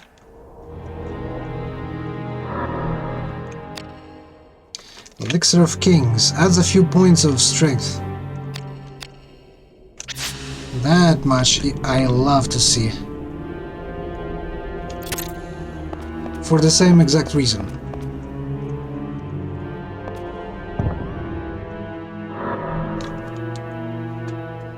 Because strength actually increases my attack power and defense against enemies. Elixir of Queens adds a few points of HP. Shendigaf. Bronze Greatsword. Can I slot in the gem into it?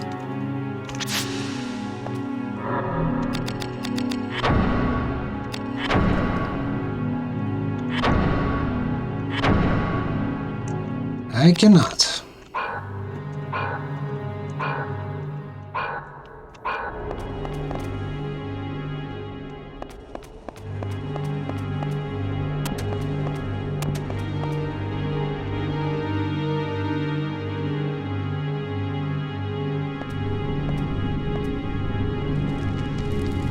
Not again.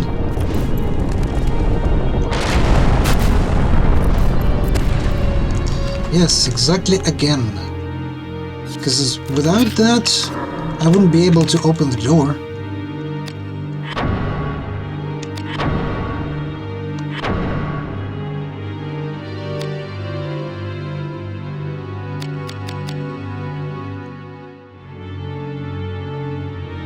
Shendigaf. So it's two-hander, right? I don't see any benefit to using that one. Especially because it has no slots for gems.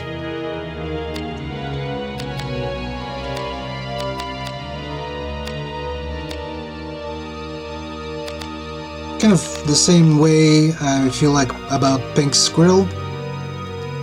That's a club, one-handed mace, as it says on the tin,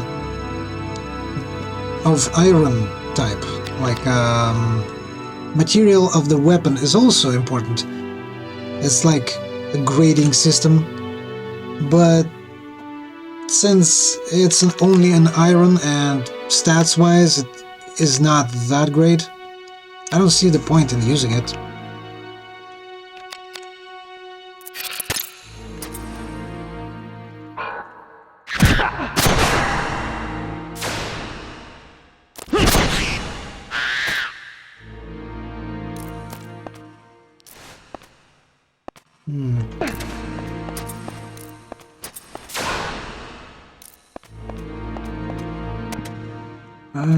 Two ways, huh?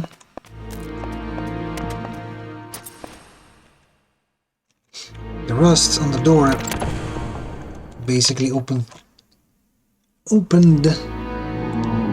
through deliberate use of an earthquake.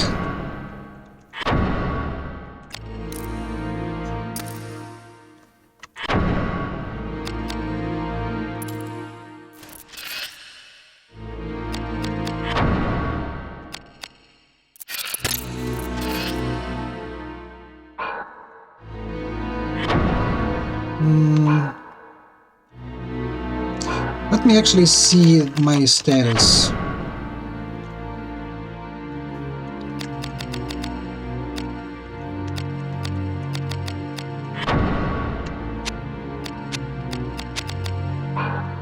No changes, huh?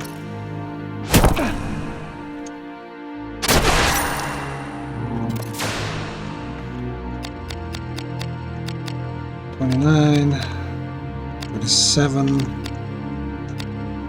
I think the most damage would go through body hits against this dude.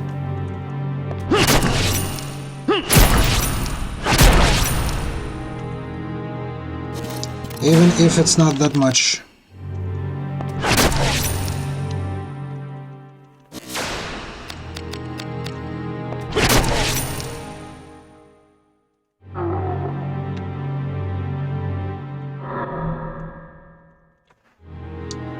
What's this? Lang de Beve. What kind of weapon is that? Ashley has reclaimed the sword break art, Rending Gale. speaking of break arts, experience points for break arts actually obtained through killing the enemies, not through activating something. So it's separate from those chain abilities. Also, it costs my own HP to activate it.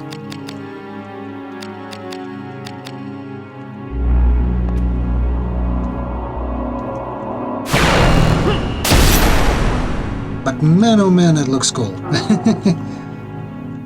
Worth.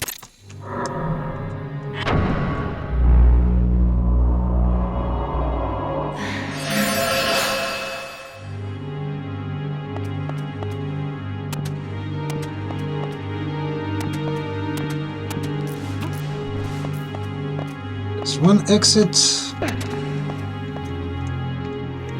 I don't think it's the door. Yeah, there's another one over there.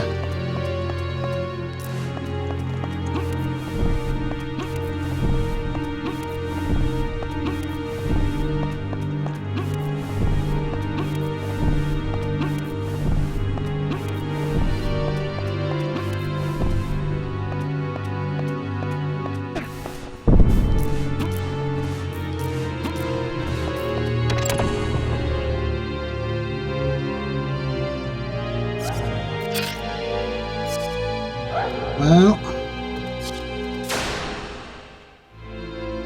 I really shouldn't be using this weapon against phantoms.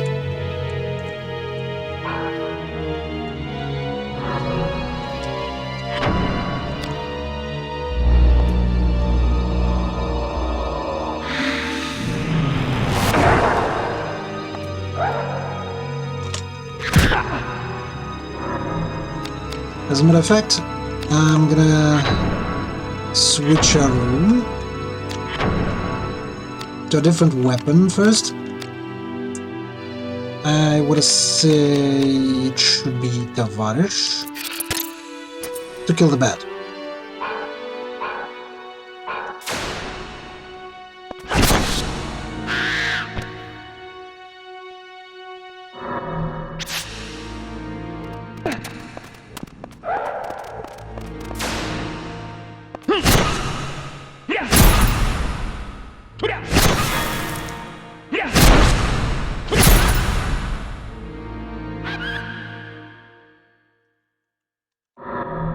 And now I switch to a weapon that's more efficient against phantoms.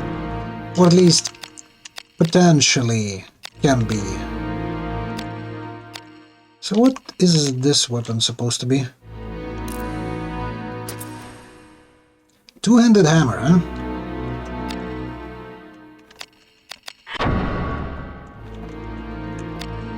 How exactly is it beneficial to use it?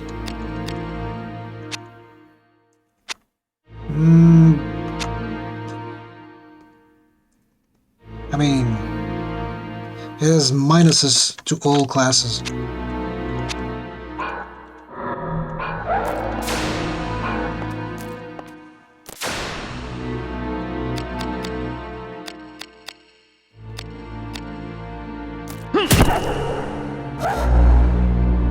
Oh no. Please don't fry me.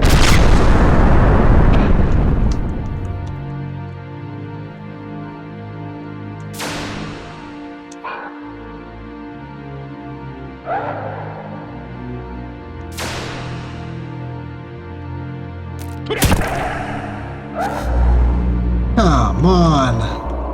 Yeah, this timing on this weapon is something else.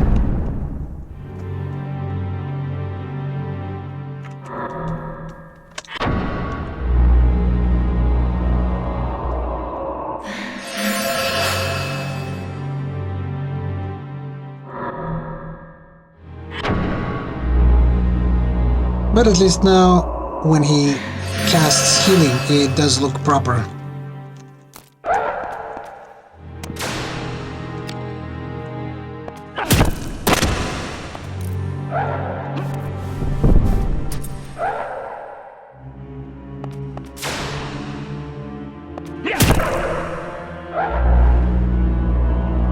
Fireball again. How much mana does it have?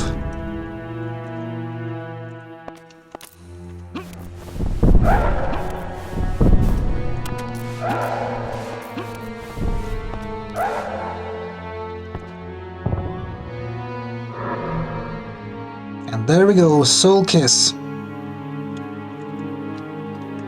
That's a silver dagger with affinity that's other from physical. Knuckles, Starched Bear Mask, and a gem.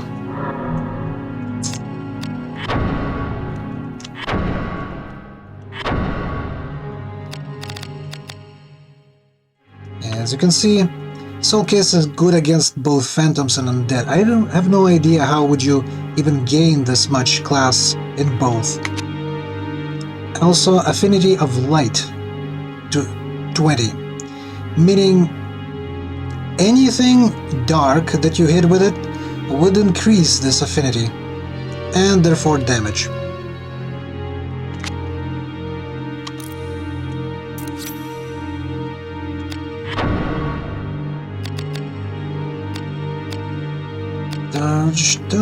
Dodge Mahal.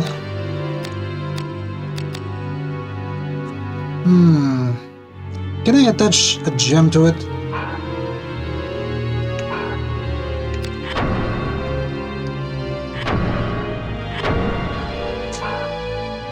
Oh, hold on. Oh, I can attach gem to one of the bigger weapons.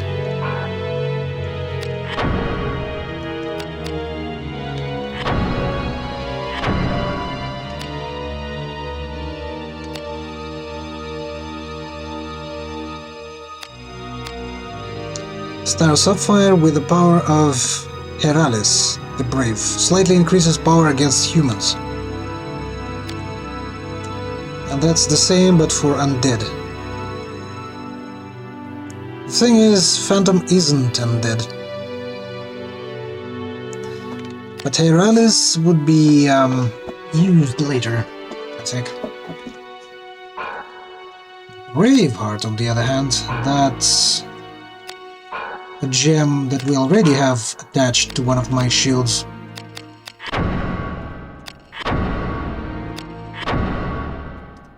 That one I want to use elsewhere.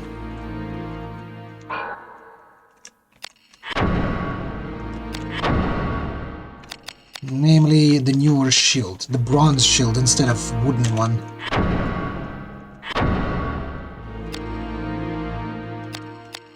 As you can see, Braveheart gives me agility of 5, which is quite substantial.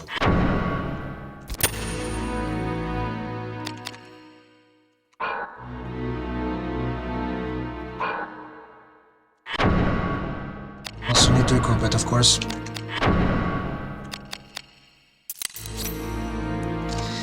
And there's another thing that I need to do is I need to change my setup to Knuckles.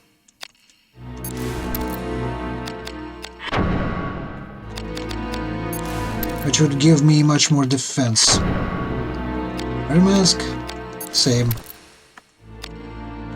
Grass, I think that won't be any better for now. Sandals. And accessory I won't equip because we are fighting the Phantom right now.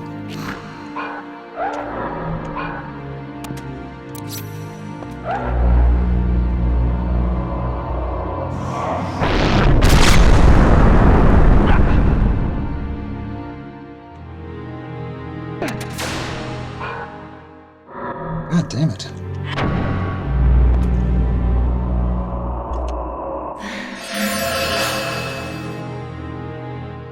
I need to somehow force him into being silent.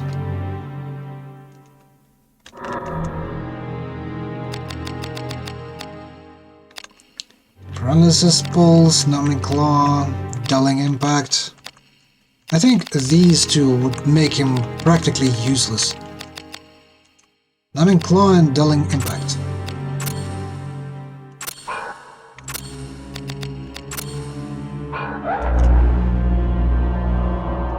Come on, how much mana do you have?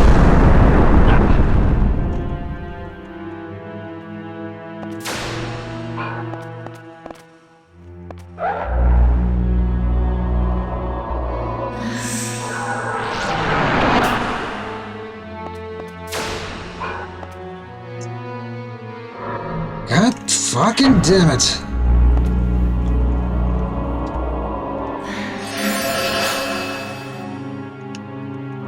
That's one big of a... as big of an asshole as you can get with phantoms.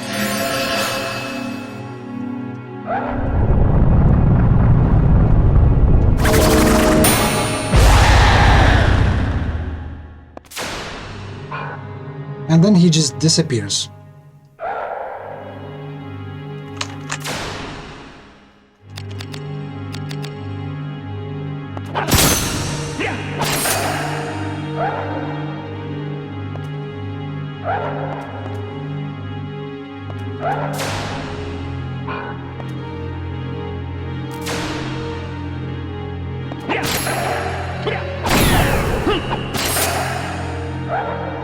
There we go.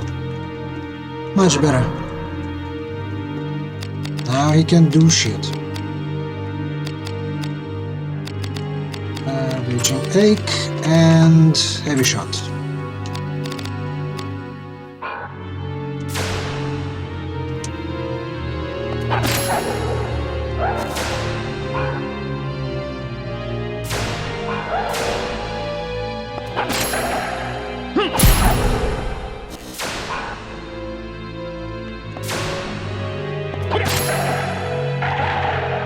Finally. Took me long enough.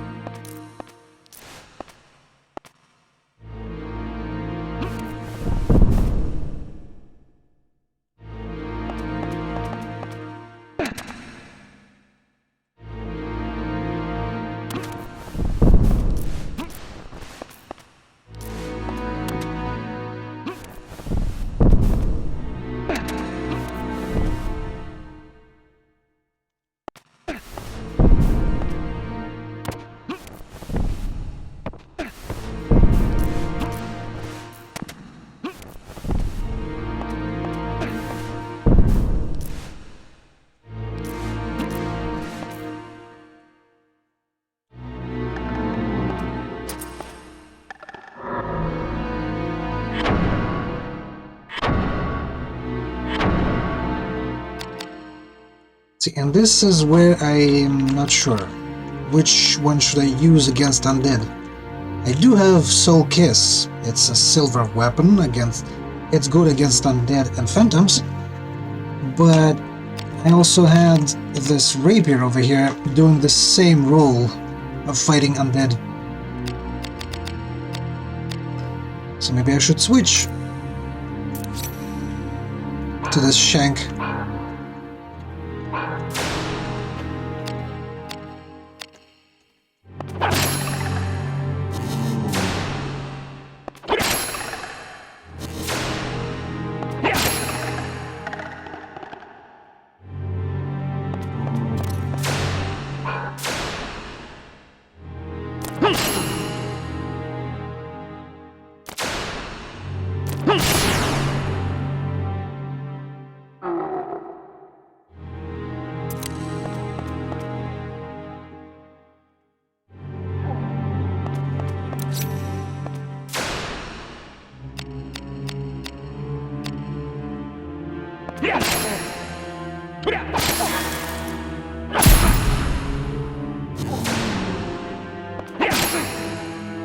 I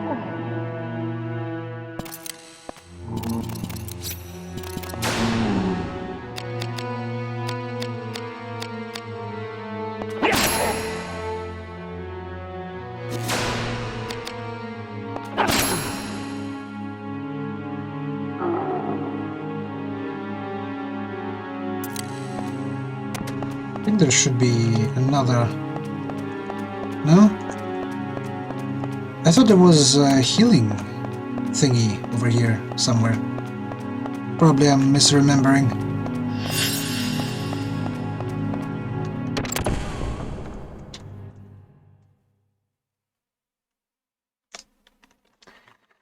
Workshop Work of Art. The following materials may be combined: wood, leather, and bronze.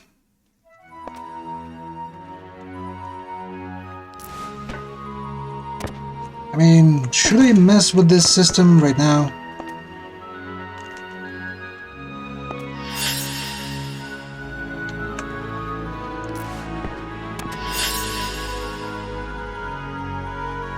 I don't think so. I don't even care enough to try it here.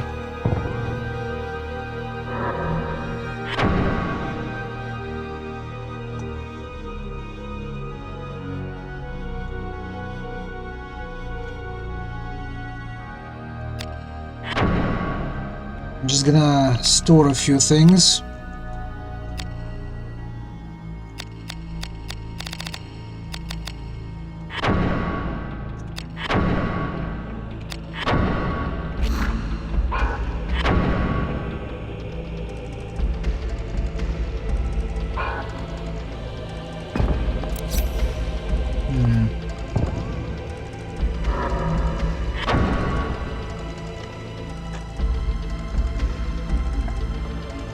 Yeah, this menuing over here in this game is not the greatest.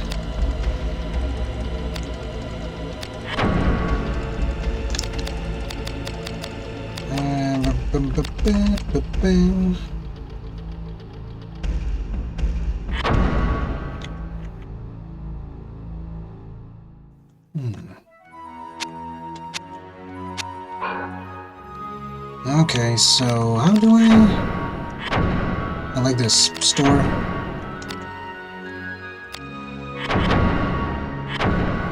I think I can combine bronze and iron into Pagane item, but I don't think I should be doing right now. Should be doing that right now. Rapier. Yeah, I don't need rapier right now because I do have Soul Kiss instead. So there should be 3 weapons right now in my inventory.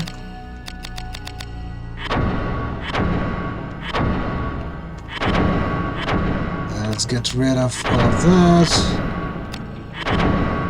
for later use.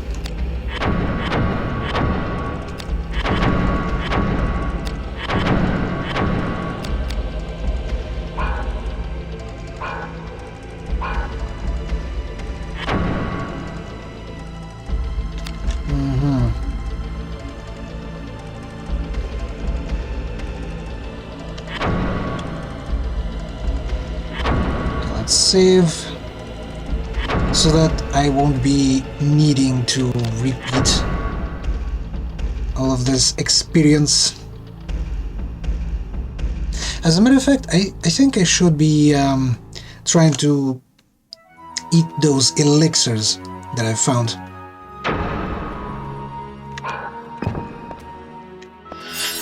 You know the ones. And by eat elixirs, I mean eat one of the elixirs, see how much stats does it give me, and if I do not agree with the stat distribution, I need to, you know, load the game.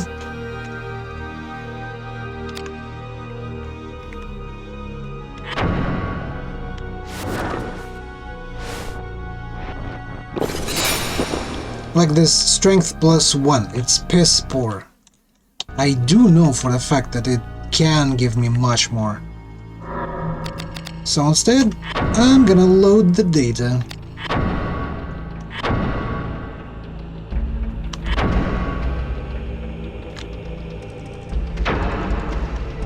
Huh. Strangely enough, this game saves much slower than it loads. I think it should be the opposite.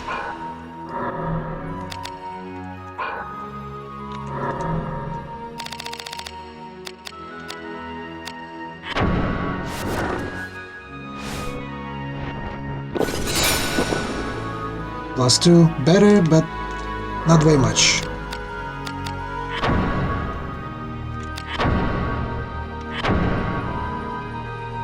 I think the max you can get from Elixir is +4. And I see no reason why I should simply waste one of the limited resources in this game.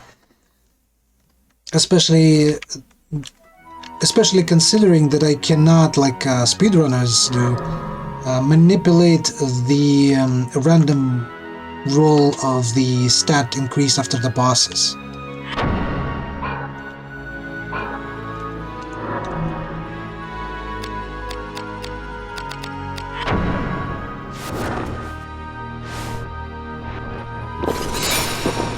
There we go. Now we save, so we won't lose this progress, quote-unquote. Strength +4 is actually a sizable increase, because you gotta remember that it's not only increasing my strength in defense, but it also, you know, helps in attack against stronger opponents.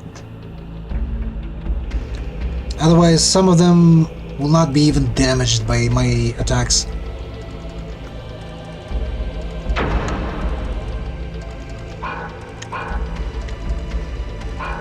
Okay, next item on the agenda. I have 2. I see. So let me actually increase my mana as much as I can before proceeding to health, because there are 2 elixirs now. MP +1, right. I'm not gonna go with that shit.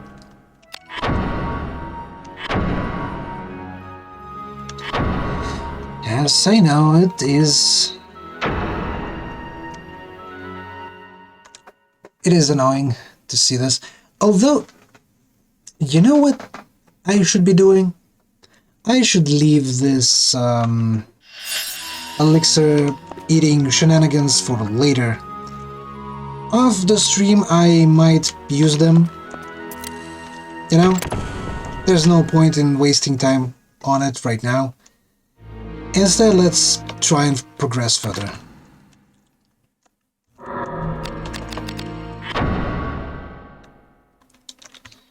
So, where are we?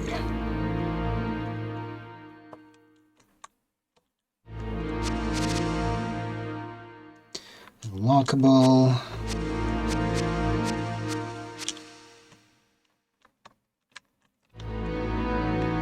I want to say no. I don't need catacombs. And this is where I came from. I haven't tried this door.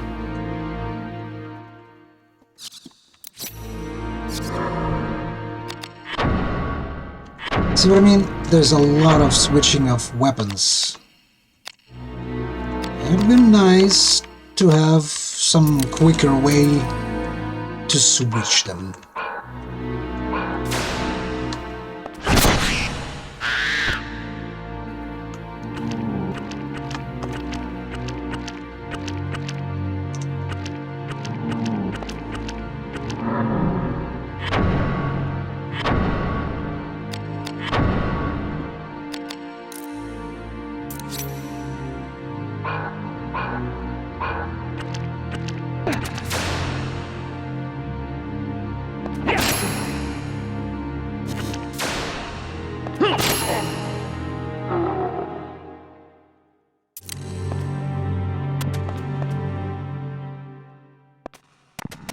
that door even open?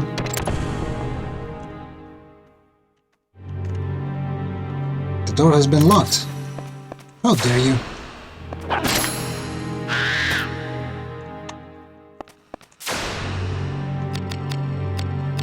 To lock me in with these dead guys.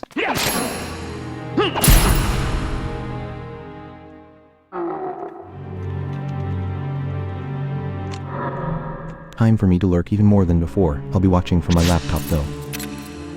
Okay. See you then. See ya and take care. Take care, dude. What am I missing in this room? I mean, was there anything to begin with?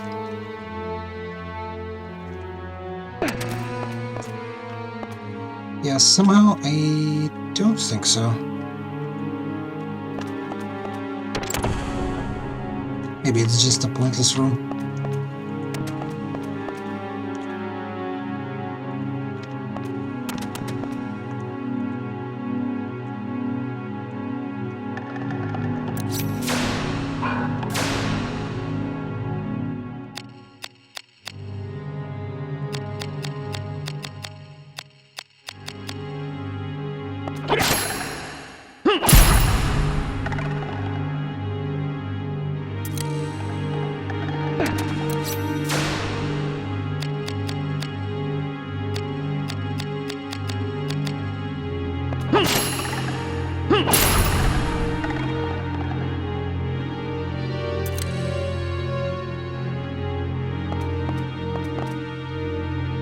I do have boxes, but I don't think it's necessary to use them.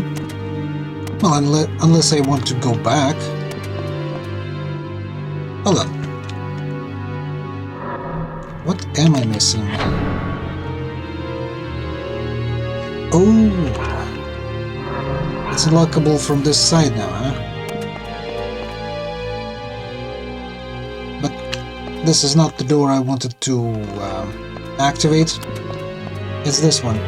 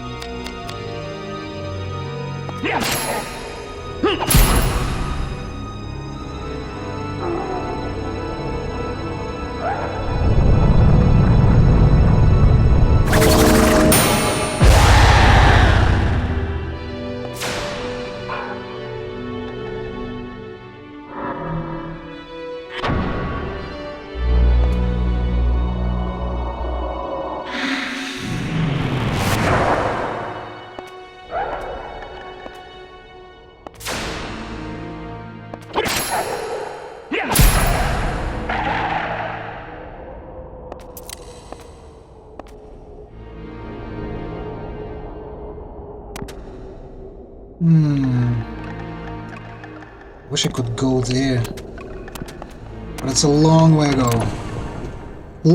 Long ways away. And I was in that room from that side a long time ago.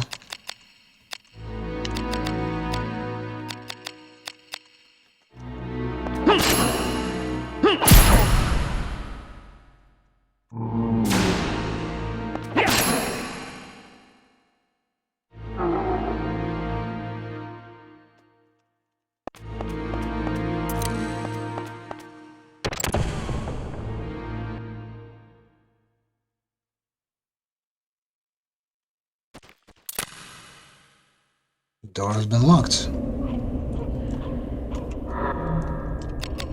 Okay, what weapon is dragon related? Human Phantom. Tavarish, right? Beast, dragon. Yep.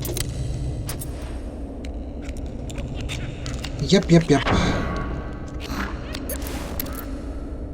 Actually, yeah, -5 to dragons too, so no.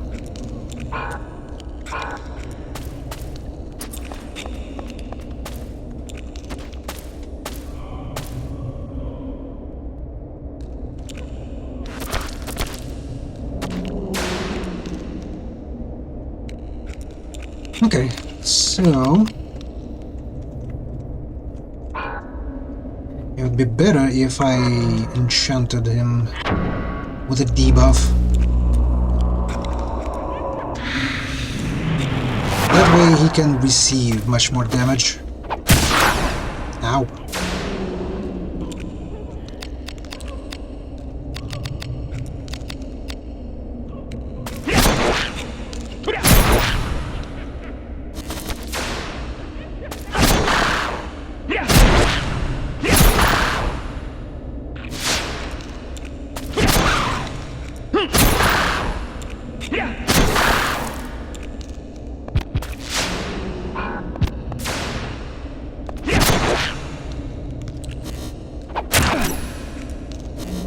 Hey.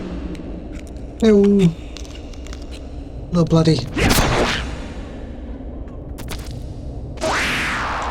Wow. Glaive. How's it going?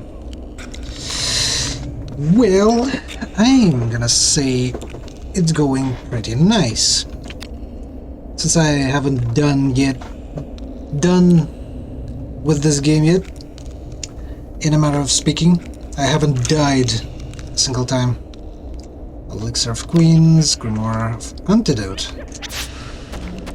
Cool.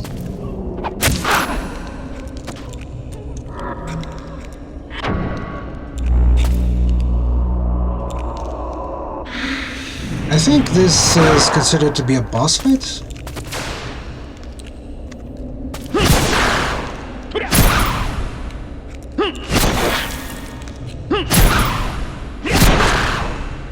Never played this, how is it?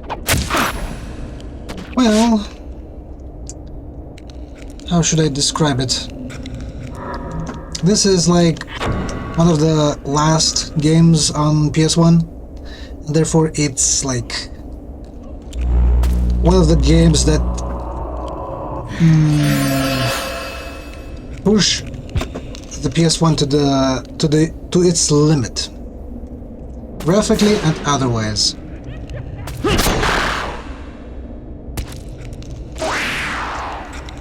Has somewhat Parasite-y vibes. Yeah, especially with this range system where it shows you the sphere where you can hit enemies. Look at the sigil. Yeah, I can see that. Well, especially considering that this game came out after Parasite Eve games.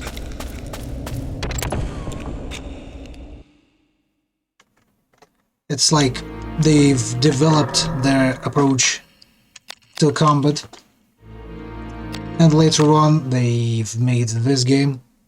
Also, the developers of this game, people specifically, had previously worked on Final Fantasy Tactics, so they've kind of made this game as an evolutionary step from those games. So it's noticeable, the influence. Let me see. So for You can see that. So for undead, I want to use this. Hold on, glaive, spear.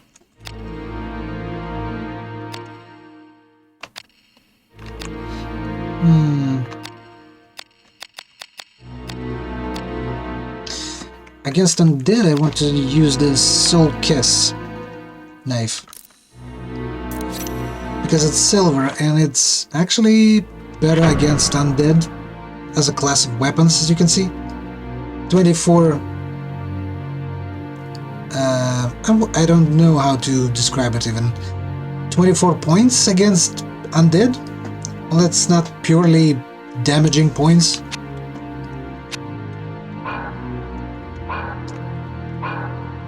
The damage system is in this game quite complex.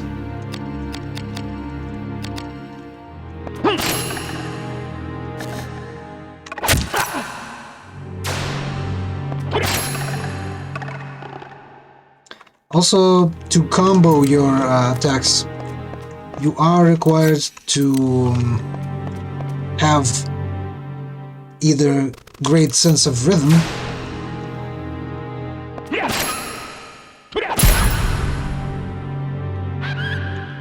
Or you need to have like a good reaction times.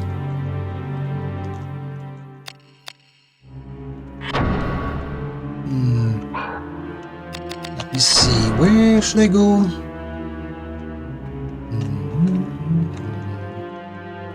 I think it's over there. So I need to go back, and for that I need to use one of the boxes to get up.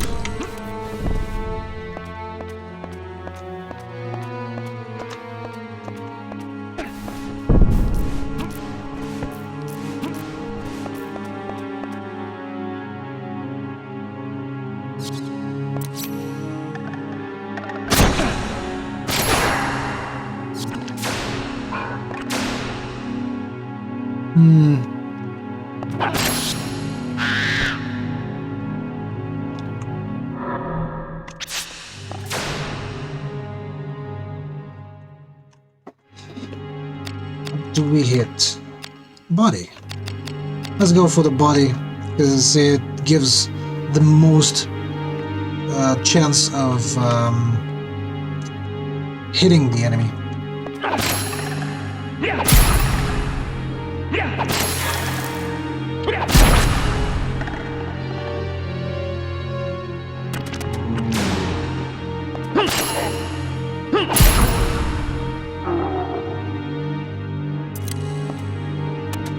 If you're actually good at these comboing abilities, chain stuff, basically, then... Oh, you can hit parts, that's cool. I have only seen that in a handful of games, tops.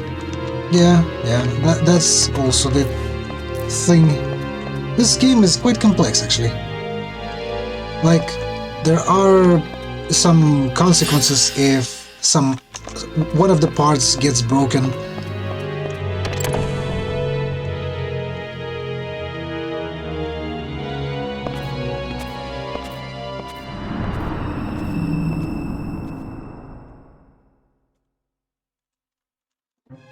Like, if your head HP draws near to 0, you won't be able to cast any spells. If you get your right hand damaged, you will do only half the damage you typically do. Do not attempt escape, and no harm will come to you. If it's left hand, then your evasion drops, and so on. That goes for enemies too. What evil are you working here? Just a little drawing, my dear. What think you, Hardin? Gods, is he even human? He fights with the strength of a brigade. Are risk breakers all this powerful? I think not. Our Ashley is a vessel, you see. He has merely partaking of the power around him. It is as I have foreseen. What next, then? What next? Let him give it chase a while. This is madness, Sydney. The Blades will hold this town soon, and we dare not face their undivided forces. We've no time to play cat and mouse. Relax, my good Hardin. Remember, it is all part of my plan. Were the Duke's betrayal, the Cardinal's meddling, and the risk breaker strong as a bloody titan all part of your precious plan too, Sydney?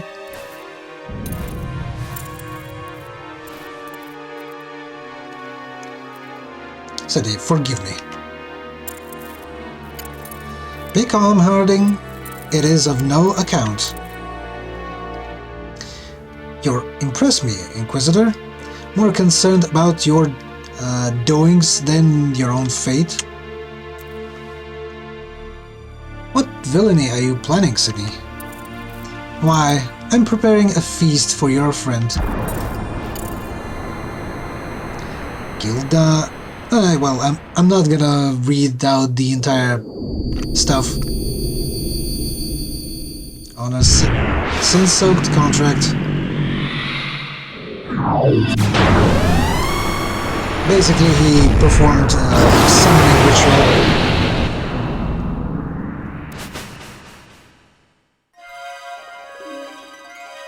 I must have father.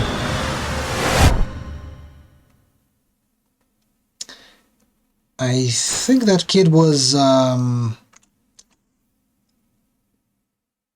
what's his face? Baron's son. Blows?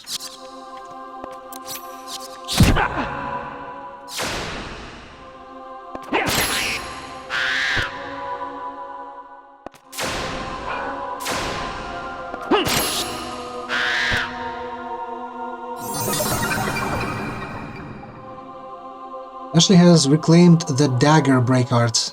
Whistle Sting. Okay.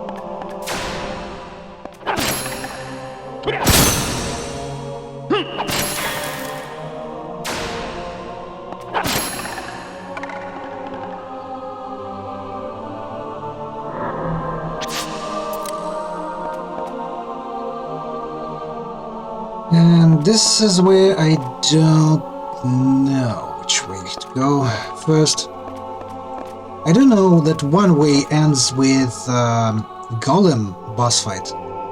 The other goes into Wyvern boss fight. I need to do both, but which direction should I go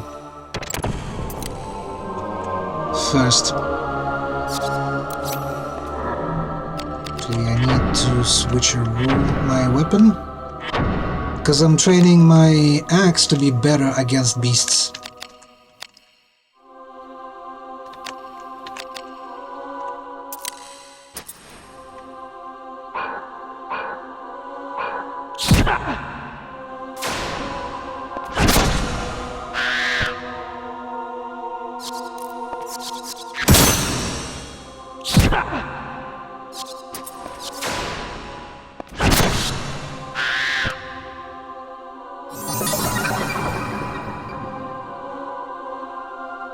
Reclaimed axe and mace. Break art.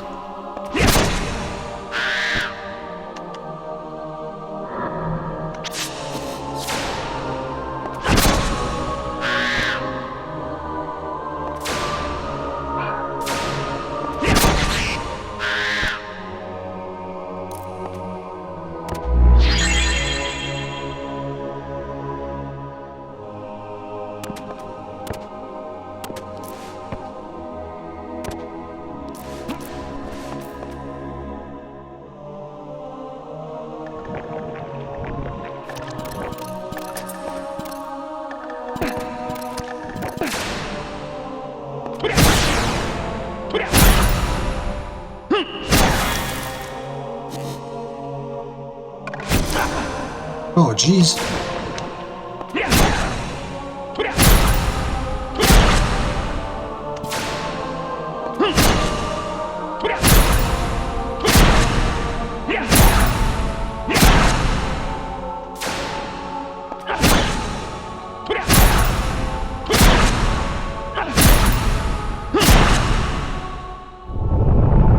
Poison sneeze. No. Ah, shit. Well, I did have retrieve Grimoire of Antidote from the previous boss fight. Might as well learn it right now.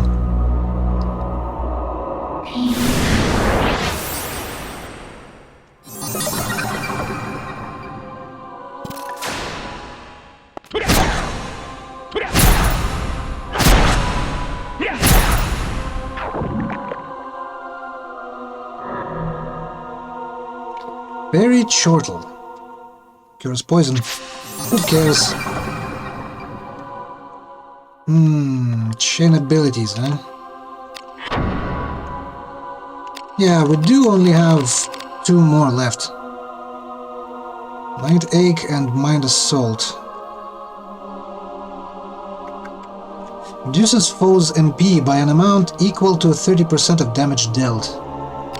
Or reduces foes' MP by an amount equal to 20% of the MP Ashley has used.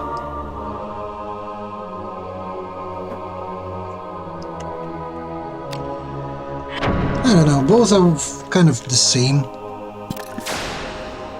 More or less.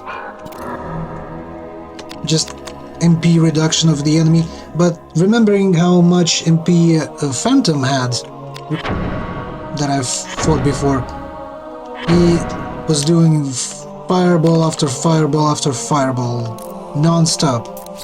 I don't think a few like 10 to 12 points of reduction in his MP would do anything.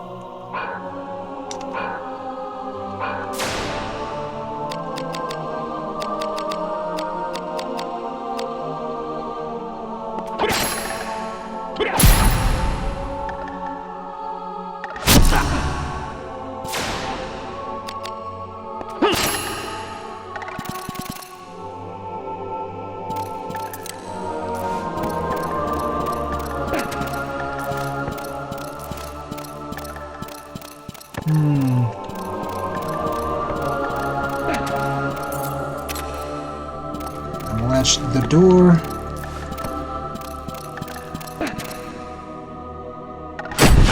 Oof! Jeez Louise.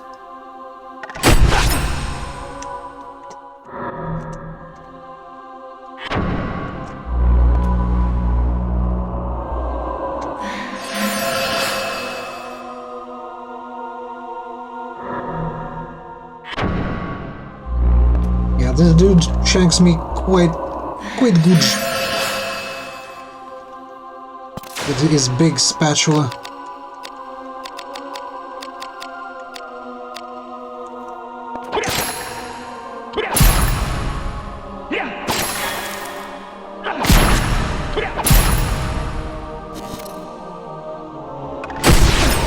Oh, almost 100. Fuck you. I'm not dying this easily.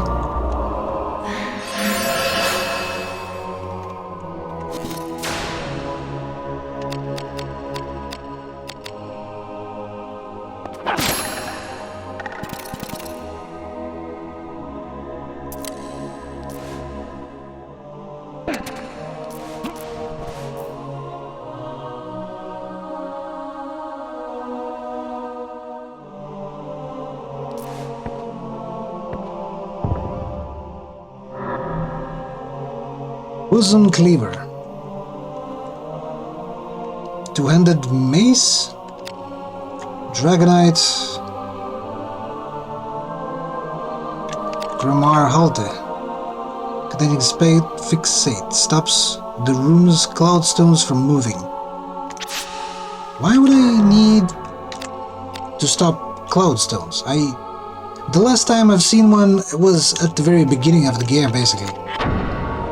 In the wine cellar, and I'm not even there anymore.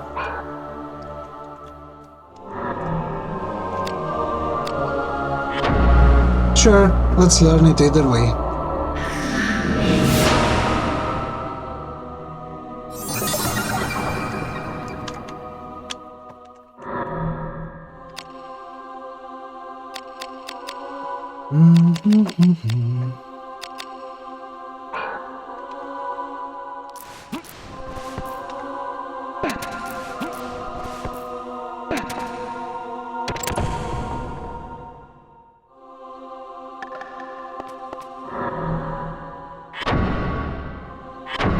Right. I do use the proper anti-undead toothpick.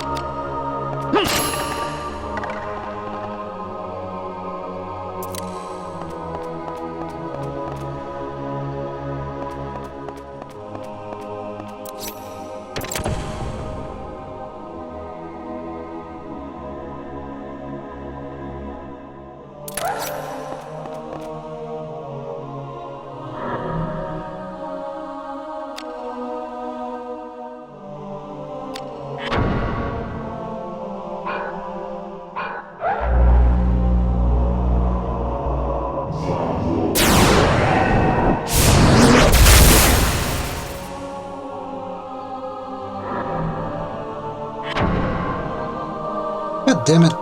Why is he able to cast stuff on me, but I cannot do the same to him? See, no enemies in range. Somehow he did cast spell on me, and I cannot do the same to him.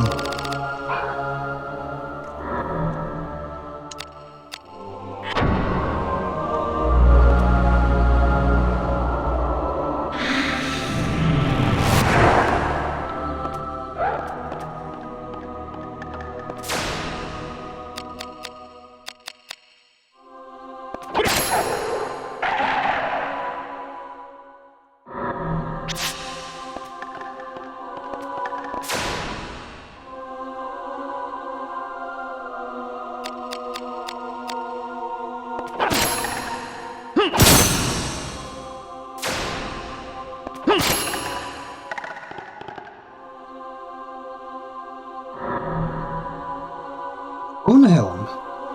Huh.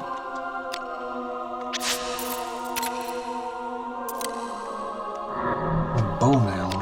Let me see.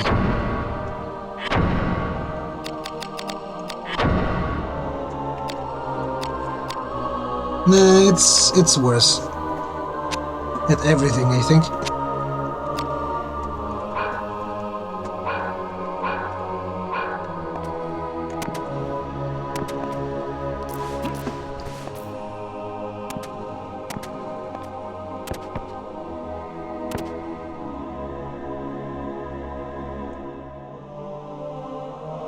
So I don't see anything interesting in this room except for the enemies. Okay. Unless, of course, that window is or something. Nah, it's barred.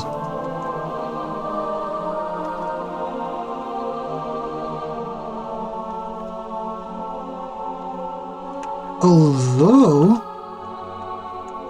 I mean, can I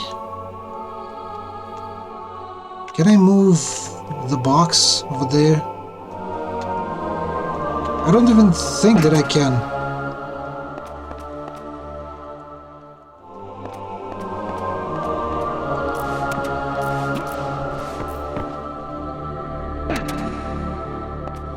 Yeah, these boxes won't move.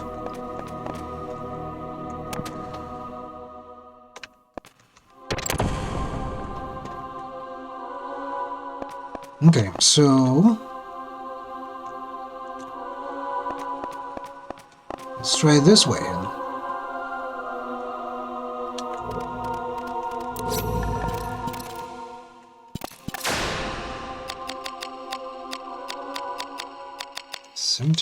%, huh?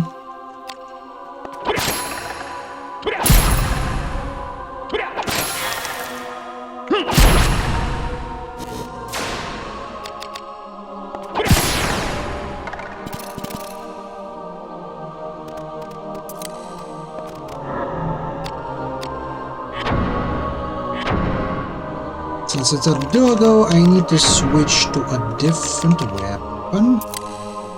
Also, I can wear my accessory again.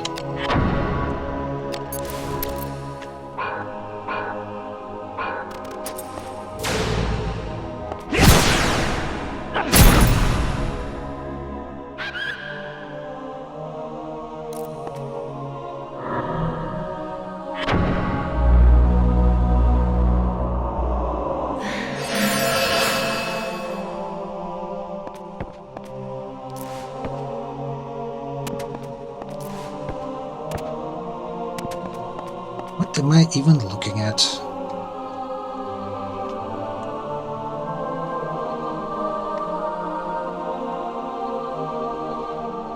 So is this room simply pointless? Just a few enemies and that's it? No, surely not.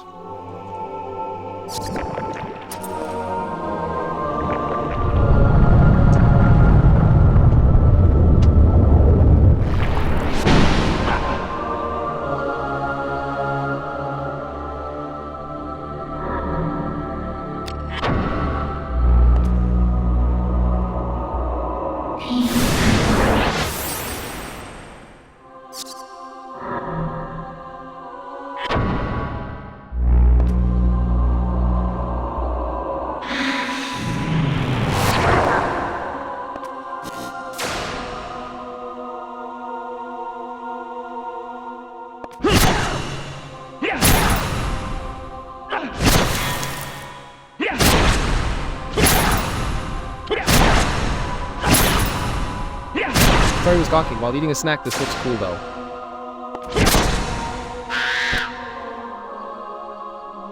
No, don't worry. Is it a long game? I have no idea, I never finished it. But, there is one metric that I can rely upon. And that's metric Up there. of status, I think? Or map? I don't know, I think it's data.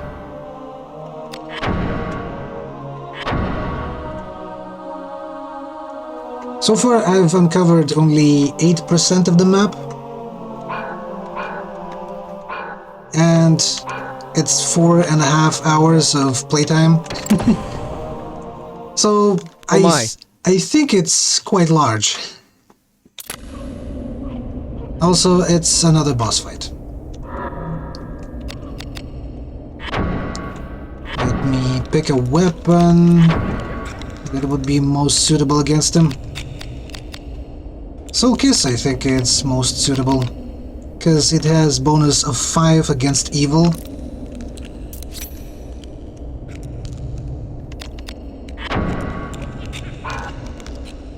Hold on. There's an Iron Knuckles over here. Oh, nice.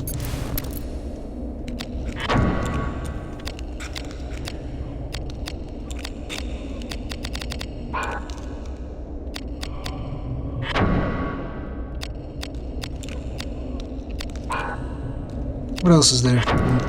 Newer than I'm used to. Sam Kiras. That's whatever. Might combine them later. There's a crafting system in this game as well.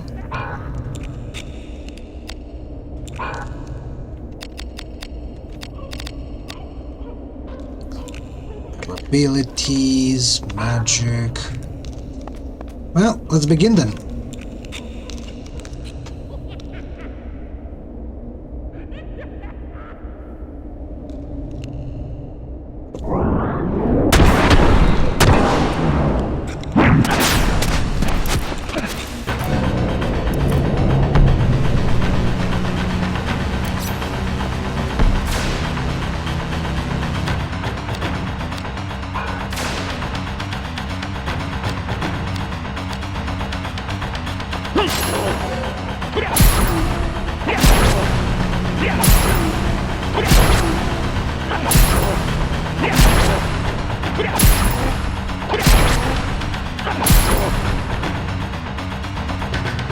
Risk 20, huh? Oof. Yeah, I need to decrease risk. See, there's a system here.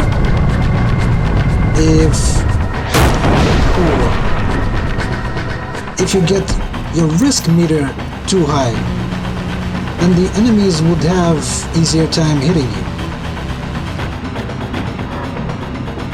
They will have easier time dealing more damage. And basically, only thing that increases is my heal of myself with high risk, and my chance of landing the crit. But my damage decreases against enemies. With higher probability, I'm gonna have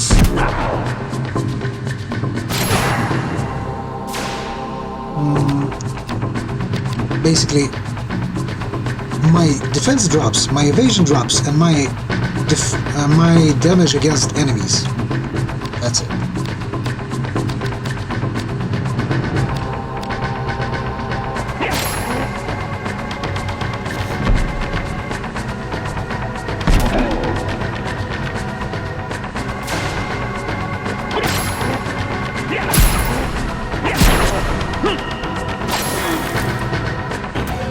Also, I'm dealing piss poor damage.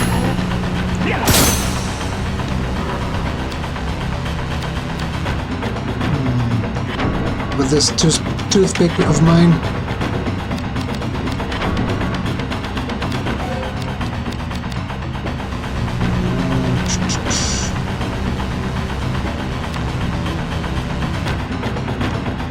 Let's try blunt weapons.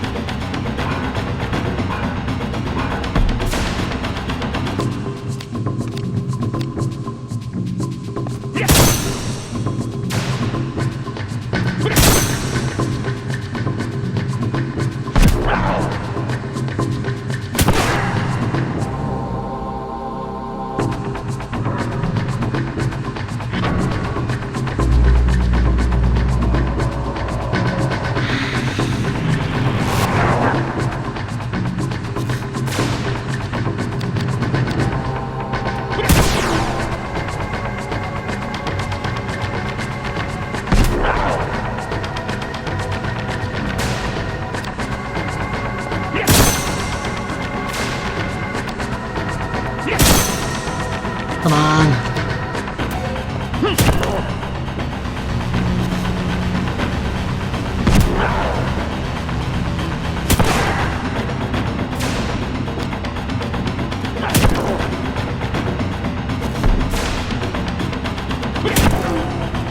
Why am I missing my chains so much?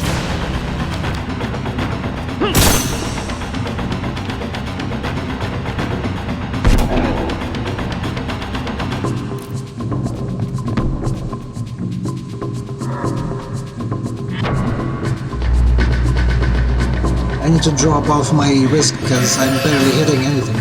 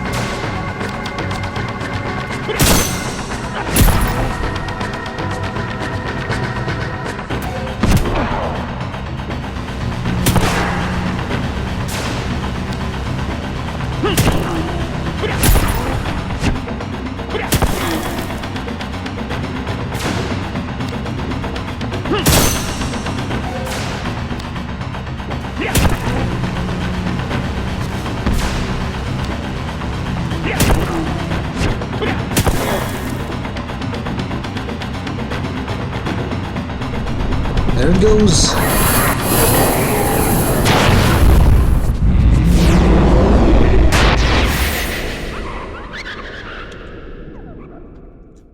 Good riddance. 12%. Nice.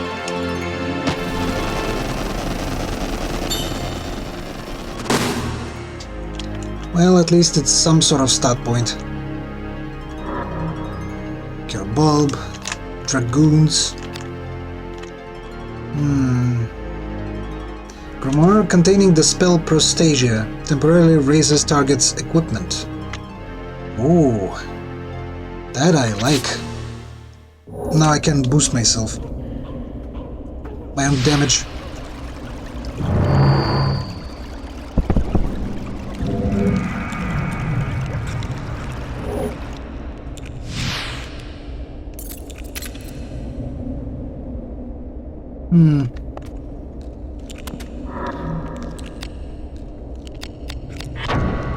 I don't like this hammer, I'm gonna be honest.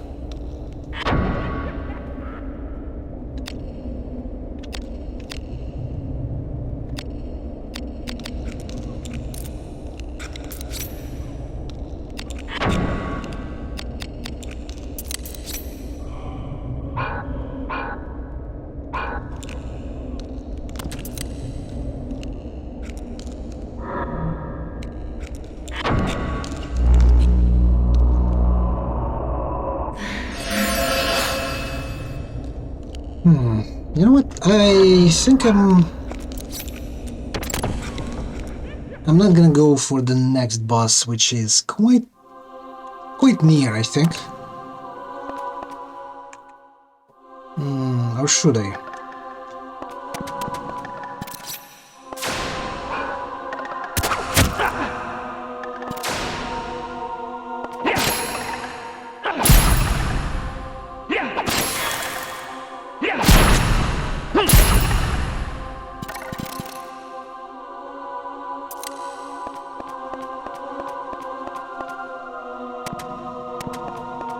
I think I should instead go and save. If that's at all possible.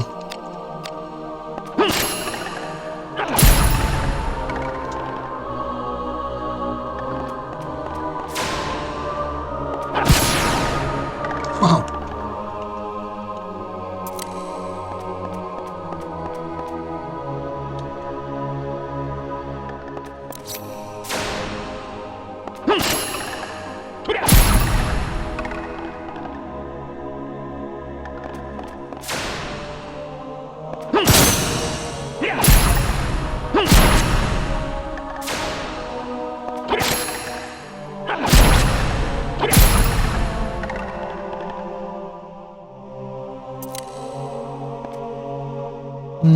I think it was here?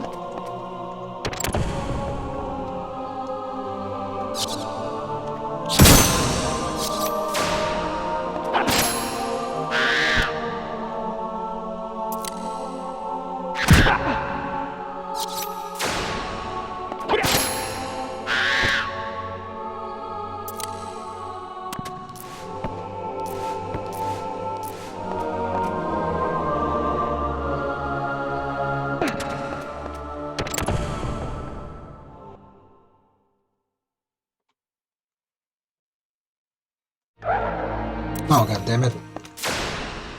You again. Vulcan lens?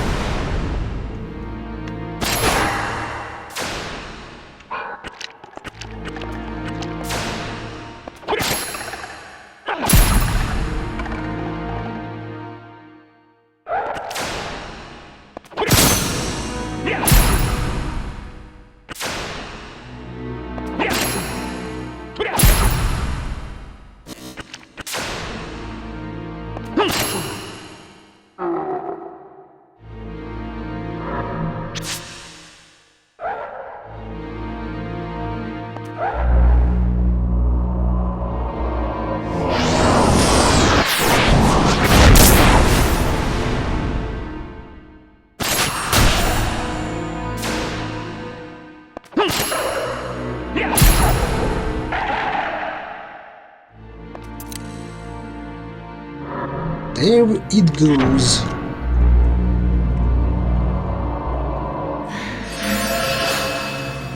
Now I finally can save game. And at this point, I'm gonna save it for the later. And right now I want to see who is online. And therefore, raid them.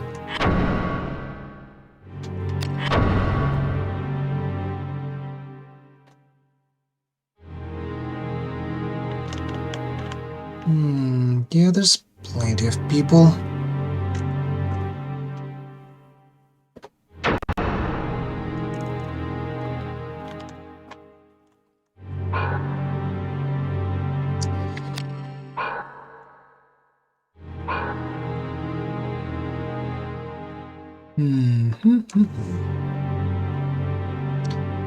Let me see who is there.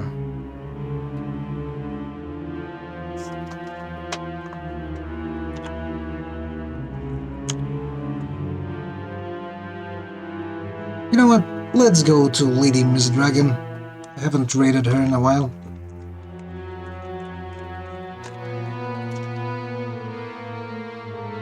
She plays Baldur's Gate 2, I think. Does she? Or maybe it's 3.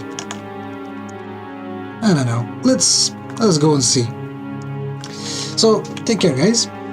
see you tomorrow. Hopefully I'll be able to finish off the Silent Hill no damage run, and after that point onwards I'm gonna be able to play the I wanna say Die by the Sword. That's it. So yeah, take care guys, see you next time, bye bye.